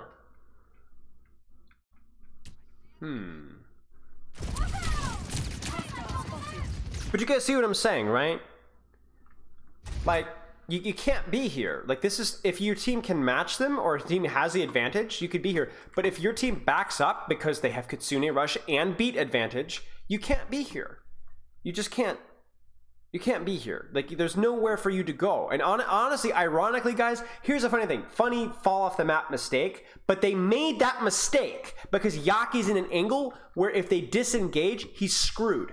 And you can see Yaki's POV. Watch his POV. Oh shoot, I'm getting pushed. Oh shit, they pop Kitsune rush.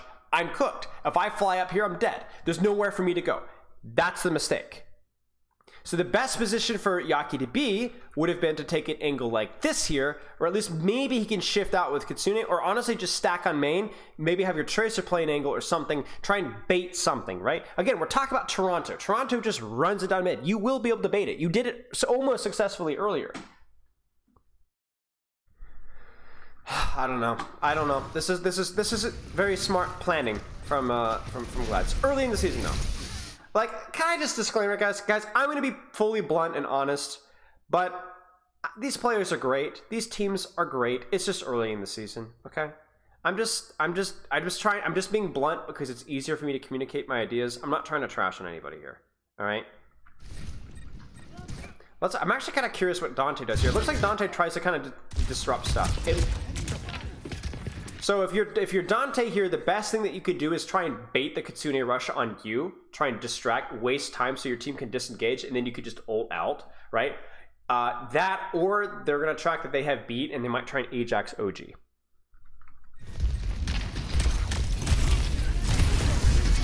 I mean, he is focusing OG here, right? That's why. He's trying to bait attention. Hey guys! Hey! Over here! I'm over here! Shoot me! Not in the back! Right? Because he's got the tools to get out again, right? Oh, we got punched out of that. Probably just die. Yeah. Okay. Not the end of the world. 2 for 1. You'll take, or 2 for 0 actually. Why hasn't Kevster killed everyone yet? I don't know. It's a great question. Kevster sucks. Trash can. Imagine not killing 6 every time.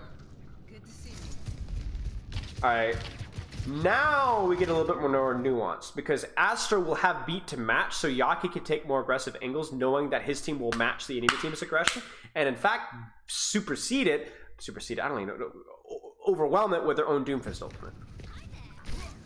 So let's see what happens. Kevster on the flank.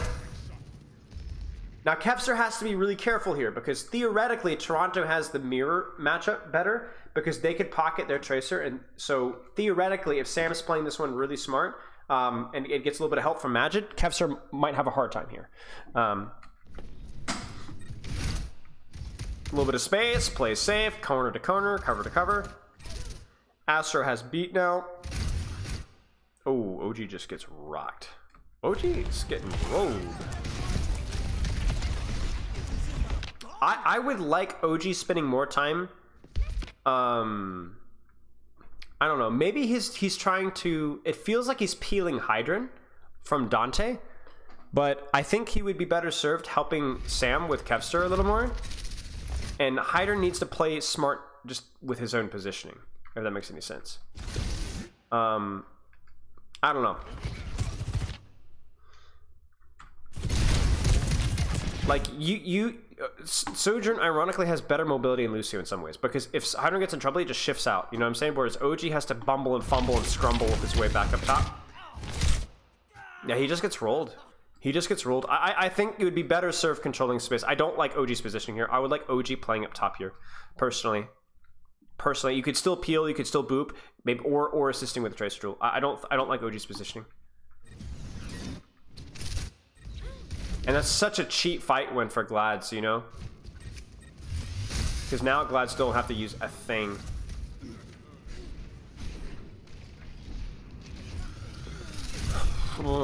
And now you're in really rough straits here because... Oh, now we're staggering again. Ooh, what? Did Kevster get punched in? Kevster must have got punched. Yeah. Unlucky. A little bit of overextension. A lot of overextension with this composition so far. Not a lot of discipline. Not a lot of discipline, guys. If you guys have seen the line, you would know what that means. Subtle play. 60 seconds. So now Sam actually has a massive marking disadvantage. So I think this is a mistake from Sam.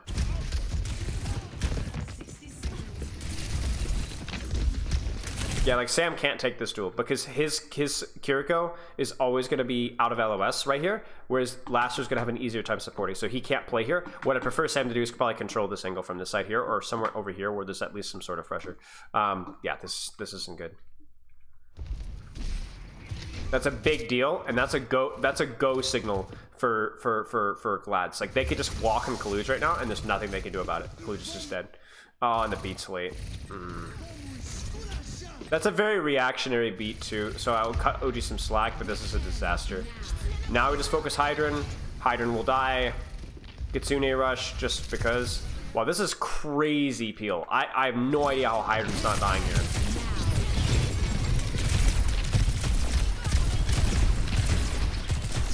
That is unbelievable. How on earth did he not die there? That's actually a massive misplay from Glads. You're up one, you have a recall advantage. They wasted beat. It doesn't even hit Magic. They beat second.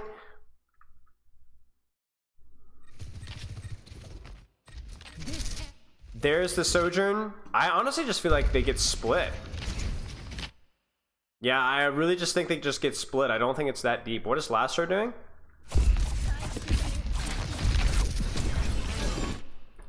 Yeah. You know what I'm saying, y'all? Whenever this kind of stuff happens, it's what is it, Occam's razor? It's the simplest solution or simplest answer. It's usually the correct one. Lastro just didn't hear, or he wasn't on the same page. Range gap? I don't know. But this guy has to die. Dante has to be pocketed. Astro has to survive.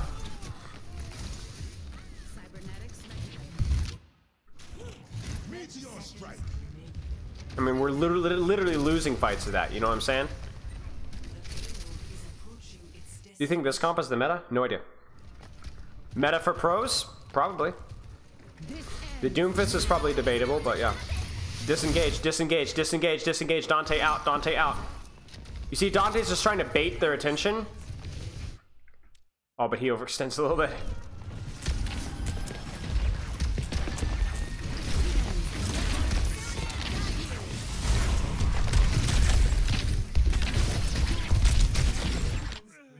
Yo, he got yoinked. Did Yaki headshot him? Must have headshot him.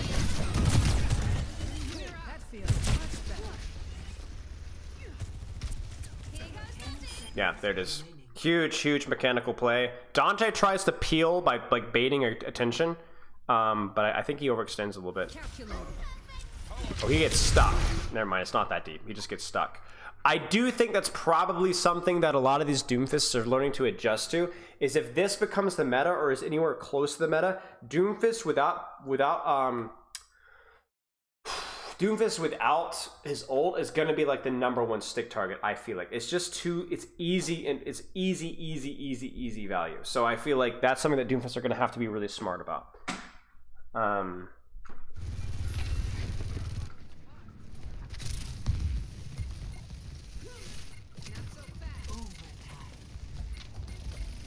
Stalling, waiting for Dante. They isolate Yaki. Oh, Yaki. Why is Yaki here? Why does Yaki die? He just overgreets. I think Magid actually headshots him. Let's see.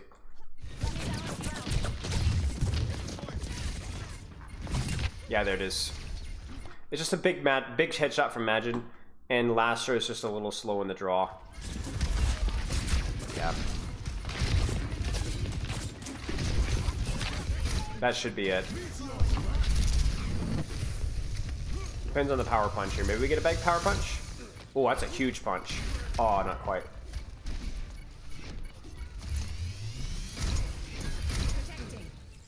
That's basically it. So yeah, they hold them, it looks like. Yeah, so thoughts so far before we get into our next code.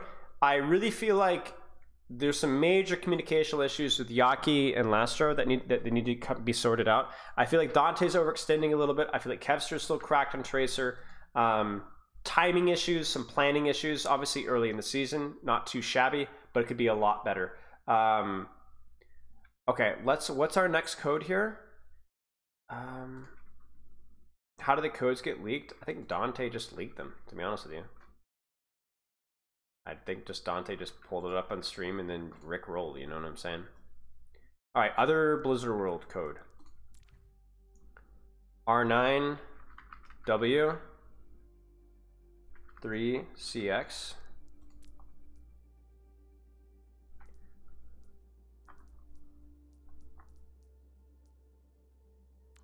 Short little code.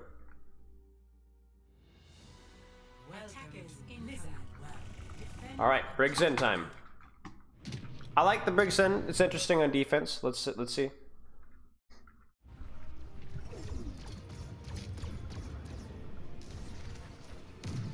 So you play Briggs in here because you have the defender's advantage. You can hold good positions for your Zen. So I mean, you guys who have heard me coach before probably know what we're going to worry about here. Basically, all we need from Kevster and Dante and Yaki is constant control of pressure. Hydra and Sam specifically need to be under constant barrage here. Never any angles. They should never be able to stage a dive. The Queen comp does not work. I mean, I can't imagine it would.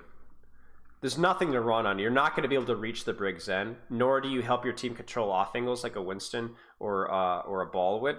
I can't imagine it would.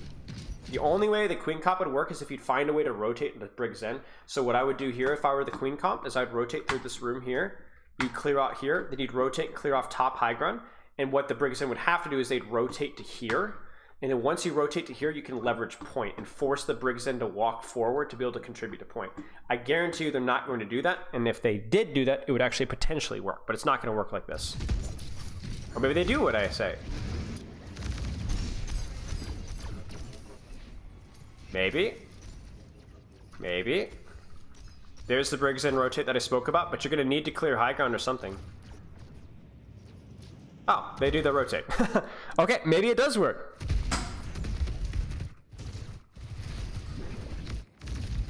I actually don't like this from Kevster. Chat, what's the mistake from Kevster here?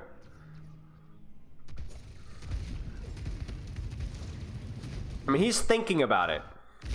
But right now, what's the priority? You know, actually, this isn't a mistake from Kevster, because he's definitely thinking about it right now. But what's priority right now? Scout? No, they already know where the core is. Mark Tracer, right. Mark Tracer. Wind Tracer. You have Discord and Harmony. This guy should never, ever, ever be allowed to take this angle. I assume he's going to go on it ASAP. He's looking. There it is. A little slow. Could be a little faster, though. And that is the disadvantage of this composition, is that you, outside of a little bit of Kiriko range, don't have the ability to mark. OG goes to help, as Funnyastro was saying earlier. Chat. What's the mistake right here? What's the massive mistake? Actually, I was impressed. I think Glads did it fairly, or not Glads, Toronto did it correctly.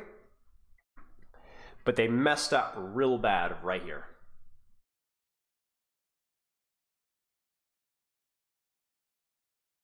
Yes, both Ace-8. Should Kevster rather Mark Tracer? Well, you're not playing. Okay, you can dive post shout or post amp. Dream content crossover today. Thanks, Rymel. I appreciate it. I had a lot of fun. Thanks for the sub. Yes, you can follow up on the dive, but your priority is to like make sure that your Brig Zen are never, ever, ever under any pressure, and then you could just spam them out, right? Kev is committing shout here. I mean, I don't think shout necessarily was a mistake.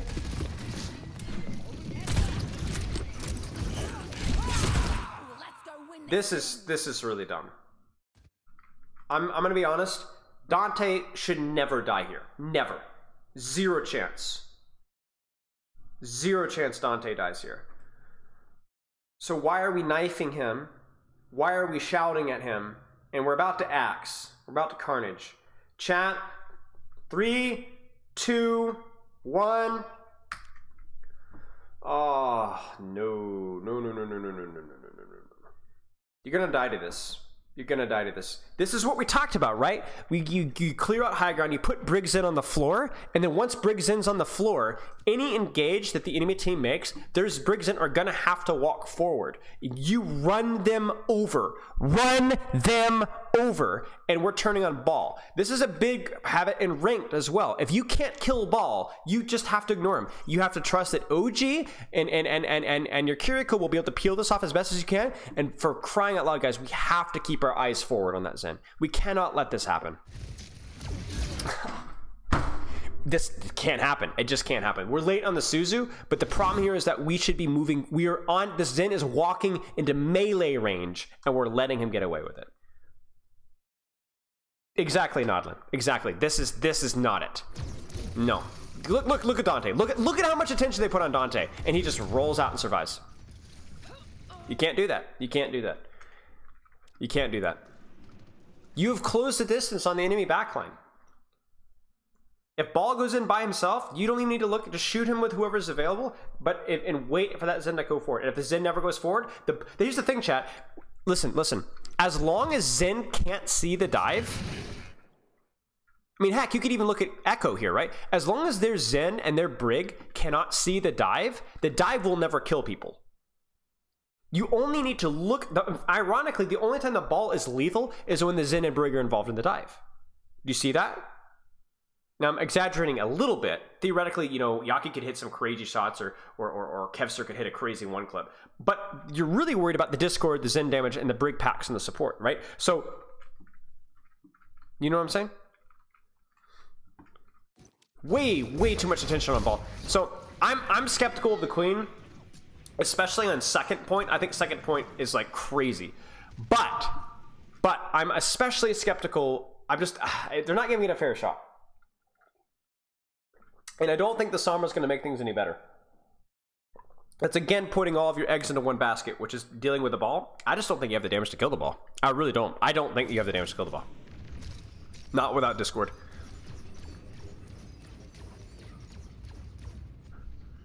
Now, you could still do the same thing that we talked about, which is Pinsar and backline with the Sombra.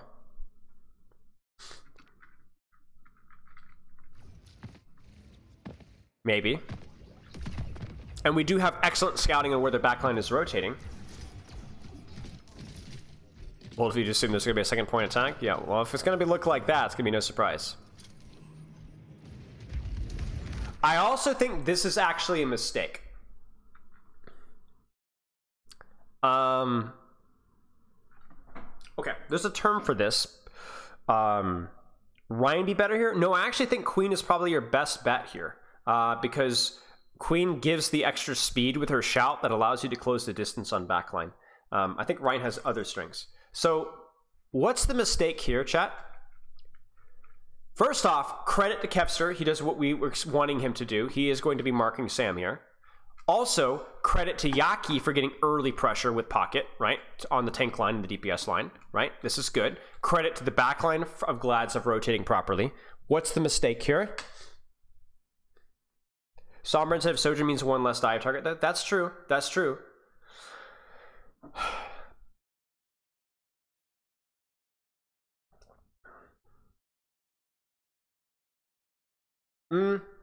Dante will hit when they cross. Trust. Dante will hit them probably about here. I actually think the mistake is more on Toronto. There's a term called reaching. Reaching. All right. Reaching is when you want to play fast because you need to run over the Zen, but because you don't play your sight lines well, and so you overextend and you spend too long of a distance between the Junker Queen and the Zen. So what Toronto needs to do here is actually they've completed the rotate, chill on point, and do the exact same thing that they just did, but just do it again and do it better, right?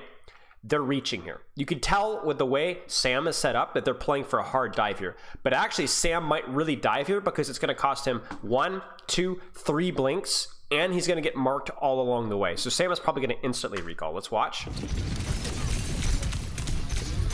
Or he's going to die. That's reaching. That's reaching. That's reaching. I would have actually preferred Sam to stay with his team and then blink in even with his team later, or stay with his team and then stage around from backline later, or stay with his team, blink in through here and pressure from here. He can't split from his team as early and as often as he'd like unless he's hiding, because the enemy tracer will hunt him down. Well, let's watch the front line now, okay? Reaching, reaching, reaching, reaching. You see it? You see it? You see it? You see the reach? Also, Majid is super late. Why is Majid so late? Is he trying to help Sam? Majid is so late to this dive. Remember the whole strength of Kiriko versus non-dive? Or is you could literally just TP in, Suzu the floor, and just murder people, right? No support can do that. But Majid is super late, and oh my days. Oh my days. Look at the reach, guys. Look at how far we had to run to get to them. That's just sloppy. Sloppy. Once again, reminder that I'm being a little harsh here, just to be honest. This is early in the season yet. Why don't they just play point?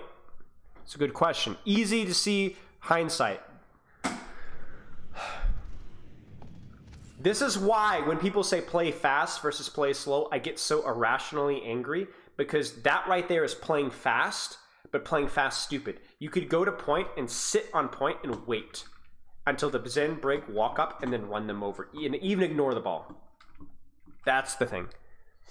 Would they have rather gone up top and then rush? Honestly, not even go up top. You could go to this corner or just hide on point and you take no damage. One or the other would have been fine. And have your tracers start with you and then take an angle later, so it's harder for them to mark her. I know a lot of what I'm saying feels sometimes a little bit like advanced stuff, but it's stuff that these guys do know, and they do know a lot about. Yeah, oh, jeez. I mean, they just spend too much time out in the open, really. Like, you have to make this rotate now. Oh, gee, oh, what a boot from Dante. Yeah, like, you just need to get inside closed doors. Huge boot from Dante. The longer that Team Red, Toronto, stays out in the open at a distance, the worse it's going to be. And now it's just, they're cooked.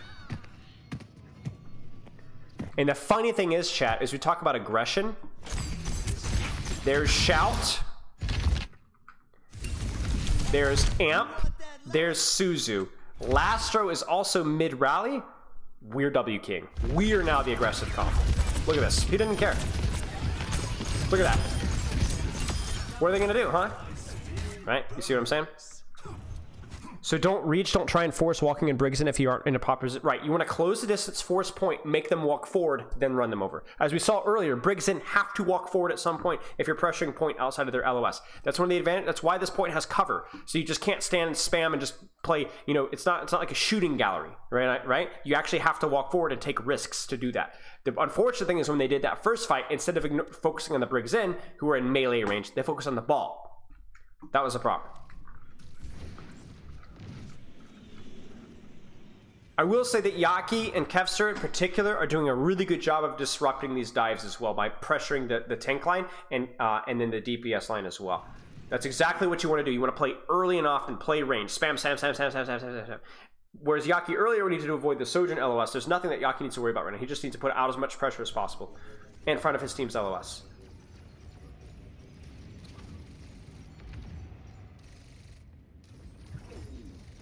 Are they going to try and do the left rotate? Through here? No? Yes? No? I don't know what they're doing. Okay, so they force a rotate back. Nice, cute little bit of... Oh, they found Hydran. Kevster go, Kevster go, Kevster go. Kevster's probably looking for pulse, honestly. So this is where, like, it gets tricky as Kevster because you're like, I need to mark Tracer, but also I have pulse bomb. So you're like, what do I do? You know, let's stop. Dante's looking for Sombra. Oh. Oh. Ladies and gentlemen, the UK legend himself. Check this out, y'all. Oh, okay. All right. Boy, oh boy, you know Hydran is mad about that. Oh, that is so annoying. That throws off your dive timing so hard. That's actually wild, bro. Look, he might actually die. Oh, no, he gets out. Oh, that is wild. Now, this is an educated gamble. Listen. Sombra's left. We hear her. Her massive cloddy footsteps. Did you guys hear that? She just translocated back to here. We hear that. She's somewhere around here. She might be going towards cover, so I whip shot it, right? That was good. That was good. How do you hear translocator? I mean, it's not hard to hear. Listen. Listen really carefully. Right here. You hear that all? He even says a voice sign right there. I'll make it a little bit easier for y'all. You hear that? That's what you hear. Aster's just built different, y'all. Capster's choosing to not mark as much because he's focused on pulse. But backline has trance, so they're less concerned about it. I don't like this rotate, by the way, from Toronto. I really do think they have to clear the Zen Brig off of high ground, because if you're not actively directly threatening the backline, I don't think you can beat this composition. If Zen Brig are able to play in a really nice sight lane, it doesn't matter what you do to the other DPS, you're just going to lose. So I really think that, unfortunately, you're going to have to do this rotate through here again, and you're going to need to do it right. I just don't think anything else will work. Look at the Ego and Kevster and Yaki for the early pressure. There's a Kiriko, there's the copy, there's the Tracer. That's going to force both support ults. And honestly, the funny thing is here is really, Glads could just chill, y'all. Glads don't even need to do anything really crazy. They could just totally chill out now, pocket their DPS. Like, there's like zero threat whatsoever at all. Like, look at how messy this is, right? And Yaki could just farm up a pulse, right?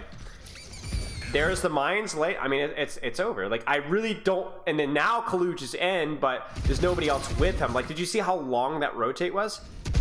Oh, Lastro messed up. Lastro really messed up.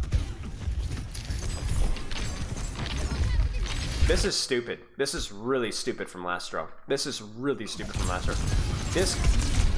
He really should have just played top. He really should just have played top. But it doesn't matter. Too much resource, too much time spent out in the open, too much spam damage. That's it. Yeah, not great. Really, not a great understanding from Toronto, or not a great execution. Let's put it that way from Toronto. Yeah, they got dumpstered. I mean, I will say this, chat. I will say this. I personally don't think like you have to use your gut there. I don't think Toronto was taking that one super seriously. I'm sure it was more of a limit test kind of a thing. So you're just trying things out. I'm just a little bit disappointed that I don't feel like they gave it a fair shot. I don't think Junker Queen would have worked on second point, to be honest with you guys. There's your Diva classic and replay viewer. In fact, she's already here, chat. Did you notice that? Wait, where is she? Yeah, anyway. I don't think Queen would have worked on second. It's too wide of a map. Those like little clear out Lucio rotates would have been a lot harder. I mean, he could have forced Cart, but I don't think it would have been as good. But yeah. Okay. Yeah. Okay. Let's check it. Ana Zen. Chat, why are they playing Ana Zen? Give me your simplest answer. And why is Cayenne and not Yaki? Now, we could say that people are getting reps in. That's probably the more likely answer. But give me the strategic answer, even if it's wrong. Long sight lanes. That's it. Yep, long sight lanes. Ana Zen, long sight lanes. So, chat, how do Ana Zen not immediately die to dive? Kai can swap to hit scan if needed. I expect Kai to swap to hit scan, actually. Nope. Nope, just big braiding on Sombra. Okay, fair enough. So then how do Ana Zen not just immediately die to dive? Diva peel? Actually, no. Yes, but not the most important reason. Play a split, Diva peel? Yes. What do you think Kevster will be doing this round, ladies and gentlemen? I've spoon-fed you the answer from what we saw the previous map. Sports plays split to control space. Deny dive, yes. Right, yep. Kevster marks. Ana Zen plays split and peel each other, so they can only dive one or the other while the other one peels off the other one. And then Diva peel if necessary.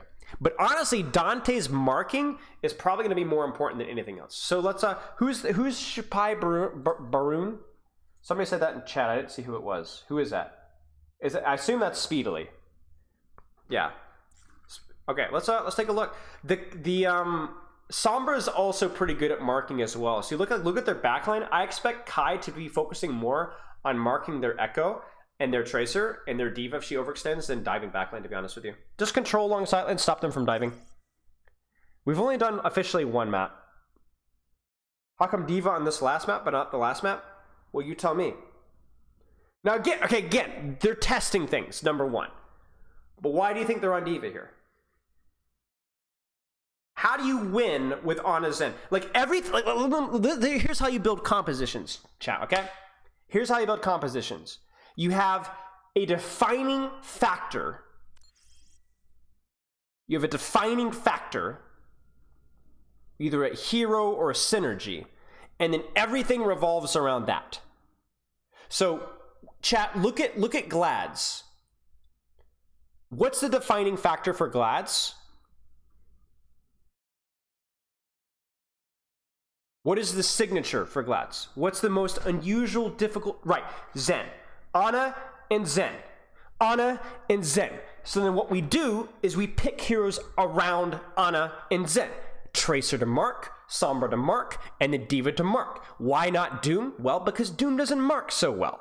Ball doesn't mark so well. If we were playing something more divey, something that required less peel, then we'd probably be on Doom Lucio or something like that, right? So it's a lot like this is why metas are so hard to track, because if you look at Blue's composition, D.Va is pretty strong, but she's not overpoweringly powerful. Zen is pretty strong, but he's not overpoweringly powerful. A lot of it comes with synergy. And having similar goals. A Zen likes a D.Va, not necessarily just for the peel, but for the proactive peel. Marking Doom, marking Ball, marking Winston, marking Tracer, marking Sombra, marking Echo, right? That's what we're talking about, right? That's why, ironically, Zen's best friend is Tracer, because she is the best prevention against their Tracer when she's playing properly, right? Okay, let's see what happens here. I imagine a lot of marking and controlling of their flankers, their DPS, because Discord and Harmony obliterates DPS. You think it obliterates tanks? Try being a Discord Tracer in a Tracer duel. So let's see where Ana's in set up. Are they going to stack? Are they going to split?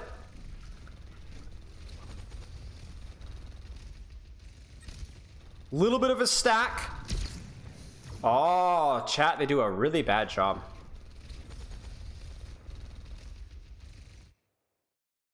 This has to be a communicational diff. They just have no idea she's there. I think they don't do a good job. Like Kai, honestly, this is a little bit on Kai. So a good Sombra here. Will you guys tell me, what does a good Sombra do? What does a good Sombra do right now? So we scouted them on main. Remember what your job is. Where's the Echo? Right, hack D.Va. Or this guy right here. You go scout out. You go scout out. You go set up. You know where they're going to go. Mark the divers. Right. Imagine a hack right here on either of these targets. They're cooked. It's over. They're done. Even Dante, honestly, could be doing a better job here. Like, this is like the problem with what Toronto does is not that it's bad. It's definitely good. It's just that if Glads play it well, this doesn't work. You can also tell because the backline isn't involved either. This is kind of just a solo dive by Kaluj. So it's more on Glads to make a mistake than the other way around. So I really feel like Kai beefs this one. I think Kevster beefs this one. And you know Kevster's screaming here. But again, language barrier, I don't know. Because Babel, Lasso don't even respond. They don't even react. You see this? It's too late. Ouch. Big beef. Big beef from Glads. Because honestly, it's a really bad dive from Toronto. It's way overextended. They rushed it. They didn't set it up very well, but it didn't matter because Glads literally just fell asleep at the wheel. If Toronto mirrors Sombra Tracer but keep Brig on it, is it the Kai's job to find the enemy translocator and to have his own translocator in his back to peel Sombra D.Va? Yeah, that's not a bad idea. Like, chat, all we have to do is compare hero to hero. D.Va to D.Va, doesn't matter. Let's go back. Tracer to Tracer, doesn't matter.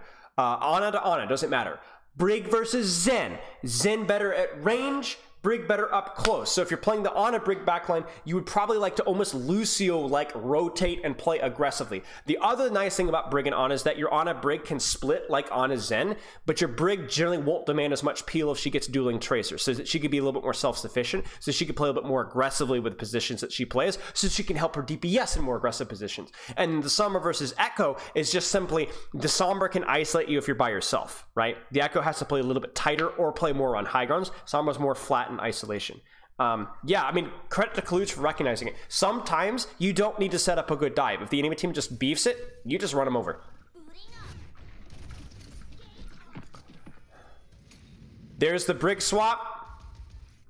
Same rules apply generally for terms of marking, I think, for the most part. The Genji swap is interesting. It's definitely a comfort pick, and I think I like it better than the Echo, honestly, especially versus the Sombra. It sounds weird to say that, but I think like a Genji dash can, just Genji pressure alone could do pretty well versus Sombra.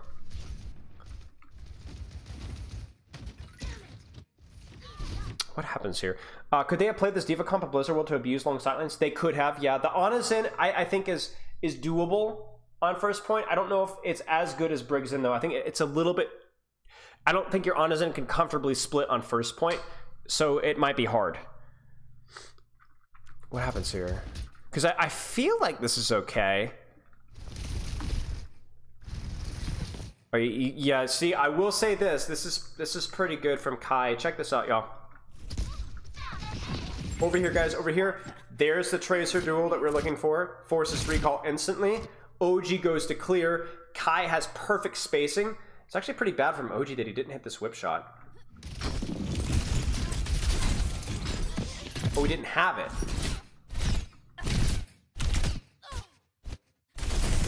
And he missed that one. That's pretty bad. That Inspire would have kept him alive.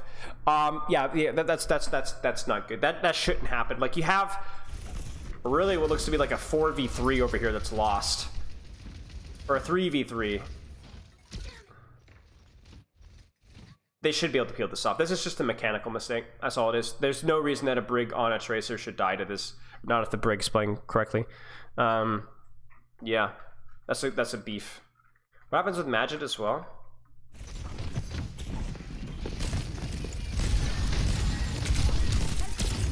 Unfortunate. A lot of this is just coming down to goofy mistakes. I'm not gonna lie to you. Oh, Speedily got to be careful.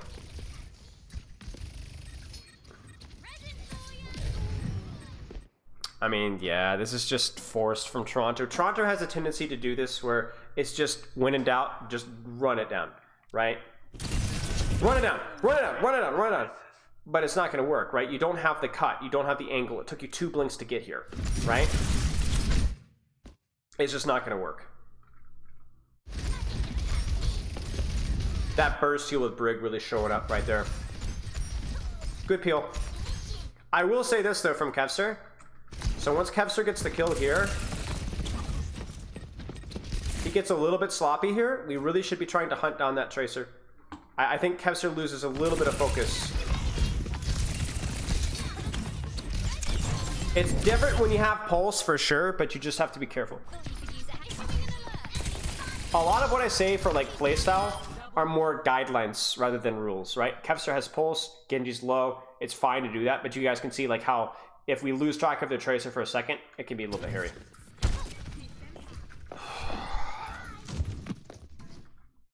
We gotta mark Hydron here. Especially now that he has Pulse, he can't get in like this. Oh, gosh, guys. You just can't lose fights to this. Ah, jeez. That's a great play from Hydron, I'll say that.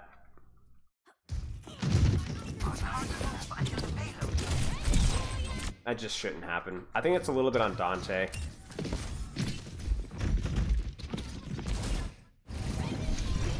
Yeah, that's just, again, I hate to blame it on mechanics, y'all, but it's just mechanics. It's like, Dante has to be a little bit faster and better than that because it's the most telegraphed pulse in the history of the universe.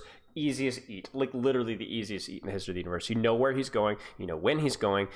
If you can't mark him because he uses triple blinks, that's okay. But it also means he can't stay. Like, I actually don't think Kevster messed up here because you can't mark a Tracer that triple blinks like that, but you don't need to mark a Tracer that triple blinks like that because he's going to recall out immediately afterwards, right? So as long as you don't die instantly, which is what happened, then you're good to go. Honestly, who knows, Kleps? It could just be reps. So they need to hold position. I feel like Toronto's just going to run it down. Nice.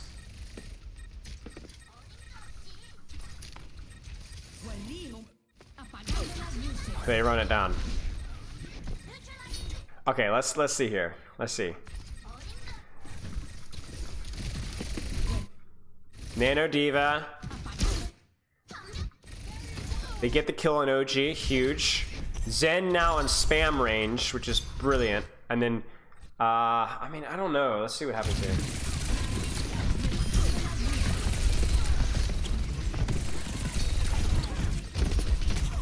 What happens with Magid? Yeah, Magid just runs it in. How does Magid die, though? Oh, he just gets rolled. He doesn't even nade.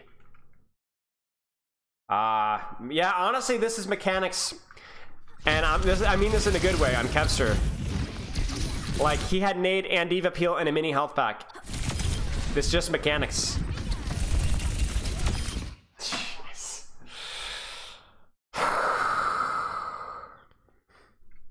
Like, this is fight winning.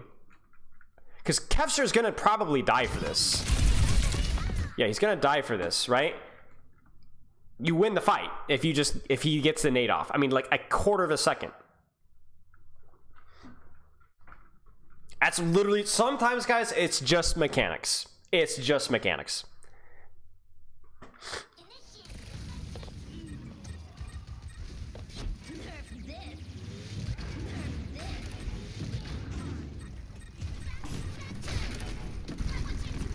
And that's it, right? And then, okay, here's a really bad thing, guys. You now have a Brig Zen comp with their support ult spike. And Brig Zen with support ults is rough because the Brig Zen weakness is fragility to if they mess up, right? But if they mess up, they press Q. And even if they don't go aggressively, Brig Zen with the support ults is rough. That's just disgusting from Kevster, I'm not gonna lie to you. There's the marking, by the way, y'all. There's the marking, by the way. I would like a little bit more proactivity from maybe my Zen helping this out. Like, I do think Babel could probably realistically look to peek this over here. This would matter a lot more than any of the crappy spam damage he's getting down main that's just going to get healed up by Ana anyway. I don't like what Babel's doing here. The Kevster deserves and needs help on Hydran. This is a raw Tracer 1v1, but it shouldn't. There we go. We get a pack from last year, but that should have been sooner than that. Or was it an orb? He got some form of healing. Yeah, it was a pack.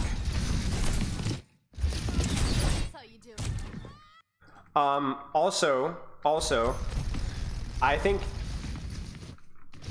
where is Kai? Did Kai get scouted? Kai's just mowing it down. I don't like this from Kai. I think what Kai's doing in general is probably okay, but you want to play in a position where, like, you look at Kai's positioning here. The problem with Kai's positioning here is that it's too hard for them to get to. It's too easy for them to clear him out. So what Kai is doing, y'all, is he's putting up early pressure and farming EMP. There's no off angle to control that Kevster's not already controlling. And this is something that Sombras in Zen versus Ana matchups do a lot, where you don't get discorded and you can get pocket from your Brig Zen, so you just ego. What I don't like is how Kai got a little bit too greedy as they walk forward. So this is fine, fine, fine, fine, fine. Back up. You need to start backing up this direction. Back up this direction, back up this direction. You should never be in dash range. You should never be in diva booster range. Because the problem with this is that he has to TP out when he really should just have kept shooting and kept shooting and kept shooting, kept shooting, kept shooting, kept shooting, kept shooting, kept shooting, kept shooting, kept shooting, kept shooting, right? This was the oh guys, who was the Sombra with for Shanghai? Was it Lip? Not Lip. Was it Lip? Who is the Sombra for Shanghai? Lip. This is the Lip playstyle, right? You take an angle, you play good cover, you play good range, and you just mow out damage as much as you can. And you do that when you have confidence that you can control the flanks with your Tracer, and you do have confidence that you can control the flanks with Kevster marking Hydra. Yeah, so this is a mistake from Kai. He doesn't respect the distance. Remember, this comp is better up close. This comp is better at distance. That's just how it's that simple. It's really that simple. Man, Hydran. Jeez, dude. These high risk, high reward pulses are crazy.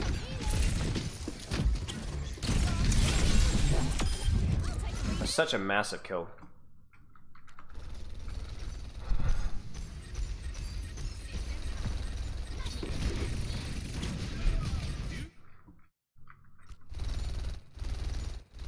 So Kevster goes for the backline trade because he has pulse. Oh, what? How did that not stick? Dante? So Dante has to anchor point.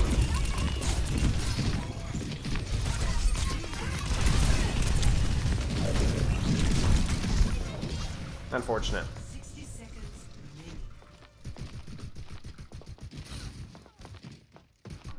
I mean, I don't know. That pulse from Hydrant pretty much just carries it right there.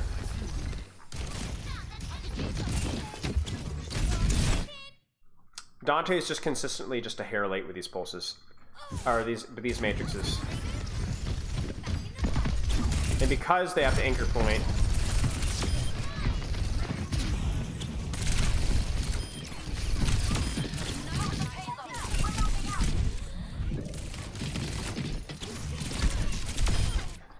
alright, y'all. I'm a little biased, because Hydrant's a buddy of mine. But, ooh,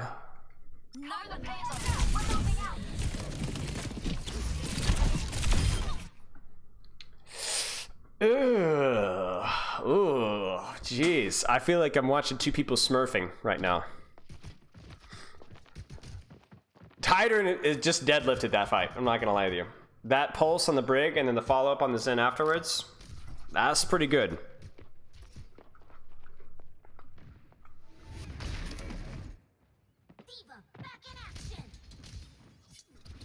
Okay, I like the high ground clear. I don't like this very much. This is not great from Glads here. So basically, here's what Glads are trying to do. They're aggressively taking space, all right? Because they have support ult advantage, right? So that you can actually take a brawl with their comp, even though you're on Zen and they're on Ana, because you have Rally and Trance, and they only have Rally. The problem here is the fact that you don't have a cut that prevents them from running away, okay? Well, actually you do, because you have Sombra and Tracer. So you set it up, you have Kevster in the spawn, Kai in the back line, but then we go for a play while our backline's still MIA. And so then we peel off the Tracer, we peel off the Sombra, then we rally push. Honestly, respectfully, OG really shouldn't even need to rally this at all. You can literally just walk away into this room and be like, come on, I dare you to come in here. And maybe the rally is more about the EMP, so it's understandable. But this is not good from Kessler. And this is not good from Kai. This timing with the backline was completely desynced here. What happens to Kaluj? Oops. Kaluj gets discorded and isolated. He might die. There's a Trance, there's EMP. I honestly, this is really, really bad from, okay, chat, what's the plan? Stop right now. Everybody stop. What do you do as gladiators right now? You messed up your cut timing with your flankers. You got lucky and got to set it up, and then you did nothing with it. What do you do right now? What's the play?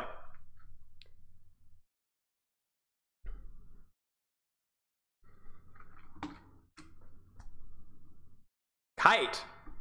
Let's go back just a few seconds. What do you do right now?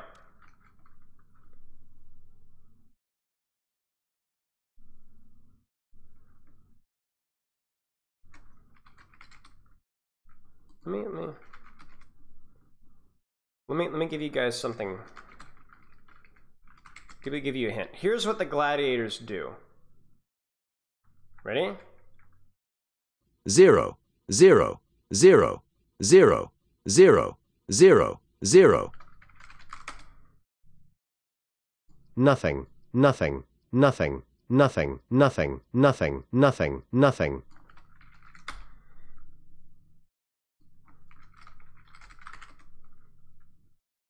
Nada, nada, nada, nada, nada, nada, nada, nada, nada, nada, nada, nada.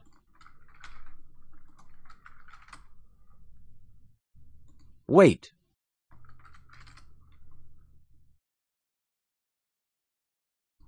And. Shoot. Point. Point, point, point, point, point, point, point, point. Or.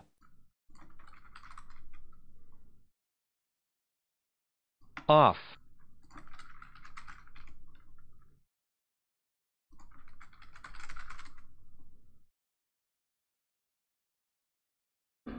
angle, angle, angle, angle, angle, angle.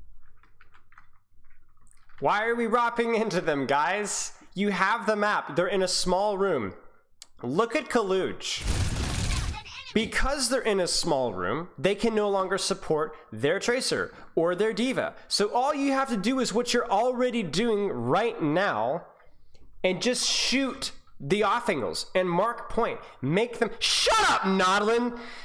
Anyway, you just shoot up, you just shoot the off angles, control space, make them walk out.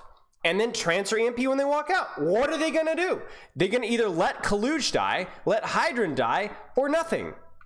Right? It's really simple. Like there's no reason to force anything at all. But what do? They give up positioning and they just force. This is like the NA classic. I hate this type of play, guys. I really, really hate this. I hate this with a burning passion. You have such a massive advantage with your positioning, with your composition when it controls the spamming and DPSing, and why are we forcing this, guys? And the problem here is, yes, they're going to win the fight, surely, but they're going to blow 1, 2, 3 ultimates to win a fight that's already won right now. And in the meantime, they're not going to control card. And now I just you know, it just ticks me off. Why?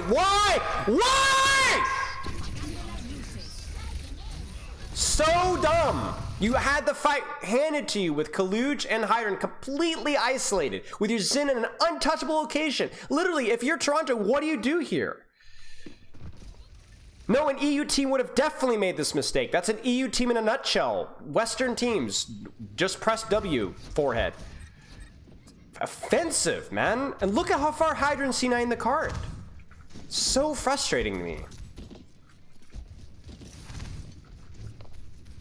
Oh my gosh, there's just no way.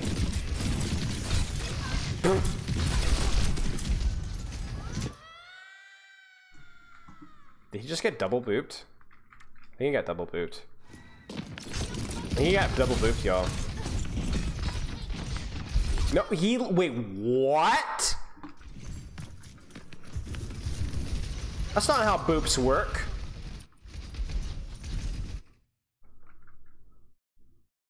What?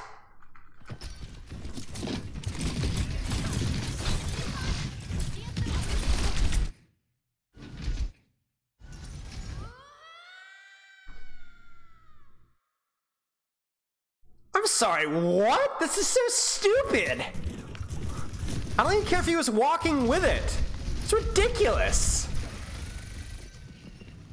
Ah, give me a break. It ticks me off, man. It ticks me off so much that Glads did that.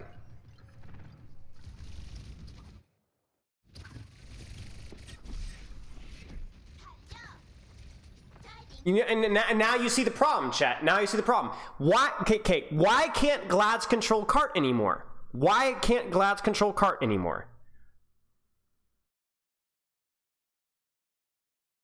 Have to go further. They open without the cover of cart. Actually, you know, I know you're joking. I know you're joking, but actually, it's the opposite. It's actually really significant that Hydran did this, because what's the problem with cart? Weird spot, right? Now, if we're playing correctly as Zen Brig here, you're marking cart, right? You're marking Hydran. But what's the problem with marking Hydran now as opposed to marking Hydran here? You guys see what I'm saying, right? You can't see. Your Zen Brig can't see. They can't pocket your trade. They can't Discord or Harmony. It's impossible. So Hydran C9ing it to here. What are these butt cheeks? Good God, what is wrong? Okay, if he's C9'd it to here, means that it's actually now impossible to control the angles now, because you can't stop Hydran because you can't see. Like, it's impossible. This is a disaster, guys. This is a disaster. I actually feel like, well, I don't want to get ahead of myself. Maybe Toronto actually wins this one out. What is Lastro doing? Oh man, like, I just suddenly know everybody's running off into La La Land. Like, whee! Whee! Whee! Ah! It's Hydran's just C9ing cart. Ah!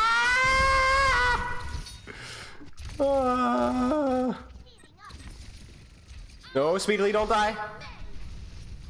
Oh, Speedily died. Oh, no, why is this so messy, man? I can't tell who's gonna throw worse.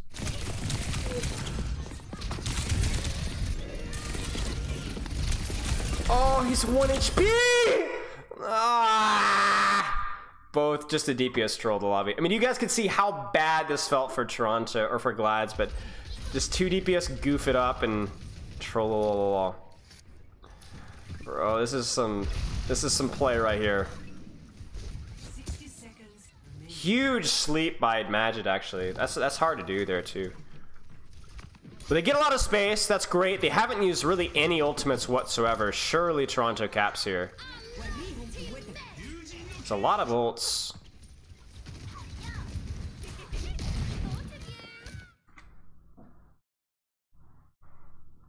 Oh man, this is the NA special. All right, chat. All right. It is the year 2023. It has been 7 years since Overwatch has released. Pressing Q and running it down mid doesn't work. It doesn't work if you don't have what? Chat, what is the problem with Toronto pressing Q right now? What is the problem right now?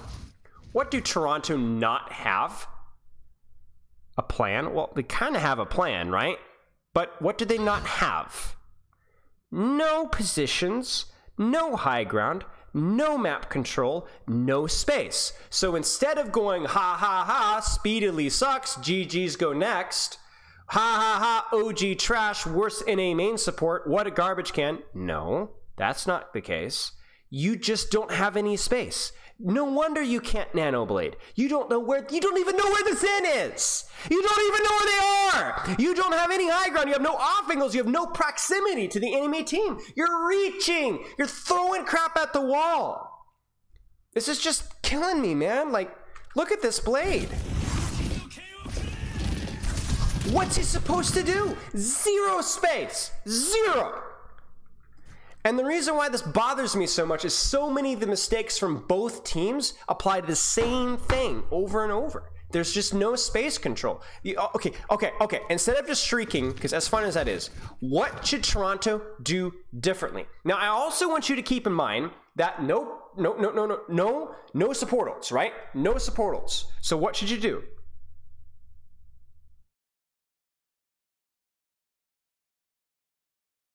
Go left stairs or go right stairs or under, yeah? Why don't we just walk up left stairs? They don't dare match us. They don't dare match us. So then what do? They back up, okay? So congratulations, ladies and gentlemen. You've successfully walked upstairs, right? This is the Sun Tzu stuff, the art of war crap, you know? When you have a massive advantage, act as if you don't have an advantage and do your homework, right? This is basic fundamental combat, right? You just clear space. You chop wood, carry water, right? Clear out the high ground, okay? Then what happens? The brig backs up. You get rid of stupid Kevster. You get rid of the diva. They fly off, and they're over here now. Now you have controlled this area of the map. Your backline can then walk to here, and imagine with the entire enemy team on this side of the map, and you actually here.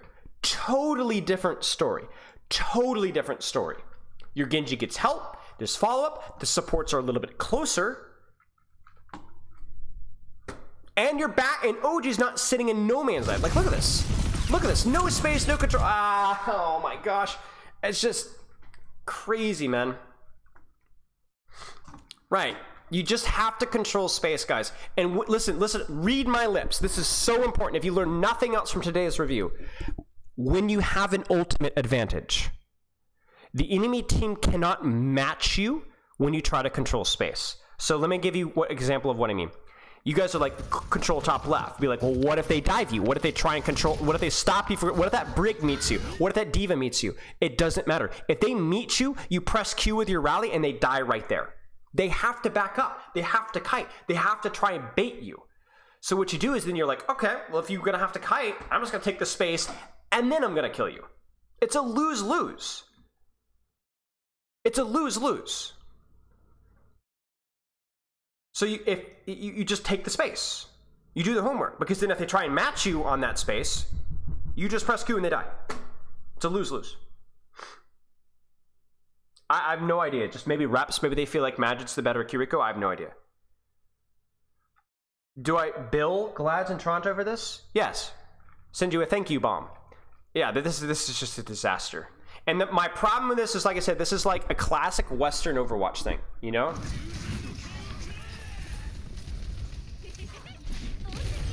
I will say, again, this is on Collab as well. Collab needs to know that he has pulse. That's a little bit of a mechanical mistake from Collab as well.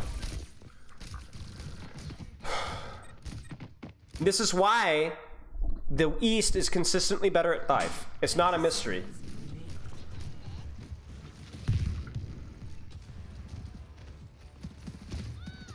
Oof.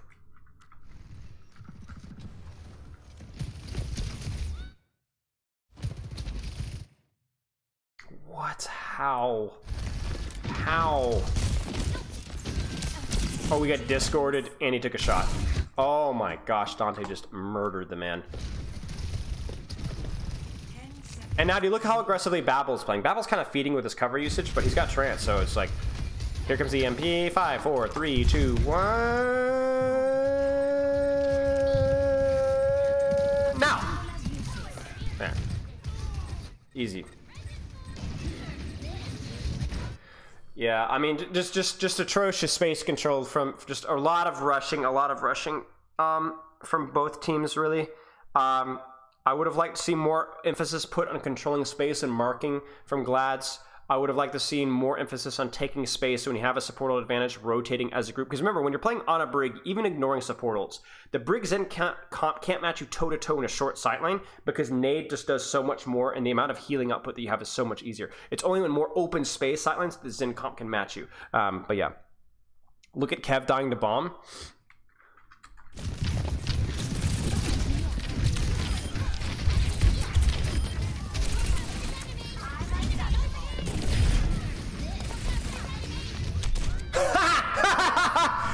That's so garbage. That's wild. That's wild. How is there even a difference? There isn't usually a large difference, but when you have teams that are composed primarily of Western culture, like if you look at Glads are a Western team with Eastern players. I would say a lot of it depends on the coaching staff and also the players that are taking more communicational control. Babel and Lashel are probably not taking control of the communication, and also Lasher is somebody who spent more time in a Western training culture. Now I'm stereotyping a little bit based off of the past of working with and seeing a lot of these teams play against each other, but that's not always necessarily the case. If you guys want to have a better representation of what I'm trying to say, watch the Atlanta 2021 finals versus the Shanghai Dragons. Shanghai abused the ever-living crap out of map control, and Atlanta had no idea what to do. Are you rushing? Are you dragging? So you do know the difference! I apologize, I forgot that my mic doesn't have as much peak guard as it should. My bad. Hope that nobody went deaf. I'm sorry. Okay. Havana. You gonna throw a chair? No. QGR2. And you guys feel free to use these codes, like they're out here, so I'm typing them out. QGR2 D1. You don't need a special account or anything. Why did you say? Can you repeat that? Yeah, same volume as well. Havana. Yes, these are the ones that Dante and Kaluj leaked. This will be juicy. This will be juicy. I mean, yeah, I mean, I think Sam is a great Hanzo. Hydrant's a great Widow. Magid, Zbap, Zen. I mean, this is like dream team for Toronto right here. But then you've also got Yaki, Tracer, Kai, Widow. You know, Babel and Lastro and good Pyros as well. This should be great. Yeah. Okay, let's actually see what comps we actually are on before do we say this. Okay, chat. You guys big brain at this time. You guys tell me you are coaching the Toronto Defiant. How do the Toronto Defiant win versus the Glads? And then we'll flip-flop it.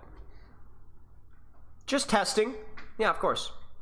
I mean, Yaki's a disgusting tracer. Shoot better. Helpful. You're the Toronto Defiant. You are the Toronto Defiant. How do you beat the Glads? It doesn't have to be super complicated. Just some details, right? Keep backline alive. How do you keep backline alive?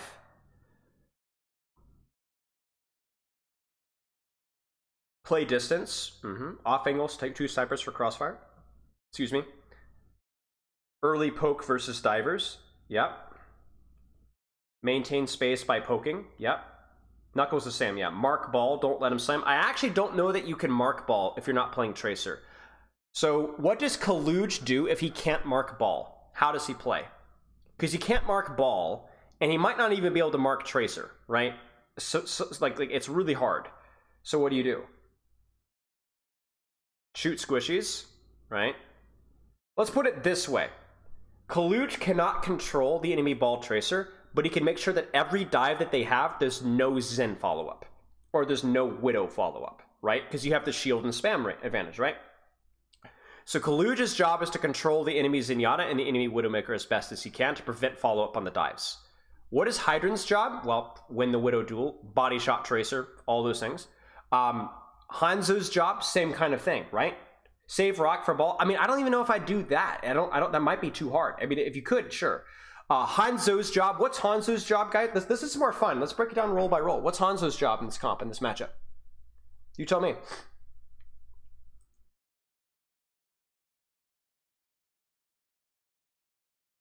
Pressure ball, sure. Recon Widow. Yep. Recon Widow or Tracer, really. If you know where Tracer's rolling out on and you can hit one shot, even if it's just like a body shot, there's the dive, right? Now it's just ball diving. Because the problem here is you guys are like, oh, ball Tracer, easy win, right? Well, yes, if Tracer can get staged. If you hit one shot on Tracer, she's done. She's cooked, she's out. Not to mention every time that she does get shot, there's a dice roll that she just dies. Help Widow. Right, so scouting with Sonic, Storm Arrow Tracer, Pressure Widow. Yeah. And also keep in mind as well that these guys should never be playing on the same angle, so it should be both of them getting dove. Like, it should be one at a time, right? Okay, let's keep going. What's Magic's job? Yeah, it's angles, y'all. Always angles. Map control, timing. Yep. What's Magic's job? Discord the ball. Yeah, Discord the Tracer, Discord the ball. It's really not even worth to Discord any of the backliners unless you're playing on diving. Just control their DPS, control their, yeah, exactly. Mark their ball, mark the Tracer. Constantly, early and often pressure. Constantly. All right, what about UV's job? Because you could already tell that UV's probably not going to need to heal Kalush much, right? So what's UV's job? More shooting ball, right? Help Zen, yeah. More shooting ball. Shooting Tracer, don't dive, save the dive victim. Okay, let's stop right there. You're playing Glads. How do Glads win? Give me like one sentence. How do Glads win? And then we'll do each roll. I know this is a little bit tedious, but I honestly have such a good time doing this. This is so much fun. Force cooldowns and then kill them. Kill the enemies in. Dive your Discords, sure. Switch comp. Right. So how do we kill Zen? Let's start with Dante. What's Dante's job? What's Dante's job? Slam. Be cute. Yeah. Get into position to set up a dive on Widow or Zen. Yeah, that's a great answer right there. Yeah.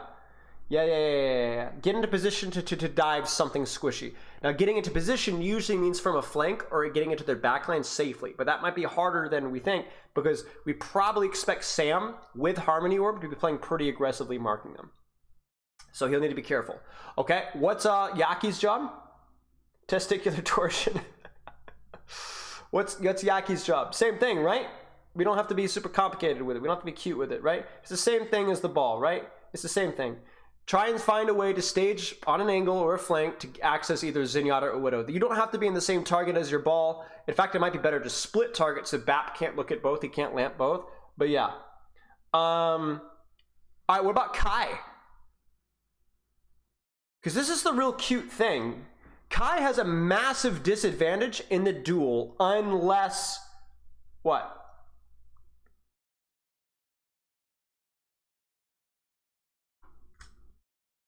Because he doesn't have a shield. He doesn't have a Sonic. Right.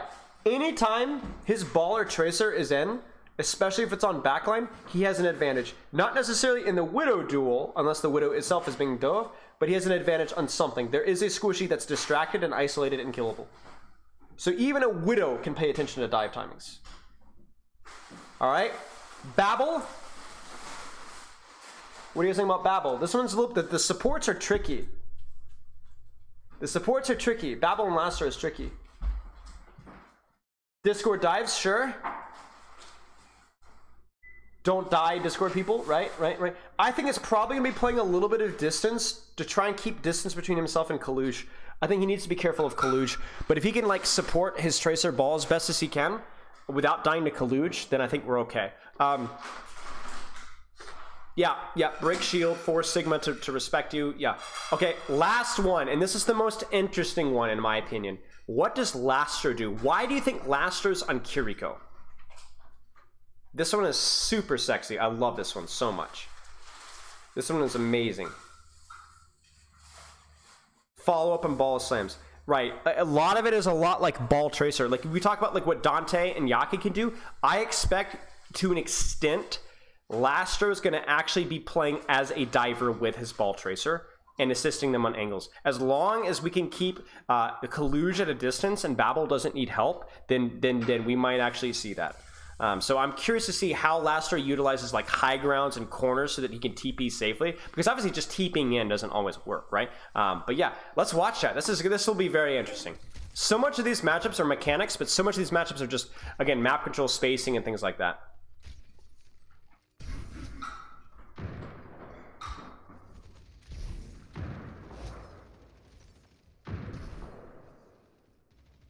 That is a loud gunfire shot. There's the you see it, chat? You see it? You see it? You see Lastro? Here comes the TP. Look at how far Babel's playing. There it is. Oh, I love it! I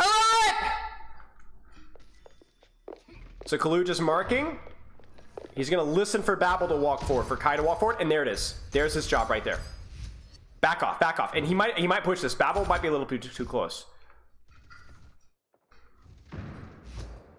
Control the Widow. Control the Widow. You should hear the Widow here. There it is. You see, this is the value of Sigma. If you ever feel helpless as Sigma versus Dive, this is what Sigma does. He finds the immobile Harkets and keeps them out of the dive. Because here comes the dive, but the question is this going to work? Is Dante, honestly, yeah, this is a big mistake from Dante. So, chat, what's the mistake from Dante here? Babel has no footsteps, true. What's the mistake from Dante here?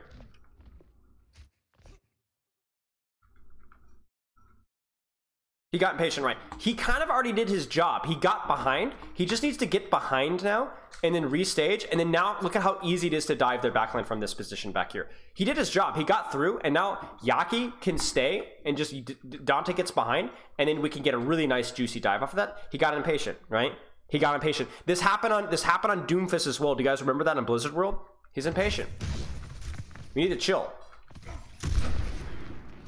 Big mistake. And now if you're Sam, you should just walk forward and start to contest this angle if you can.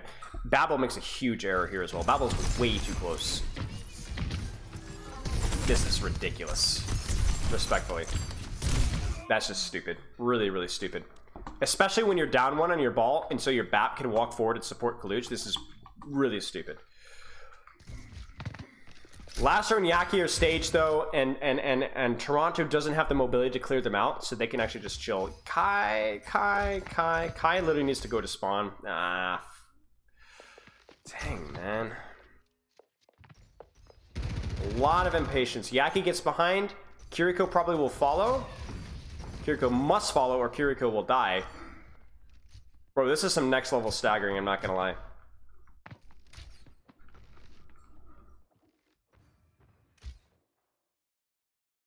Sam is Knuckles. Yaki is the Korean lettering. So Dante gets behind. Do you see even how the Widow and Zen have preemptively rotated? Do you see how this has created space? And again, let's not just be super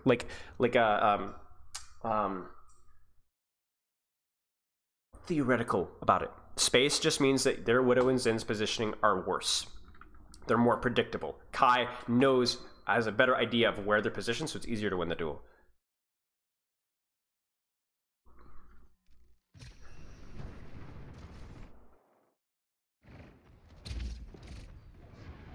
Nice. I mean, that's it, right? Like, I think Yaki is a little out of the loop here, which is a little bit depressing. But at least a great dive. I mean, this is okay. By the way, chat, this right here is why non-dive comps died on Kiriko's release. You guys want to know why everybody was playing Kiriko Lucio comps on release of Kiriko? This right here. I don't care if this is a BAP, Zen, Ana. If you can do this with Lucio on Kiriko's release, which he was super strong, nothing could survive. Nothing could survive. No support could ever do that. This is really good. Gosh darn it, Babel! Wake up!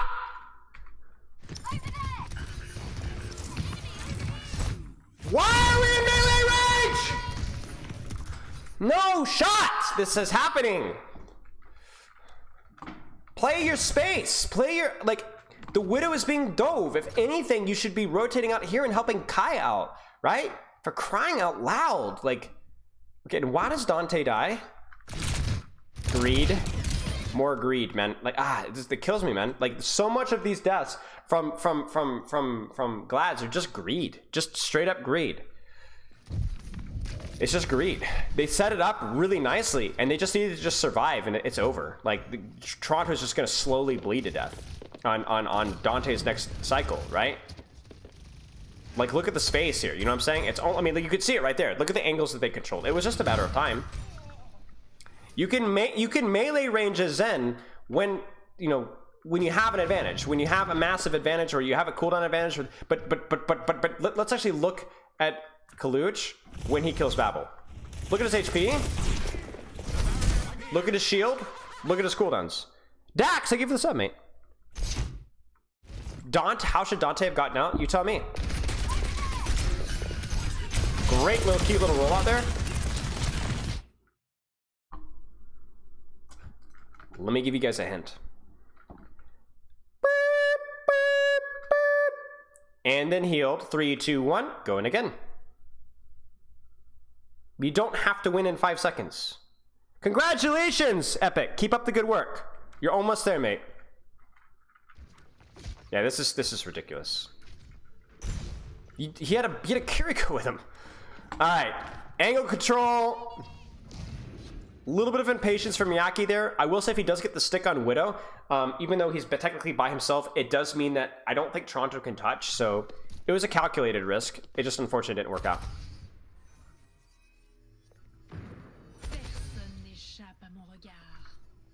All right, Babel, don't feed. Don't feed, Babel. Don't feed. Don't feed. Ooh.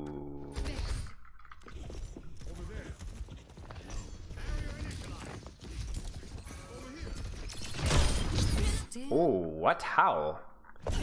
Kydrins. Ooh, what happened here? Did he crouch? How did he? Oh, what? What? No one can. What happens here?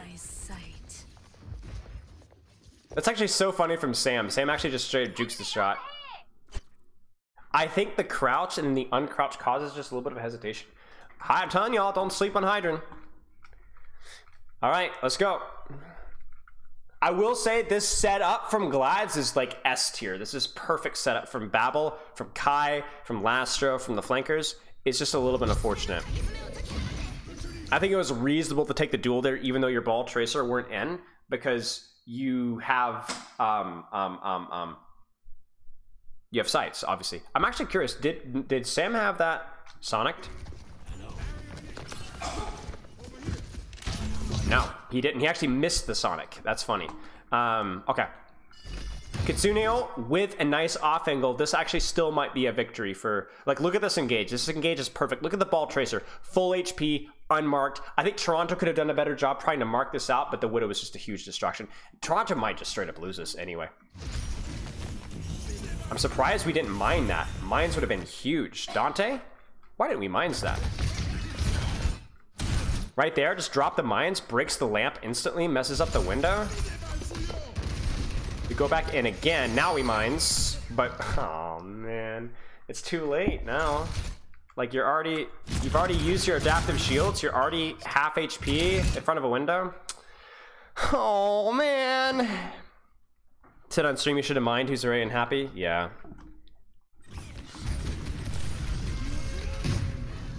Yeah. Yeah. Honestly, huge misplay from Glads, y'all. I'm not gonna lie.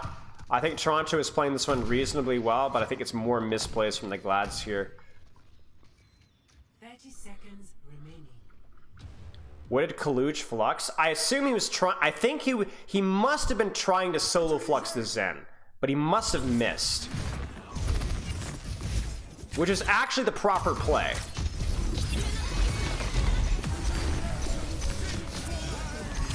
He didn't miss. Oh yeah, this is fine, y'all. This is fine. This is forcing a lot of, like, Glassher was not even using the Kitsune rush at all. So this is a good play from Kaluch. I mean, this is what Sigma's good at, right, y'all? Holding space on the backline. I will say this, Kaluch has done his job very well. I think as much as I've been harping on the Glads for screwing up, I think Kaluch has played very well here. I think his space holding on all of the fights so far has been excellent. I mean, Babble's kind of trolled a little bit, but this has been like really nice. Good job on clearing out Yaki here. This is phenomenal. That's fight winning right there. Yaki really messed up. Personne n'échappe à mon regard. 10 seconds remaining. I don't love Dante. I don't know what Dante's so rushing over. Dante just needs to chill. He needs to wait for his tracer. Right there. Out. We got 15 seconds to kill. He needed to wait for Yaki to walk forward from spawn. Dante needs to chill. See, this is really smart from Hydron because he knows there's nothing going on right now and he's going to get help. So he can just walk forward. Bam. And now look at Dante. Dante's out. Yeah, Dante! Ah! Timing! We didn't need to go in. We had Infrasights. We had our team in spawn. Just wait. Just imagine if wait, let me actually pause the frame. Imagine if Dante was just about to set up now. Infrasights is about to expire. 3, 2, 1. You have Yaki and Hydron. 3, 2, 1. Bang.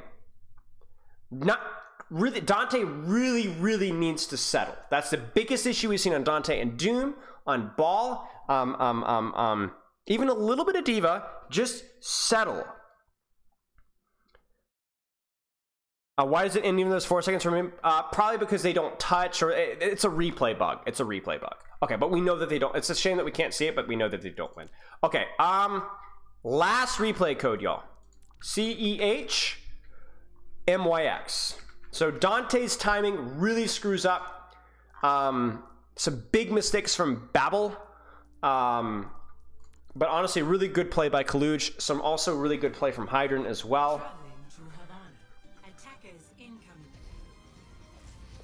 Okay, last 8 minutes. Let's go nighttime, y'all. Okay. We don't have to go in detail in the matchups here. It's just basically double shield mirror. The only difference is going to be the tracer instead of the Hanzo, which means that, again, if you play around your tracer's timing and your tracer's flanks, we're good to go. More open sightlines favor the Hanzo. More closed sightlines favor the tracer. Sonic can help you with winning Widow duels as well. Nothing super crazy. Yeah, it's annoying. Yeah, the overtime thing. Okay, let's see. How do Toronto control space versus the Tracer? I imagine they're probably going to clear Yaki out first as quickly as they... Oh my gosh. How did he know where the Widow was? How did he know where Widow was? There it is. There it is right there. The scouting right there. Nice. He had a little bit of scouting information. And let me honestly, guys, if you're playing Widow on this map,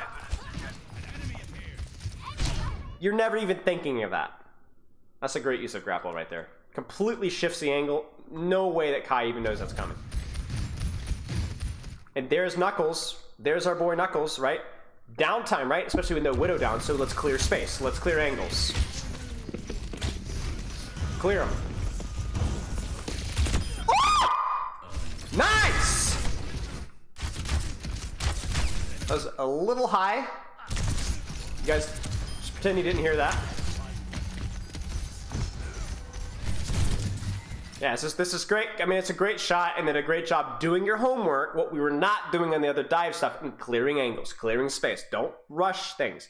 Even if you don't get the shot on Tracer there, you force the recall, he's out, he disengages, he probably has to rotate all the way to here. Now you can put full attention on backline. Okay? Yes, sorry guys. Okay.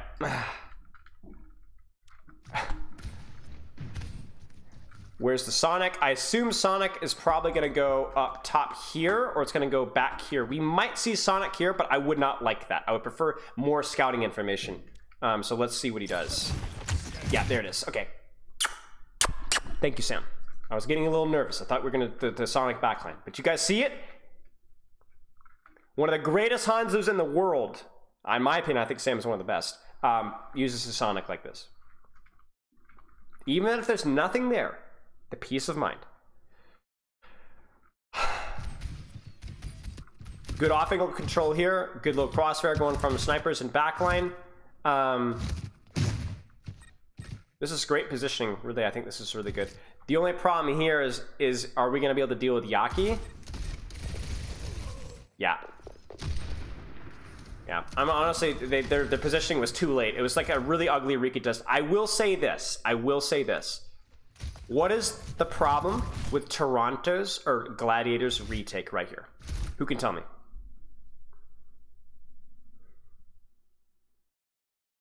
What's the problem? Did you guys see my Havana map guide?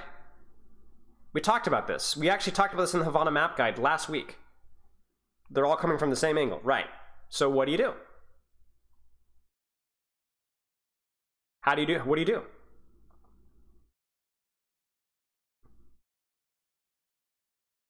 So Yaki has to stage better.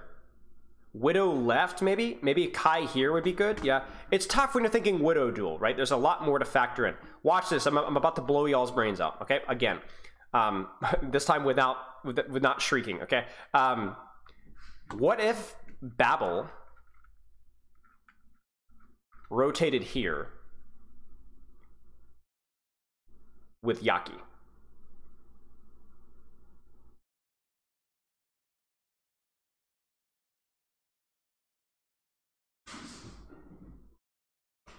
You see what I'm saying? Easy access to backline, faster pathing, right? Obviously, can Kaluch push Babel? Yes, but not this far away, right? Easy scouting on Widow. Sig spam. Okay, if Sig is spamming on your Zen, this allows Dante to just walk forward for free. Hanzo could, yeah, but it's all about risk reward, right, y'all? What would you rather have? Zenyatta sit back here and do nothing? And assist a flanker, but then not really? I don't know. That's what I would actually... Because the problem with Yaki's position here is it takes forever to stage, and he doesn't get Zen support. I think your Zen can split, especially because they're not on a flank. Like remember, that's the weakness of running Hanzo, right? You have no way, if my cats are chasing each other, you have no way to stop a Zen from taking a flank. What are you going to do? Especially when he's got a Tracer with him. I don't know. Something to consider. I think they could have set up their flanks better here. Kai should die. Kai does die. Nice little bit of stagger there. Lasso will probably die. Yaki's set up. Lasso doesn't die. Huge. Ooh, Lasso almost dies. Yaki's staged behind. Okay. Do they have time to rotate properly? I'm not sure. I think they did. I don't think that rotation is much longer than what they already did. Okay, let's see what we do. This is what we want to see, by the way. Look at what's happening from Glads. This is pretty good. Check out the timing of this push on Kaluj. Yaki on Zen. UV on Zen. Everybody else on Sigma. My only problem here is that, again, I feel like Babel's not really involved. So that was a nice trade. Dante needs to be careful.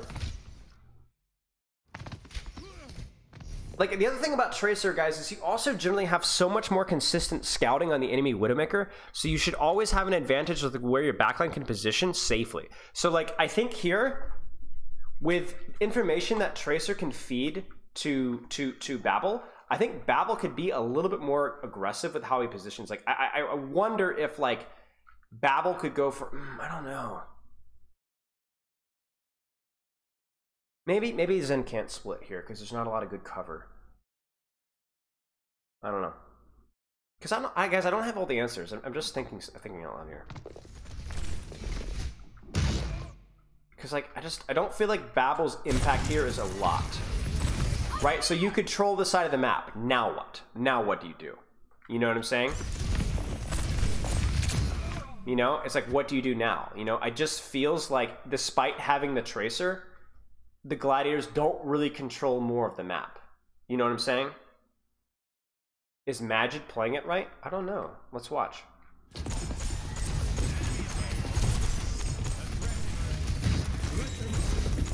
I mean, Magid is more limited with his position because Tracer can bully.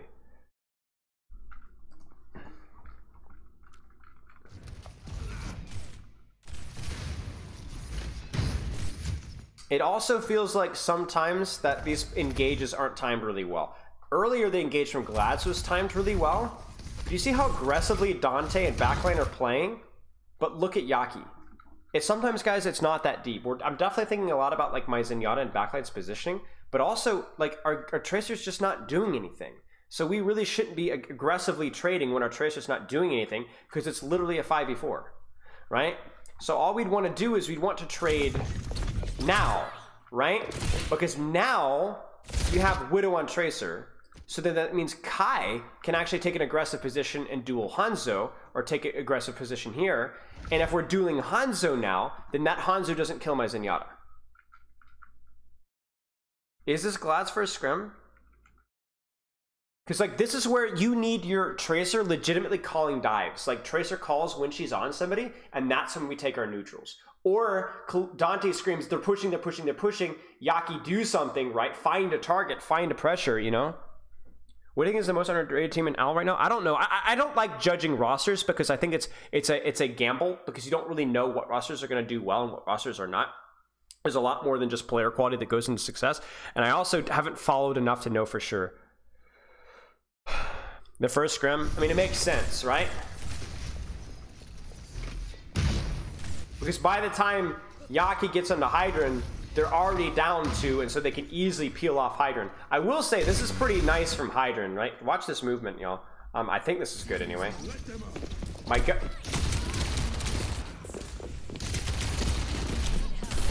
Ah, never mind. I thought it was something fancier than it wasn't.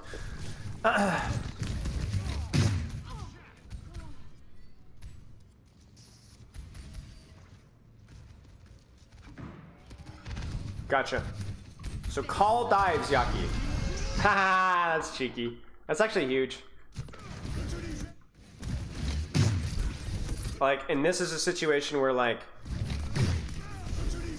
the Infrasights makes it so much harder for like Tracer to dive, you know, and then now we're walking out of a choke. Yeah, this should just be over. Like, look at Kai's position. Like, what is Kai supposed to do? There's no space at all. This is the problem with the Brig Zen, the Zen comps, the sniper comps in general. It's oppressive when you have space. It's also oppressive. It's bad when you don't have space. Not a lot of shots are hitting though. Nice lamp from UV. Okay, it took way, way longer than it should have, and that's what I smell as mechanics. Shots should have landed here. No one can hide. This guy's egoing so hard. And he's egoing so hard because he knows where Tracer is. So as long as Tracer's on backline, it doesn't mean he can't take angles on the front line, especially with infocytes, right? That's what's happening. And then he kind of gets stuck here.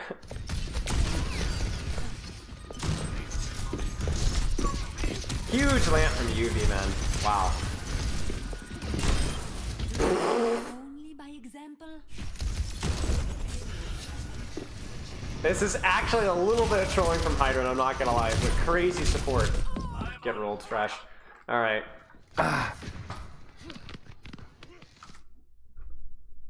Oh, hey, welcome. Ah, jeez.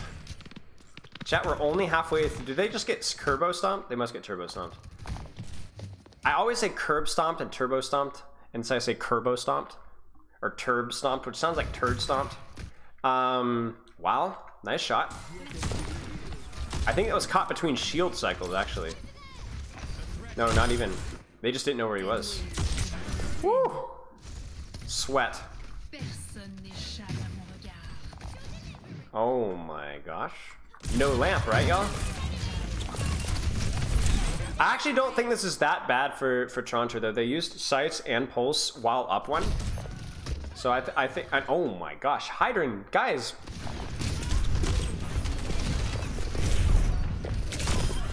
Wow. So yeah, I think you take that if you're Tronter. Check out the Discord. Check out my Patreon. Check out my bank account. So Collab needs to be really careful here, and Hydra needs to be careful as well. We have 1, 2, 3 people clearing Tracer. Collab should absolutely get turbo stomped on this tank trade. Be very, very, very careful. I mean, this is what's gonna happen here. You see that? You see that guy? Like, we literally knew that was gonna happen. It's not that deep. When you have 3 people clearing a Tracer, you don't have healing and you don't have shield pressure, so you automatically lose the tank trade. And look what happens. A little bit of shield mismanagement there too, but yeah, that's just timing. That's just timing, and that's good timing from Yaki. I also like where Yaki's positioned. I think this part of the map is probably the best part to control. And then now Yaki's out, and this is what makes Tracer weak, is her uptime can be a problem in these comps. Whereas if you shoot her once, she has to go grab a health pack. Oh, I'm sorry, redeemed high rate. My bad. Thank you. Okay. Jeez.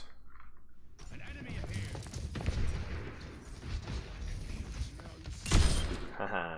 Little bit of a wide peek from Lastro, and then he gets caught in a predictable arc where he has to go towards cover, so that makes it an easy shot.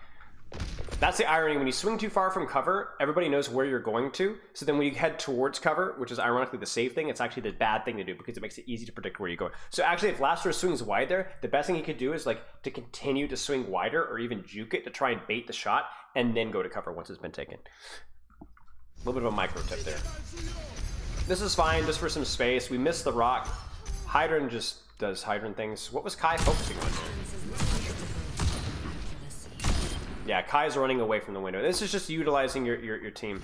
And then the problem here is, like as we saw earlier, Yaki goes in just a little bit too early, gets discorded, and then gets shot while his team is not involved that much. So then while all this is happening, this is the problem with Tracer, right? You guys want to talk about why is every team not running Tracer in Havana? This is why right here. Yes, Yaki messed up his timing a little bit, but he got punished by being out of the fight. 347.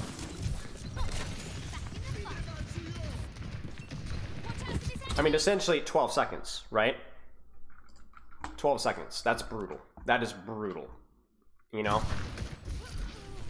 Oh, but still, the GOAT himself. Woo! I gotta stop making loud noises. Sorry, guys. I forgot about my noise gate. I thought my noise gate was better than it was. Not the biggest kill in the history of the universe, but hey, we'll take it. Just give Tracer shields to reduce her downtime. Hey, it worked for Ball. Ooh. I mean, a lot of this, honestly, guys, is going to be a little bit dull because it's just going to come down to mechanics to an extent. I mean, there's the Tracer advantage right there. There's the Tracer advantage. Why does Kai hit this shot? Why does Kai hit this shot? right? Hanzo's not looking. Hanzo's not looking. Hanzo's looking at Tracer. Right there. It's a great shot, but that's where the Tracer advantage is. So if you can hit value during those windows of time when your Tracer is in, then you're good to go. If you don't, you're cooked. It's that simple. And the Infrasight is an unfortunate cherry on top because it's would have prevented that kill. What?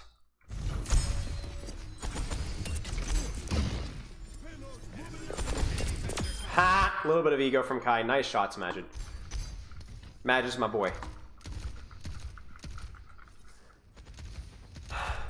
Again, really nice timing from Yaki here. You notice that everyone's pushing on Dante. It was Dante. Wide open. Hydrant should die here. There it is. So if I'm Toronto, this is just a focus. This is just a focus issue. Where like if you're Toronto here, you have an advantage, yes, but Tracer's still in the backline. So if you bait a little push on Dante and just turn around and peel Kai, or Hydrant, excuse me, Yaki probably dies, actually, because even if he recalls, he's gonna get stuck out in no man's land. So then Yaki dies, or gets cleared out, as we saw earlier, for 14 seconds, 12 seconds, and then we can hard push. The problem with Toronto is there's just a little bit of greed, right? Oh, we're up, push, but no, consider angles. You guys notice that that's the problem again. That's the problem again. We're not considering our off angles. We're not considering our flanks. Even when we have an advantage. Look at how Tracer got into Hydrant. Is it through the... Nice. It's a great play by Yaki, but also at the same time, it shouldn't be that easy if you're playing properly.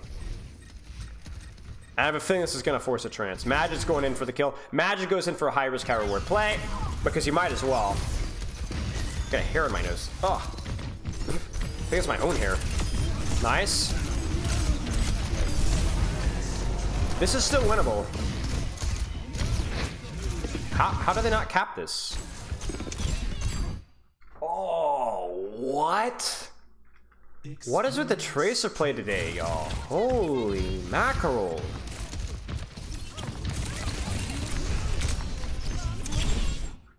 Whoa.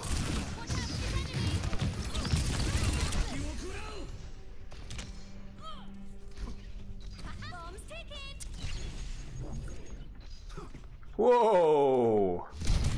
That's it. That's it right there, y'all. Whoa. Whoa. That's wild.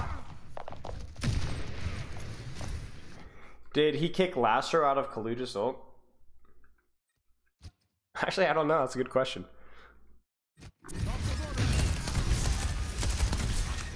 Boom, there's Majid. Ha! He did! He kicked him out of his ult! Good catch, guys. Good catch. That's wild. I don't think it matters. Actually, it might have mattered, actually. That might have actually mattered, because he would have died, and then yes, they kill Majid. But actually, if Lastro dies, and then Sam survives, that's actually hilarious. They actually lost because of that, y'all. They actually lost because of that. He kicked him out of Dante's. Yeah, sorry. That's what I meant, yeah. That's hilarious. Majid literally kicked... No, it's not. No, Majid kicked Lastro out of Kaluja's ult.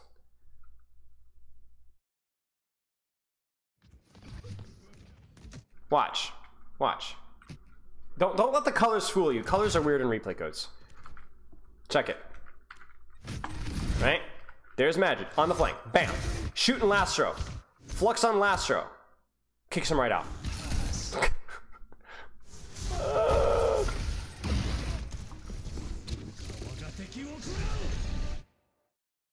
Yeah, both Sigs ulted. Okay. I like the Genji swap actually, because everything's a lot tighter, you know, once you get to like this point of the fight here, so you might as well go Genji. It's pretty good. It also gives you a nice little blade here.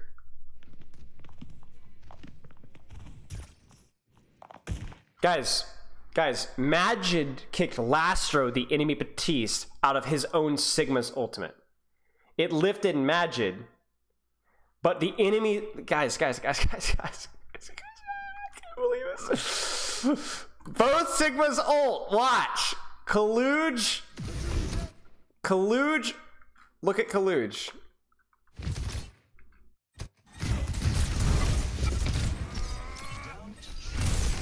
Wait. Oh, I thought Collab ulted over here. Dang it, I'm the stupid one. I'm the moron. There's a Dunning-Kruger effect right there in effect. I'm like, come on, you guys, how are you this dense? But it's actually, this is in Dante lifts Magid. Never mind. Dang it.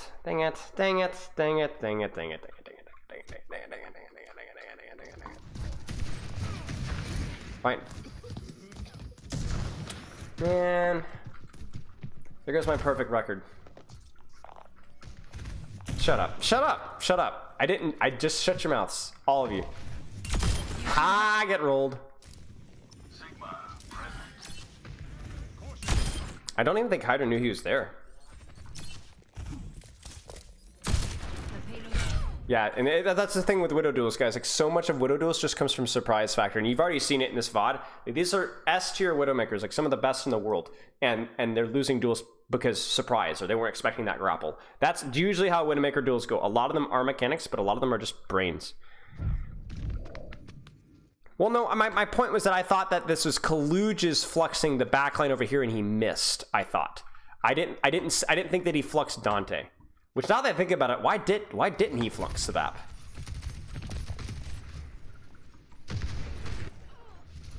Ooh.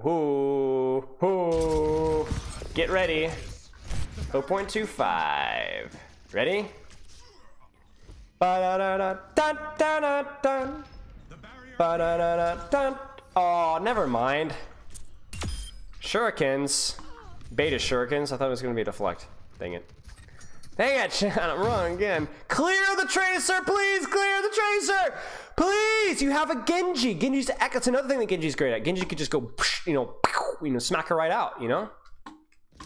Why are we looking forward? Like, this is way too much value.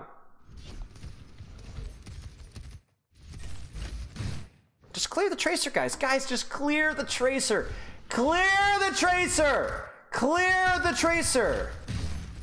You have a Genji. Samuel! No shot hide. Oh my gosh. Yaki is just getting loads of value just because people refuse to look at him. Now they're looking at him now, but Genji's still going in. Sam!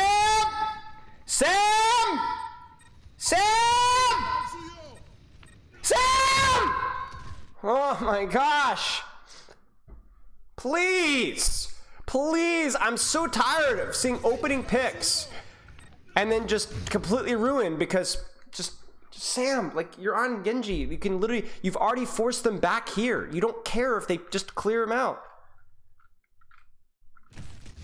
This is pretty cool though.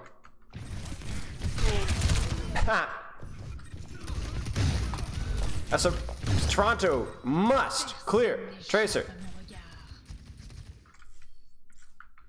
Do they do it? That's a little over an extension.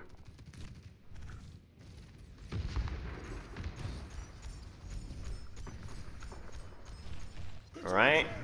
Sig overstands. Ooh, Collab. Ooh, and the lamp because of the stick. All right.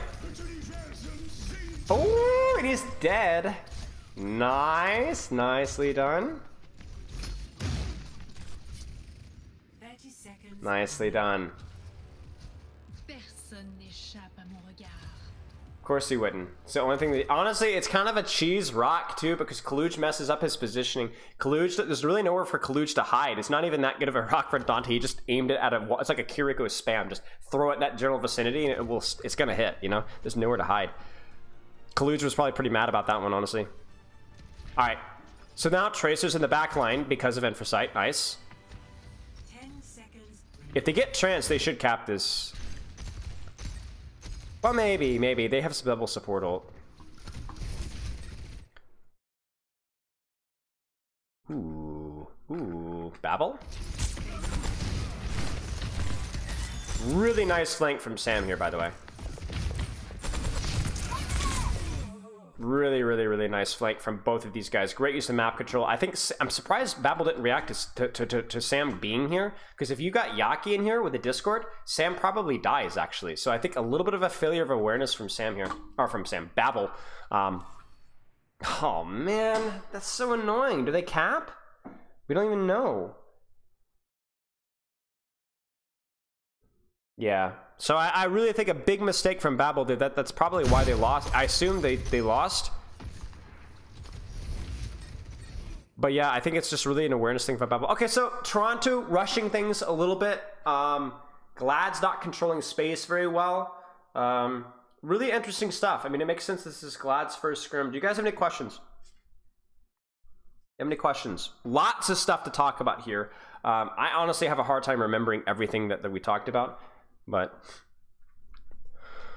any questions? I think Dante said they hold. That's astonishing. I think that's it, y'all. I think that's it. I think that's it. If they hold, that's astonishing, considering they had only window into Trance Blade, and they were down one.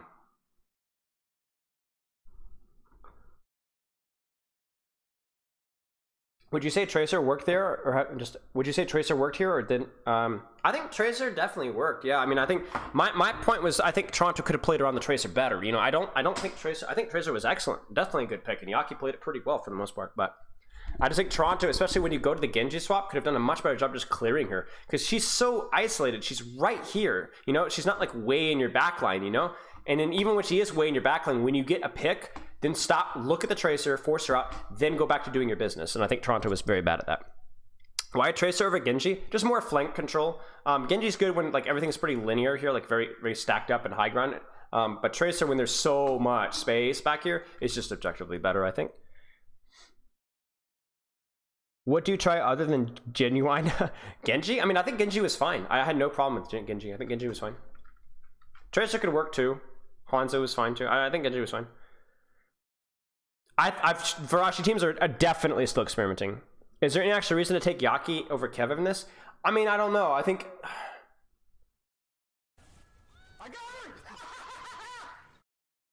DDPop, thank you for the sub. Pyop, no, I don't know. I don't know of anything that Yaki plays better than Kev. Maybe Echo? Yaki probably has a better Echo. I'm trying to think of what Yaki played last year. But they're probably just rotating them in, yeah. I was saying if you did that as DPS character being where the Tracer was, wouldn't it be bad? I mean, yeah, because if you couldn't TP out, sure. Any thoughts as to why we're not seeing into the hit scans like Ash, Cassie, Soldier? Just the nature of the comp. This is the sniper map, so you're going to see snipers. You saw dive maps earlier, so you're going to see dive. Cass, Soldier are more like mid-range comps when dive isn't meta. How common is Ryan? I don't know. In pro scrims, I don't know.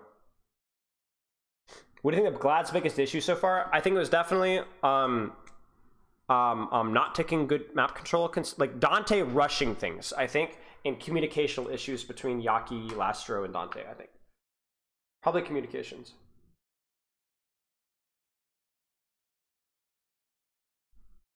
You think Yaki Echo better? Echo? I mean, I don't know. I don't know that Yaki plays a hero better than Kevster. I think maybe Yaki is probably more along the lines of we need somebody in with Kevster, and Kai only covers a certain number of heroes, right? And Yaki is a good DPS. So like, let's say you were to play a Hanzo Tracer composition or something like that, or a Sombra Tracer composition, and you'd want, let's say, Kev on Sombra or something, then Yaki can play a nasty Tracer, right? How long do you think a VOD review should be, or does it not matter? Is it 10 minutes or 2 hours? Depends. I don't like team VOD reviews longer than like 30 minutes. I do my individual VOD reviews for like an hour, sometimes more, but that's because we talk about a lot of stuff besides just gameplay. We talk about their training habits, the training schedule. We talk about a lot of different not fun things, but a lot of different things to keep their attention. But if we're going over just gameplay, over 30, 35, 40 minutes is a little bit long. Have I coached Magic before? Yeah, a little bit. Yeah. Worked with him a little bit with Saudi, and I've known Majid for a while. I think I might have worked with Majid a little bit with Ex Oblivione before that. I don't honestly can't remember. It's been a while. I mean, Ashe is still good where there's high grounds, right? Because she still has the mobility option with Coach Gun, and mid range is still really good, and Bob is still really good. Yeah, from Bob. Are there any more scrims? I don't think so. I think that's mostly it. Did I miss anything, chat? I think those are all the scrim codes. Could you play Widow Sojourn here, or does not? Well, Sojourn back in the day was better, but she builds charge off of railgun so slow that it's not as good as it used to be. Also, not having the one shot anymore really stinks. What do you think of Stux' new aim trainer? I think it's interesting. I haven't tested it much yet. I'm sure it's good. I'm sure it's good. Who do you think is the best player you've coached in terms of adapting and using what you've told them? I think the smartest player I've coached is Hottie, or Backbone probably, in terms of like growth from the player. I think Landon is also really smart.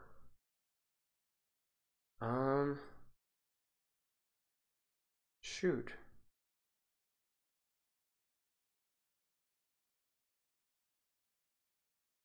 It's a tough question.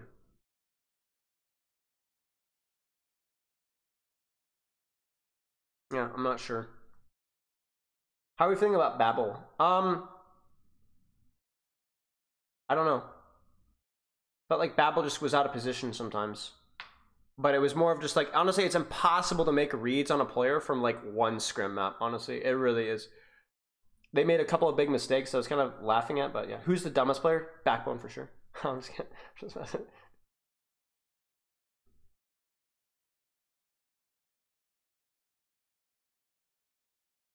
Check DMs.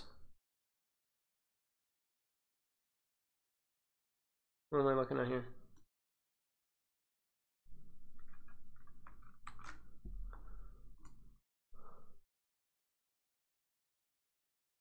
Oh my days.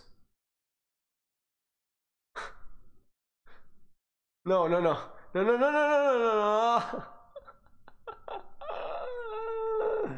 That was something.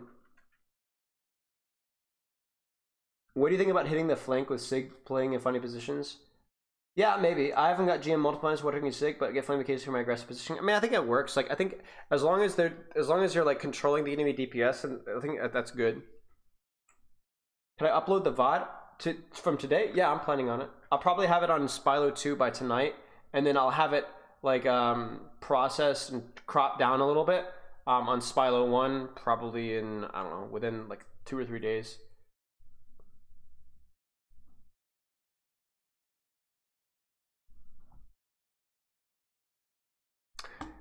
I'll take the time now, by the way, just for a subtle self-plug. Not so much a subtle self-plug, but it's just free stuff. Basically, if you haven't already, you need to join my Discord, because in here, under Spylo stuff, you can put Ask Spylo, you can ask any questions that you like, and I answer them once a week on stream. But the big thing that you guys need to be taking advantage of is the free coaching. In the Coaching VOD Compendium, which is a channel on here, I list every single VOD review that I do on stream, including the ones that I do off stream that aren't tech. So I have private coaching, right, which don't get uploaded in here, obviously. But then there's technically not private coaching, stream coaching, but it doesn't make it to the Twitch stream. I record it as if I'm streaming. And there every VOD review in here. And you could search for your hero. You could search in this channel and then type the hero that you're looking for. And they are they're all free, all of them. And most of the ones, especially the ones recently, are all in YouTube, so you can not have to deal with the Twitch UI stuff. So I highly recommend check this out. And then I'm trying to think if there's anything else in here that's worth plugging. Like I said, check me out on YouTube. If you're interested in coaching, !coaching.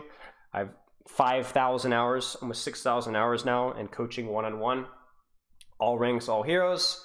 Check out Spylo 2. That's where all these streams and these sessions get uploaded to. And then, yeah, I mean, that's basically it. If you guys are enjoying this, check out my Patreon as well, because that's the only reason I'm able to do this. Because sadly, Overwatch is not a competitive enough game to where I can make it strictly from private coaching alone. But yeah, anyway, any questions, y'all? I'm going to toss host over to somebody while we finish up here. Last thing, is it Spylo or Spilo or Spylo? It doesn't really matter. I've always pronounced it Spylo, but it doesn't really matter. A lot of people call me different things, so it doesn't really matter that much. Do you duo coaching? Yeah, I've had this question before. Just reach out to me in DMs. I try not to establish a precedent with weird stuff like that, but I have done duo coaching before, yeah.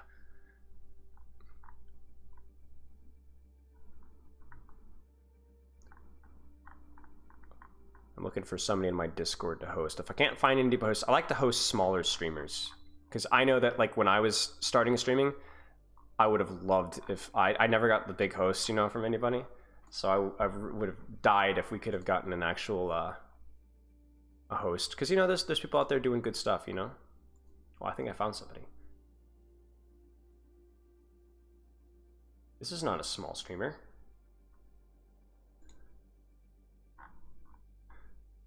That's a large streamer. I didn't even know I had the streamer in my Discord.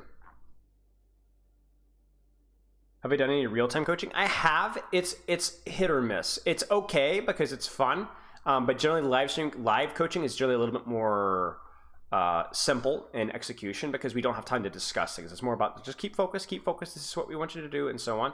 It's usually not super complicated, which means it's a little bit more dull to watch. Yeah.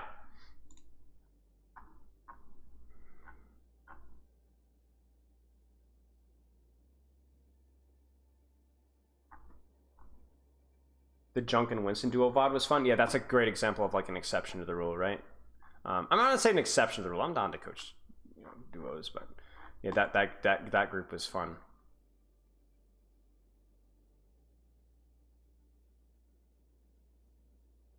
Let's see here.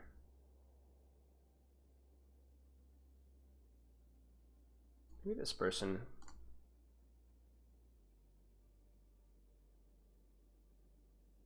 Yeah, why not?